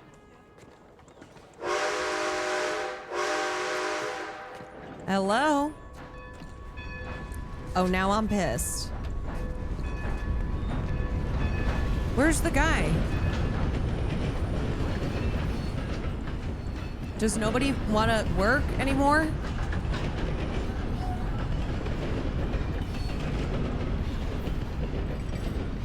Nobody wants to... Lunch break? I don't think so. Hello? I'm about to break into this shit. Went to the shop. Hey, partner. There we go. All right. Whatever. Won't even let me pay off my bounty. What's the girl to do?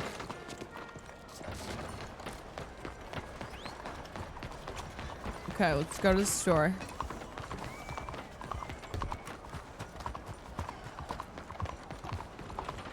Go get Farlito some treats.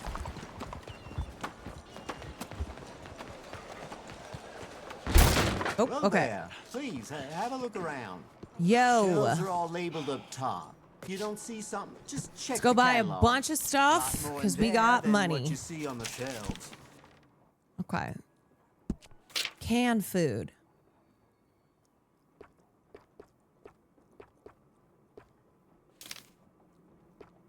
Okay. Okay. Farlito likes carrots. Good, good. Okay. Cheese. You got it.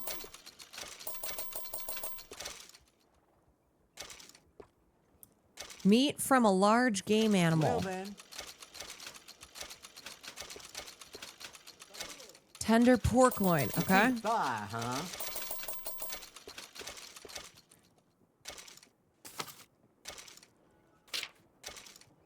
What else? Slightly. You can just hunt. Well, I'm already buying stuff. Fine brandy.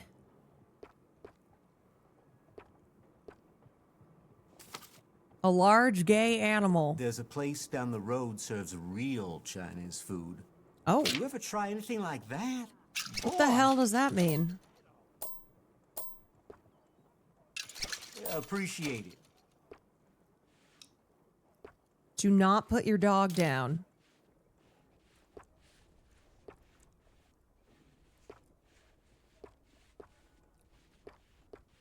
All yours. Okay. What is this? Used to block human scent. Let's buy some more of that. All right. Anything else? I think it just means Chinese food. It sounded very strange. Actually, Chinese food sounds very good right now.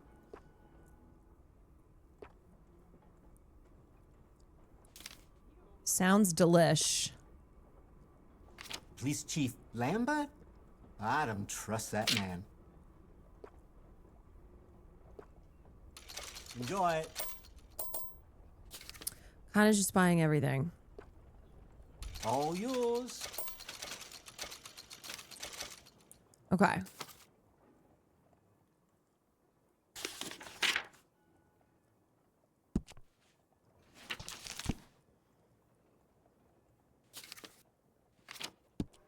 Xiaolong Bao. Good, good.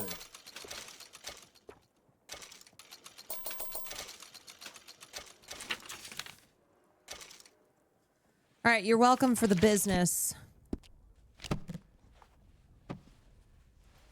Look as long as you want. Now, let's see what I got. Okay. So, gotta cook some shit. Health core, stamina core.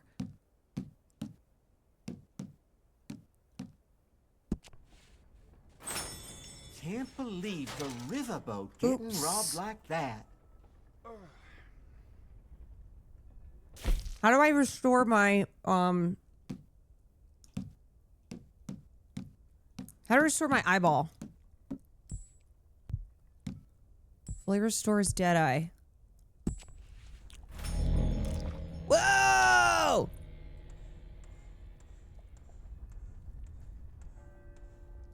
Nice. Where's the toothbrush? Oh, we don't brush our teeth around here.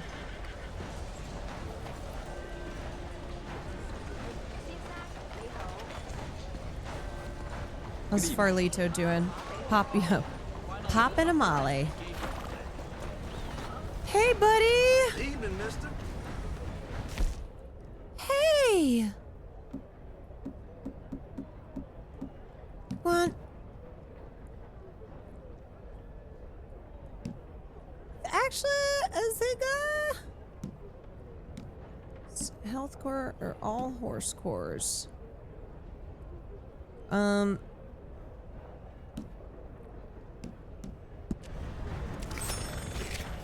Oh, I didn't mean to do that.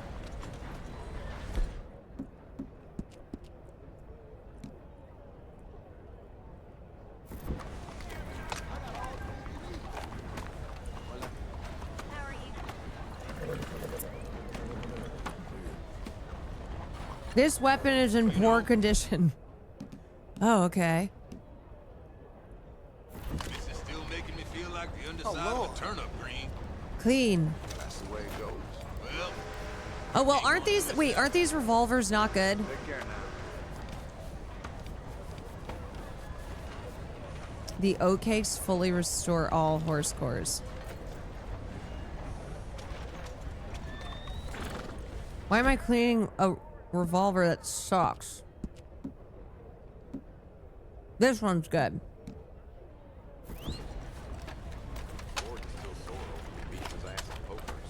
Okay, you know what? We are not good left to our own devices. We need to stick to our mission.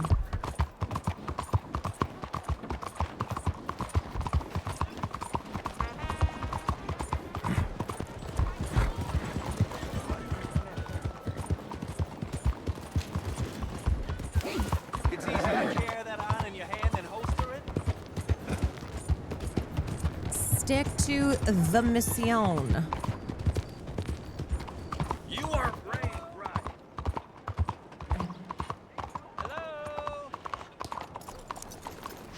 Excuse me. Hey, do I know you? Mr. Monsieur. I believe we met. We have? At that ghastly party. Oh, Evelyn Miller. Unfortunately so, Mr. Is this Paul Arthur Revere? Morgan, at least sometimes. Can I say something rude? Sure. The mayor thinks you robbed him. What? To be clear, he wasn't very upset about it. He rather liked you. I would never. Okay. Do you, Do you like to him? say, can you steal things? Is there a reason you're asking me to incriminate myself, Mr. Miller? Well, I'm sorry. Have you met? This is Rains Fall, a great chief, and his son, Eagle Flies. Gentlemen, we saw you in the wagon train crossing the river at Cumberland Falls. And at the party, you were upstairs. You have great powers of observation. Yes, my people, if we are even a people anymore. We've fought hard. We've made peace treaties. That is Graham And those Greene. treaties were Oh, broken, rest in peace. And we've been moved and Rest in punished. peace. Punished and moved. I'm sure. And now I am told we are to be moved again. I got their Clearly back. contravening the peace treaty signed 3 years ago. This will lead to war. No, my son, will not. I'm on y'all's We side. cannot fight another war. I'll fight we it. have got stronger, and we have become far weaker, Mr. You got me Morgan. now. It's bad business. I will kill It's to do with oil. literally all of them. I know it is, but I need the proof. I believe there were some prospectors who were on their land a few months ago who have filed reports with Leviticus Cornwall and the state government claiming huge reserves of oil under their land. Of course, oil, of course. So, you want me to try and steal it? Obviously they can't. And even more obviously, I would be useless. Listen, I realize that it is a ridiculous request, but we're very desperate. Now, I'm not a do-gooder, Mr. Miller. Arthur, you gotta stop Gentlemen, saying that. I'm very sorry for your predicament. You do good. I'm a working man. I got problems of my own. We will pay you very handsomely, Mr. Morgan. How much? I told you, they're all mercenaries. There's a price on my head in 2 states, my friend. The government doesn't like me any more than it does you. Like you, I've been running for as long as I can remember. And like you, He's not the my hero time we here is need. nigh undone. He's the Dark Knight. We understand, and we will pay. Thank you. You meet my son in a couple of days near Citadel Rock, just Yeah, west okay, of the oil Arthur, fields. Arthur, not Okay. the exact same. We are very grateful for your help. Gentlemen, that appointment with the senator. We should head over there. It's a waste of our time. And his. We must try everything. Come along. I got you. Hello. I'll give Mr. you the Miller, homie The hookup. counselor wants to apologize. He can see you now. We've been waiting I don't know how long. Or next month, if you'd like to reschedule. Come. Perhaps the senator won't mind waiting. I'll take on the whole goddamn system. That is not my horse. Remember me, boy? Okay, where am I supposed to go? It said go to... Go... Oh, I forgot about the professor. Brother Dorkins. Check the stream. Okay, I'll go to the professor first. It said in a couple days. The professors who I did the moonshine with.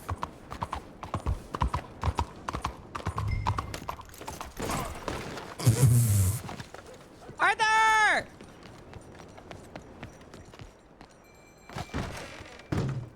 So welcome to our humble police house. Not cool, dude. What can I do for you? Chief, I'm representing the inventor of a humane execution machine. An electric chair. And he, Where you going? wants to demonstrate his invention here.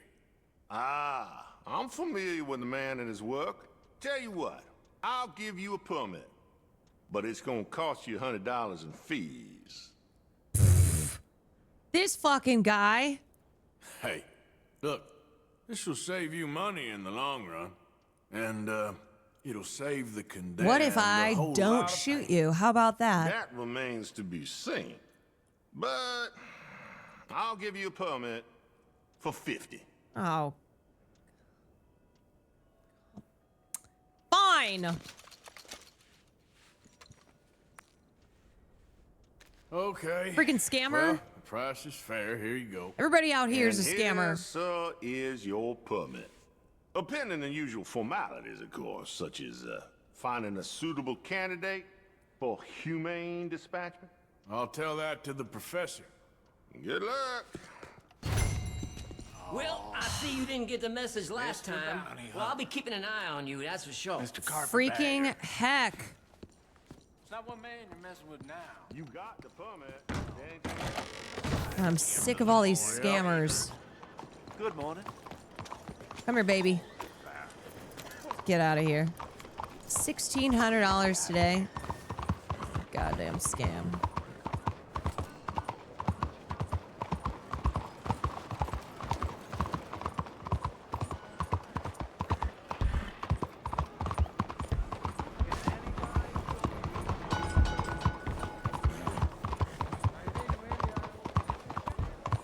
Whoa, I can't see anything. I'm blinded. Can you upgrade your horse? What? Farlito's the best. Farlito puts up with all my shit.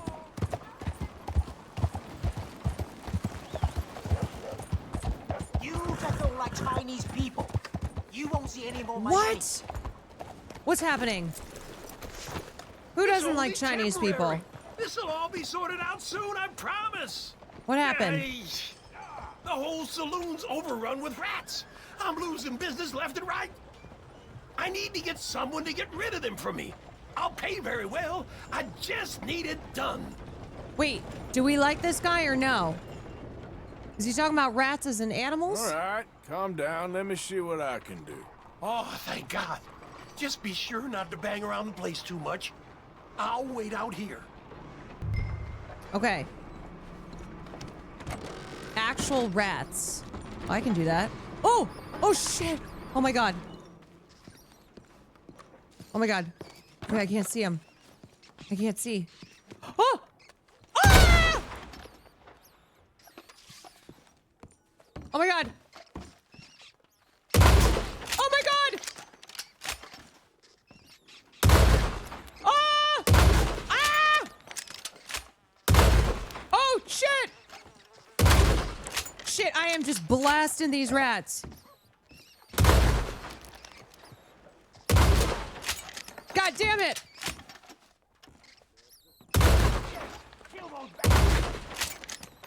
Woo!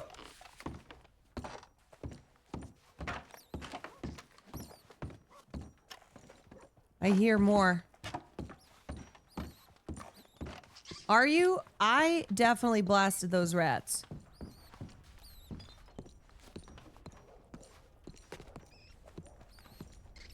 Where is it? There it is. Oops. Oh, oh! Damn vermin. Got him. Wait, there's more. How many are there?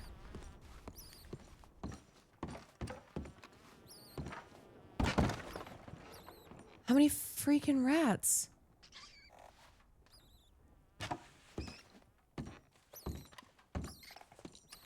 Should I just like get up on here? Oh, shit. I got the shotgun on the left. Wait, now I kind of feel sad for him. Saw one by the bar window.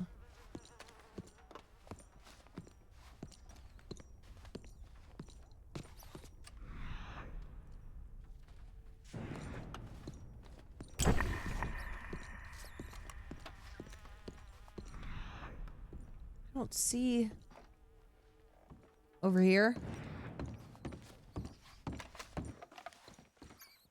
Yeah, this is how they used to do old school pest control. There. Where? I hear it. If I could stand up. Maybe I'll just shoot the ground and see if it does anything. On the bar. Right side.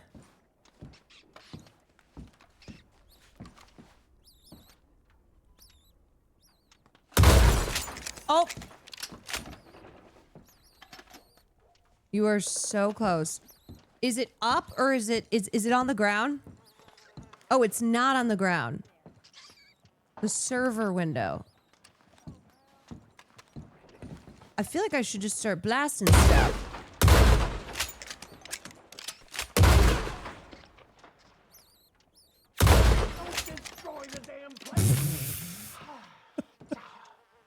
What is this? What am I doing? Did I get it? No, I still hear it. God fucking damn it. Oh. Oh.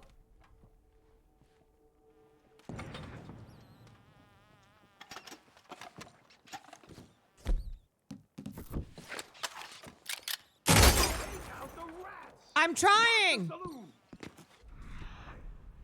Follow the trail.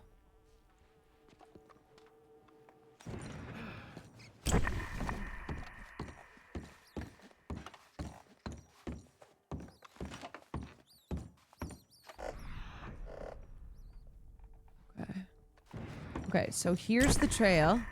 Oh, there it is. There it is. Got it. That was sad. Hell, you really let her rip in there. Yeah, kind Had of to keep some kind back of for destroyed repairs. half your bar. Fair enough. $7? That's freaking it? Damn, that is stupid as hell. Why? Because of damages? Whatever. Whatever. Hey, move it!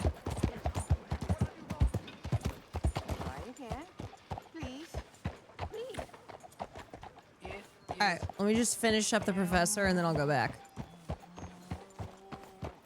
What if that rat wanted to be a chef? Well...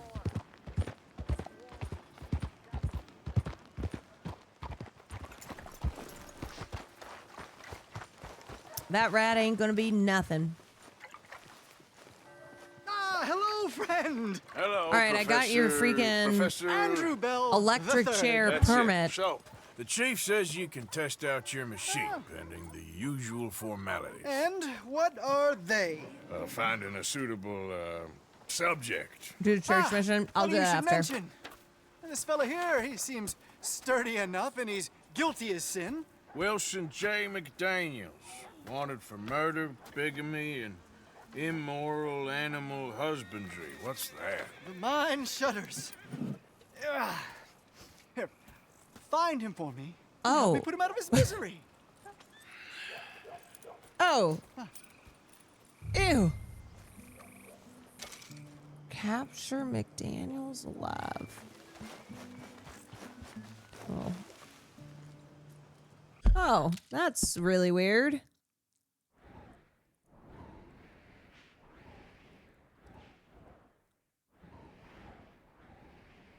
That is very strange. Okay, I'm gonna go do the church. Come on, boy. Why, this is all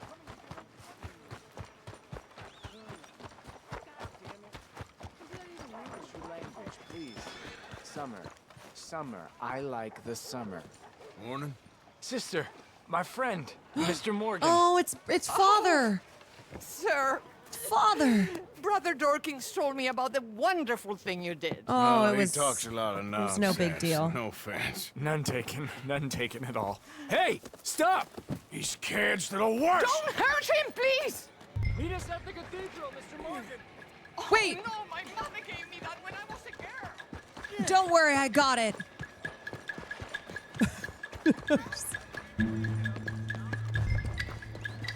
I'll get his ass. You little bastards! Hey, You all right? Oh, I'll live. Kid where'd he did go? this? You know him? He robbed me. Which way you go? That way. Thanks. I'll get him. Thank you. Let's Get see. off me! Where's my watch, you little weasel? Let's see. Set up booby traps. Hey, you! Why don't you leave the boy alone? What's it to do with you? I can hit a lot harder than you. Promise you that. All right, forget it. Listen, you little fucker. Shit ain't even worth my time. Where you going? No, where are you going? Where are you going?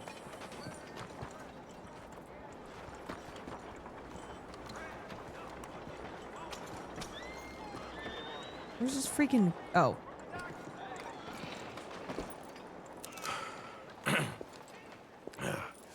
Hey, you want some company, mister? No. Oh. You sure?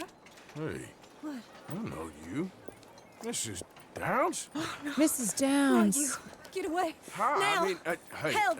w- Help! Hold on. This man is bothering Now- me. Someone help me. Officer, help! What the hell? No way. No freaking way. No!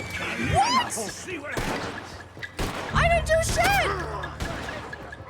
I've been set up. I've been set up. Shit.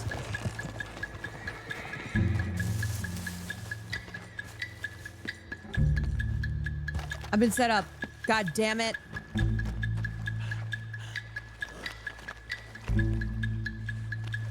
The law is searching for me. I didn't do a damn thing. Where is he?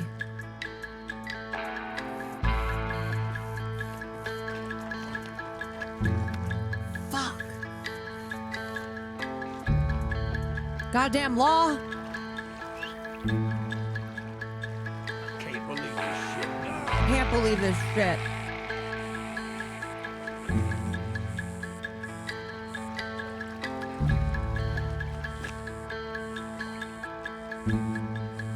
Stay hidden, stay out of sight. Gotta get out of this red square. She's the wife of the guy you beat that was coughing in the first chapter. God damn it, I beat up so many guys, I don't even remember.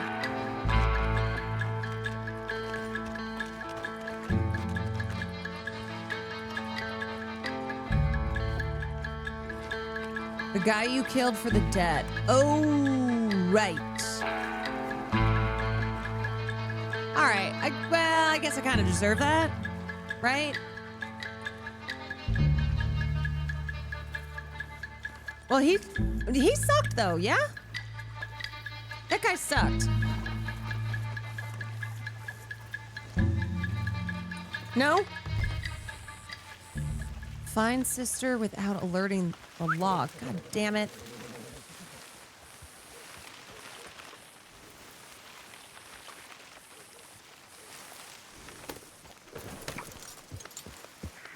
All right. Act totally normal. Nothing to see here. Hey. What's up? I'm just like everybody else. Just like you, and you're just like me. I work here in town. What the heck is your problem? No problem at all. I'm just a law-abiding citizen. Totally normal. Hey, how you doing? Okay, boy. Fuck! The law! What in God's name is the matter with you? God damn it! Okay. The law. Where am I gonna go? Shit. Can I climb over this? The law.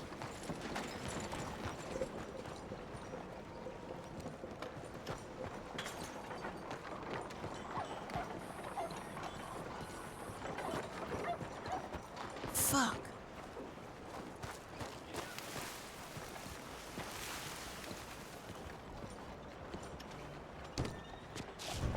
These church's doors are closed.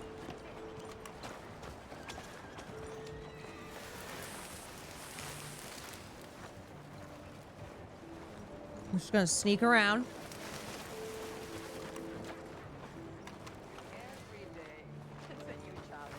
Fuck. When I was younger, those challenges used to frustrate me. But then, over time, I learned to ask how. There's a instead of cop. why. The law. Often the people that are most Sister. in need of our help. Sister. Mr. Morgan! Excuse me, Father. Sister, I got your cross. You didn't. Oh, I did. Yeah, and I got the freaking popo on my back. I hope the boy... He's fine, physically. Mentally, he's a piece of work, but who am I to say? Brother Dorkins was right about you. You are the most wonderful man. Brother Dorkins is... greatly deceived, I'm afraid, but I'm happy to help a little. Thank you. You see, it's a thing, but my mother gave it to me when I was a novice, shortly before she passed. You are the most wonderful man. Oh, excuse me, Father. Sister. I'm jorking Enjoy it. your day. See, Father? Fuck. Brother Dorkins. All right, the cops are off my ass. Cops are off my ass now. Was fantastic. Okay, so got that done.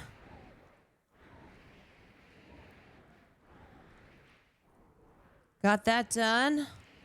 Where should we go? And we got some honor, which is a sleigh.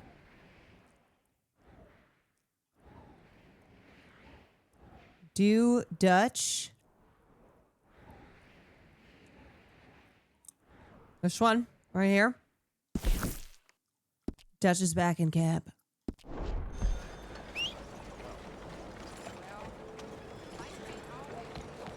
Was there something else, Mr. Morgan? Come here, Farlito. Like that Farlito. Okay, fella. So goofy. So goofy. Just fine, thank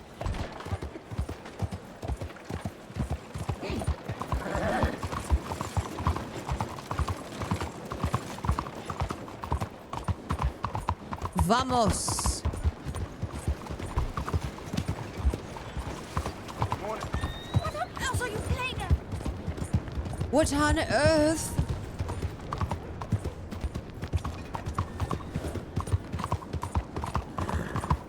My name's Arthur Morgan and I run this town. What's up with you?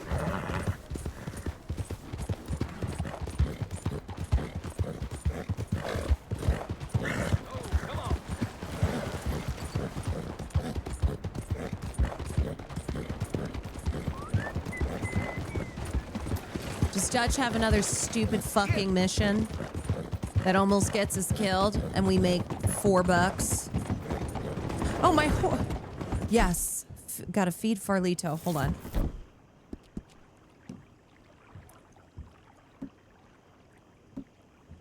Stamina slightly restores all.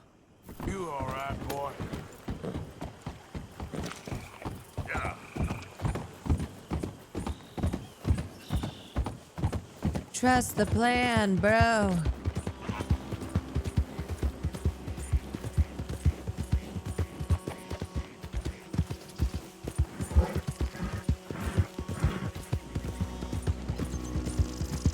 You sometimes get ambushed here. I'd like to see them try to ambush me. Oh shit. Okay, Honor. Hey, you. See? Honor. Help me. You better not be ambushing me. Some fellas broke into our place. They got away, but they got my wife. Please, mister. You gotta do something. I'll do it. All right. Where is she? It's a sacked out in the swamp by the water. I'll get her back. I'll get your wife. Find more help. I'll get her. You don't need more help because you've got me.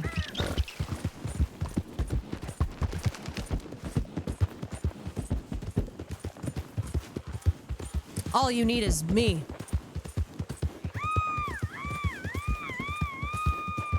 Oh my god. I'm coming. Guns out. Guns blazing. Oh shit! Oh my god, an alligator! Ah! Ah! Oh fuck! Ah! Oh shit!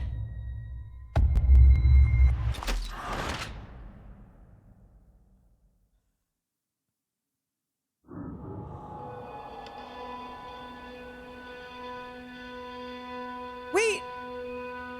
What happened? Shit! Am I still doing that mission? Gator gotcha. Is she dead now? Oh shit.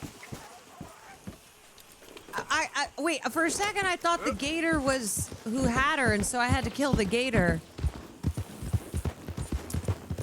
God damn it. You understand how that was confusing, right? I got ambushed by the gator. God damn it. No, your horse just gets scared. I really thought that that's why it was making me stop there. Yeah. Hold a clavicular. Well, this gator was alive. Wow, guys, you wouldn't believe what just happened. That was crazy. Okay. Keep your hair on. Ah. That's why I said get off the horse. I see. Yeah, I kind of fucked that one up, huh? This gator kidnapped my wife. I swear. So, I was thinking, maybe it would be a little easier for me to keep an eye on him if we all stayed together. You know, in my room. You mean like a normal family? Look around you. Ain't nothing normal. The gator about kidnapped any my of this. wife. Take this feller for one. Me? A man don't just change like the wind, Abigail. I thought you'd have known that by now. No, Arthur. John, this Some is folks change. gross. Others are just too dumb. Oh, okay. All right. That's fine. A little attitude. A little tude. Where the fuck is Dutch? Is he upstairs? Yeah, she really slammed into me.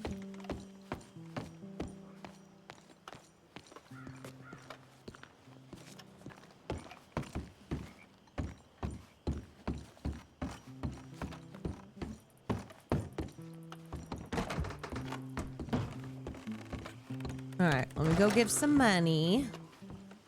Hey, that man, he's money.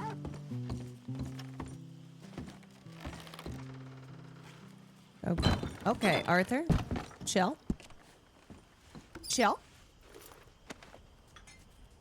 Give money. How much should I give that will give me honor? 20 bucks?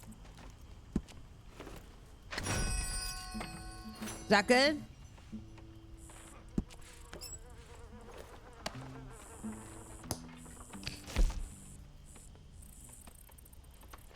Donate some items.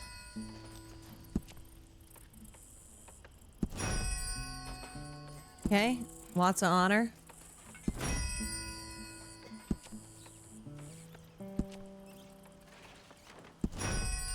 Yup. And how are you? Okay. Got some honor. All right, bitch, what you want? So, Arthur, you get the deciding vote. About what? We take an insult and scurry off like cockroaches, or deal with business the right way? We don't need to take revenge. We hardly know the guy. This ain't about revenge, Hosea. Angelo Bronte don't mean shit to me. This is about the fact we are planning to rob a bank in his town. A bank that he no doubt protects. A town where his men are gunning for Honestly, us. everyone loves me in Before town. we do that, we need to put I'm him out of very commission. popular. There's always an easier way. There ain't no easier way. Now, I know his type. He is a vindictive Very little popular. power broker who rules by fear. Now, we pull that stunt in his cesspit of a town, we're doomed. You want to leave Except the this racists. place? Yeah, the racists Leave hate this me and I country? hate them. We need that money. I just don't feel good, Dutch. This is it. This is the last job that we are ever going to pull. Dutch, you always Before say the that. year is out, we are going to be harvesting mangoes in Tahiti. Farmers. Are we? But we need seed capital, and we need to leave. You know it. I know it. Forgive me if I can't think too much about the mango harvest. This is it. Trust me. Arthur. If it's business, well, business is business. Angelo Bronte stands between us and One our last future. job, bro. You'll damn us One all. last job. Arthur, come on. You better be One right last about this job. one. I am. I've heard that before, and usually I've been right. If you say so. Actually, Quit I don't think doubting, he's been Arthur. right It does at no all. favors. Come on. What's we need so to go see heaven? a man about a boat. A boat? We're headed to a settlement called LeGras. I met a boatman there called Thomas who knows these waters like the back of his hand. Why do we need a boat? So we can attack That's just one last Bronte's plan, like how mansion from Kamala the swamp. has one more Catch him election. off guard. One last he knows one. we survived the trolley station, so he'll be expecting some kind of reprisal. All right. Okay, makes sense. See? I do still possess some capacity for rational thought, Arthur.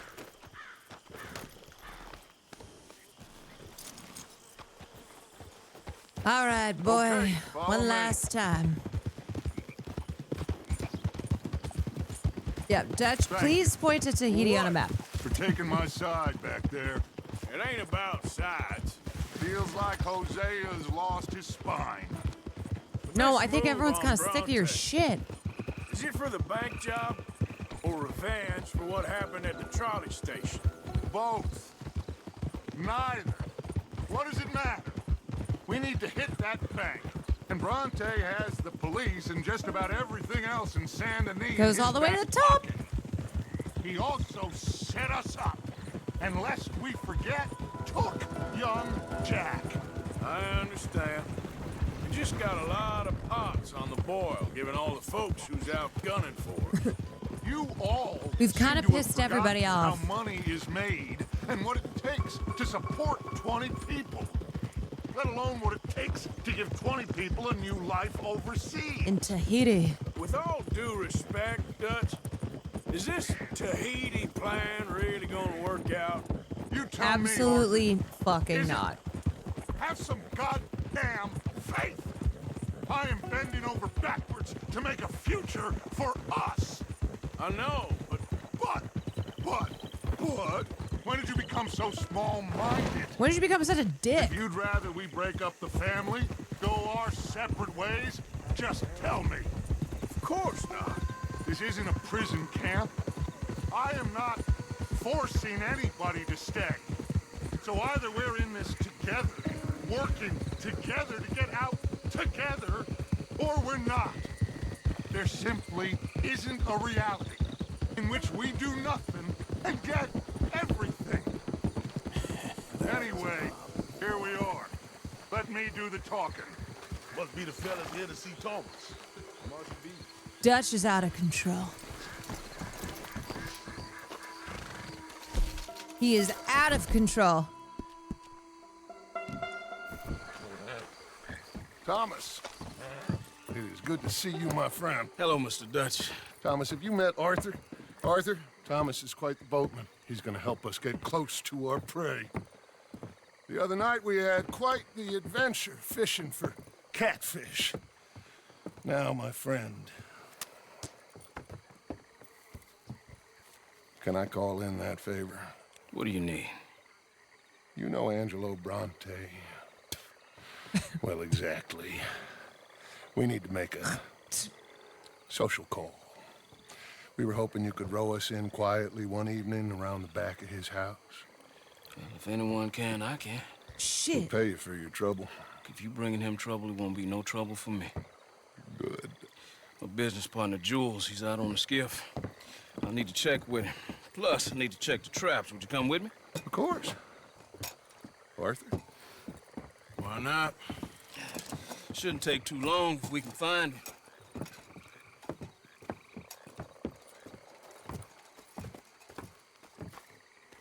Be lively.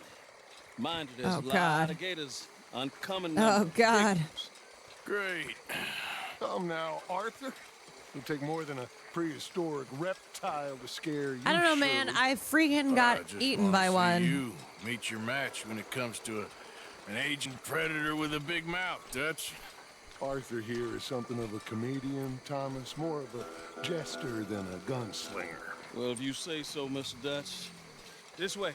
Come on, this way. Follow me here. And stay on the higher ground. You call this ground? It feels like water to me.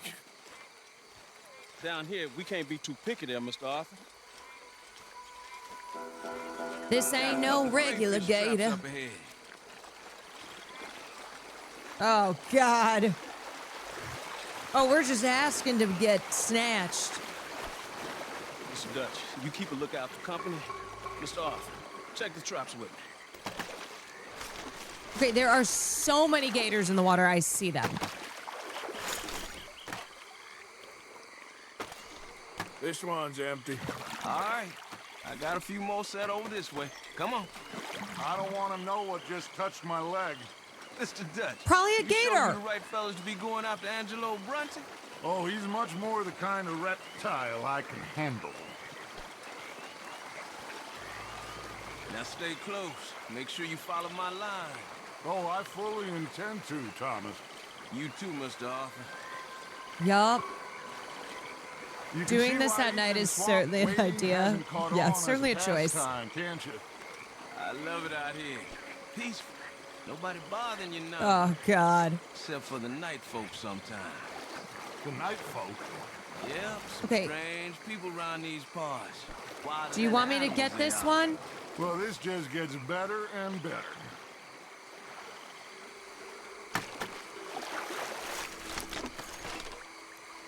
You ain't catching nothing. Oh, there's one. There's one. Shouldn't be lingering here. Come on. Oh, okay. Oh my God, we're going neck deep? You gotta be kidding me. Oh, we're just asking to get snatched. Just put a whole ass crawfish in the back pocket. Whoa. Stop where you are. It's a gator. Just stay as still as you can. Yeah, there's hella gators. Oh my God.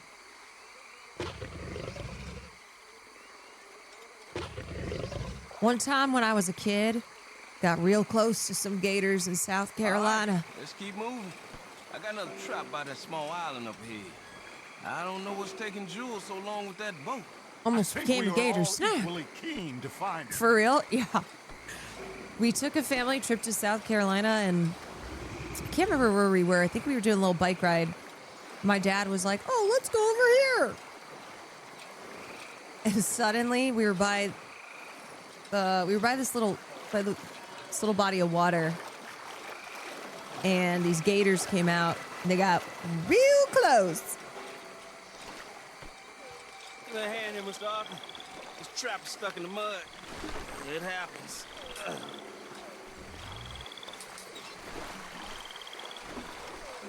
It's scary because they just stand there and their eyeballs are like this.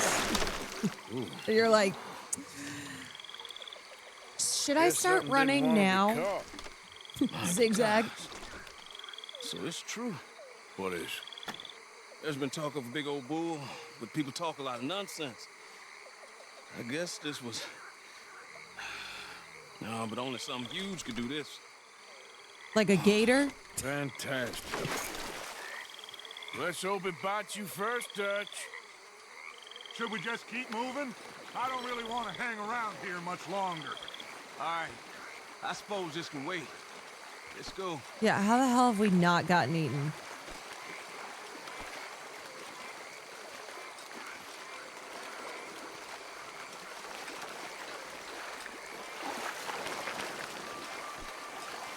Hold up. Oh, Jesus. Look at all them shapes in the water.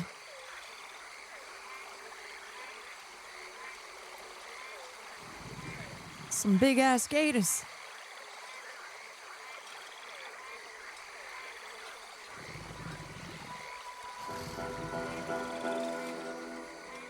My God, there's no shortage of them. Good eating. Us or them? Exactly. Come on. Absolutely not. Oh yeah, just going neck deep again. No big deal. We really should have run into Jules by now. Yeah, it's I fine. reckon we should split up so we can search both sides. Oh, split up? Okay, Arthur, since you appear so at home here, you take the right. Oh. We'll go left. What? Just keep your eyes open. Okay. Yeah, sure.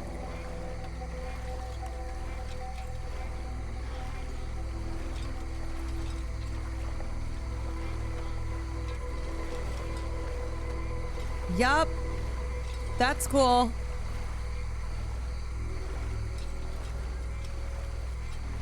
Keep your eyes open. Can't see shit. We're in the Everglades. We're in the bayou.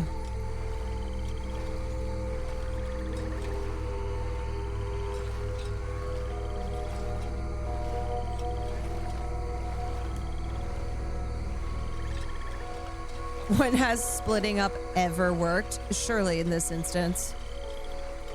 My parents. No! Jules! Jules is dead. I'm calling it. Hey! Someone there? Jules?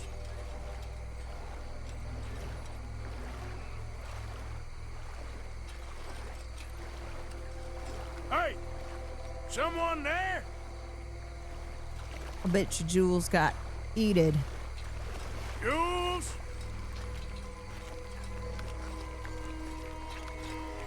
Hey! Someone there? Yeah, Arthur, let's just attract all the gators. No big deal. That's cool.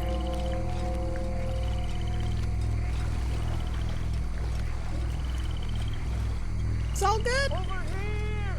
That must be him.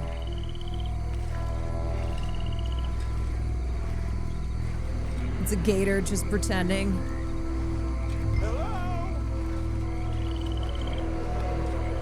God. Here! Help! Where are you, man? In the tree? In the tree! What you want me to do?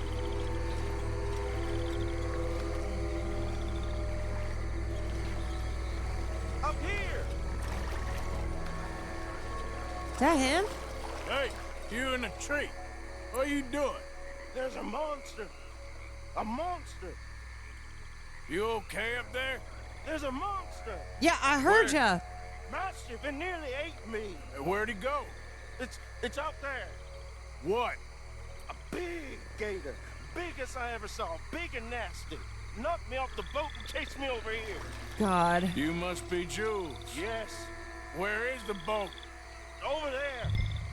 I Oh, ran. God. Oh. I gotta go get this freaking Okay. boat. Yeah. And, where'd this monster swim off to? I think that way. Okay. Good luck shooting that thing. You'll need a cannon. Oh, God.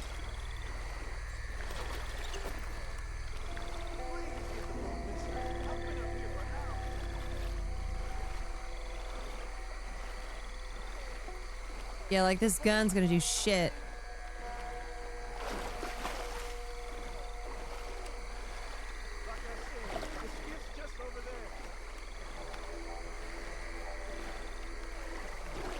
I got the skiff.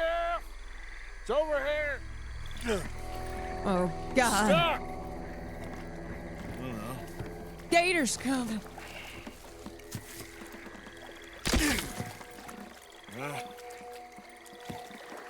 I got it loose. Jump. Good man. All right, let's get back to the dock. Yes, please, let's go. We gonna get eaten. It's almost getting eaten. Hey guys, it's right behind me, isn't it? Thank God. So, who are these fellas, Thomas? Two new friends of mine. I'll explain later. Jules, we are very happy to have finally made your acquaintance. I thought it was gonna be out here all night. What you doing hiding up in the tree, boy? This gator was huge, Thomas. Twice as big as I ever seen. Twice as angry, too. Nonsense. Oh my I think God! tree stump. Yeah, It's Jaws, but a gator. Jump in and pull us free. Maybe. Yeah, just do it. Won't take you a minute, boy. Go on. What? This is a bad idea. Why is he jumping in? You'll see any giant monster long before it gets anywhere near you. Got a couple crack gunslingers here with their guns loaded. You'll be fine. I'm not that good. You didn't see the thing. Yeah, neither did you. It's just a myth, Jules. Now pull. Oh my God. Poor Jules. Pull, boy.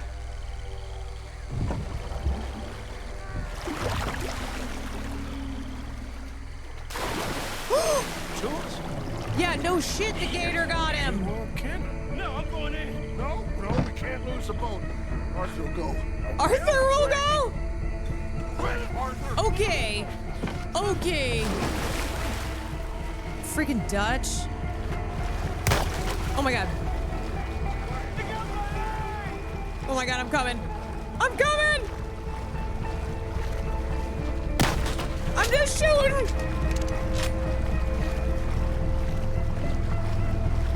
Come here, son. I'm trying!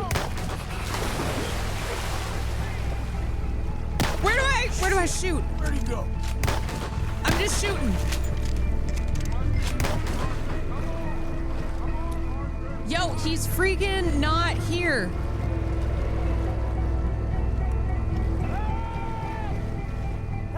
Oh my God, oh my God, oh my God, oh my God.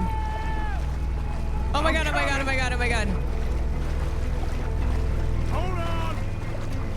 Oh my God. I got you, son.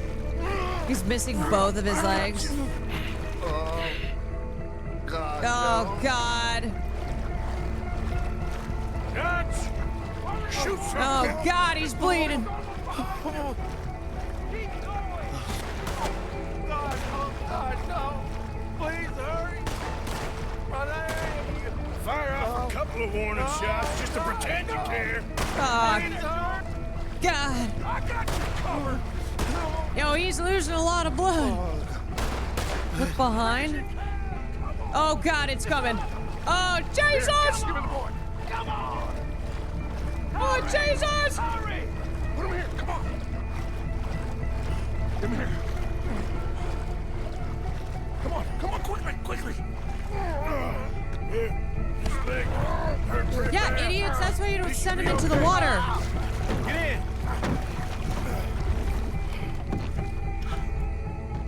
Shoot that thing. Where the fuck is it? Son of a bitch, Arthur. You're gonna be all right, dude. Just hold on. Oh God. Oh Jesus. Oh Jesus. Oh, he's pissed. He's like freaking Godzilla. Oh God. Oh God. I think he's going. Shit, that is one big old gate. Oh, your boy doesn't look too good there. Here, take this. Try and stop the bleeding. You're gonna be okay, Oh, son. poor Jules. You're gonna be okay. Just Poor thank your Jules. old Uncle Dutch. I heard that.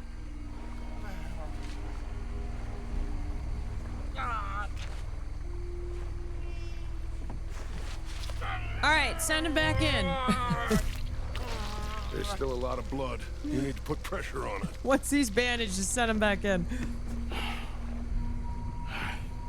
Poor guy. I stopped the bleeding. I think he'll be okay if he don't get a fever. Yeah, if he doesn't get infected by the swamp water. Fever is the least of our worries. Oh, Look who's back. Jesus. God damn it. Put every bullet you got in him. Hold on, I gotta switch. Sawed-off shotgun. Shit! Don't let him get any closer. Oh, God. He's freaking huge. Yeah, ahead of us. You see him? Shoot! Where the fuck is he? Okay, I think it's had enough. Has it? Jesus, can we get back now?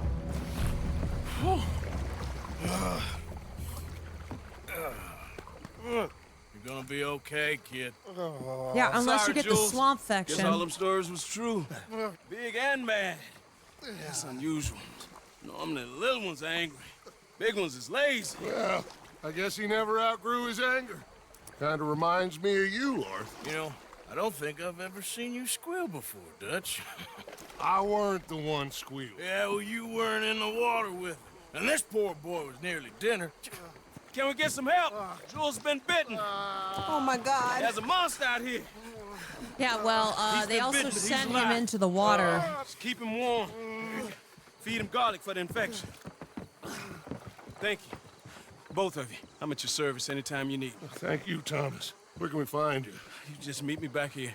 Very good. Can one of you help me put the boat back out? Sure. I'm gonna head back to camp and placate the irritable Miss O'Shea, who's causing more trouble.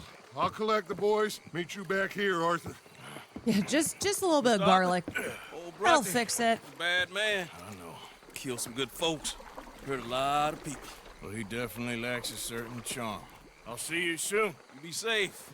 We got monsters out here. We got Well. monsters. All right. Fuck this water. Mission complete. Okay. Yeah, should I just go for a little swim?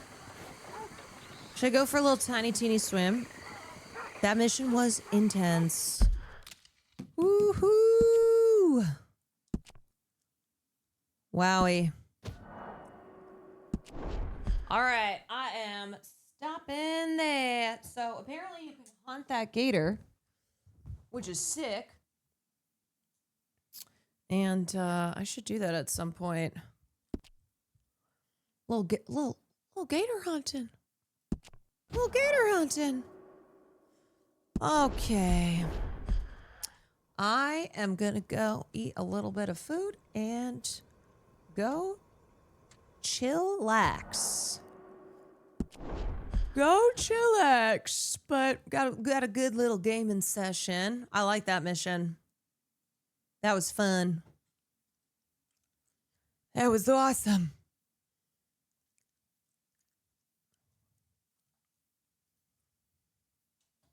Peter.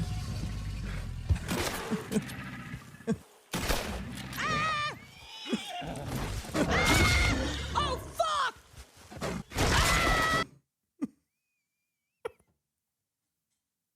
Oh my god. Oh my god. That is fucking sending me. The cat. Oh my god, an alligator.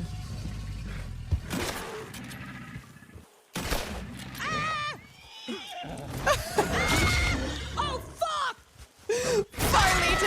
Farlito just totally abandoning me. Actual rats. Oh, I can do that. Oh! Oh shit! Oh my god. Oh my god. That was such a perfect clip.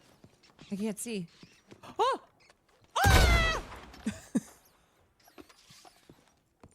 Oh my god. Oh my god! Ah! Ah! Oh shit! Shit, I'm just blasting these rats.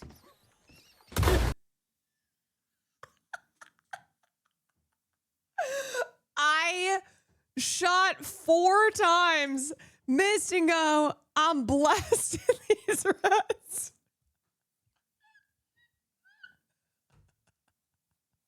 Just really blasting them. Just blasting all over the place, you know? The professors who I did the moonshine with.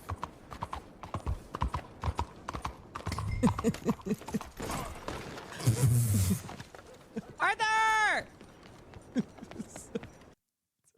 So embarrassing. Oh, boy. Oh, that is good stuff. That is good freaking stuff, y'all. Blasting rats. Blasting gators. Just blasting. Just absolutely blasting.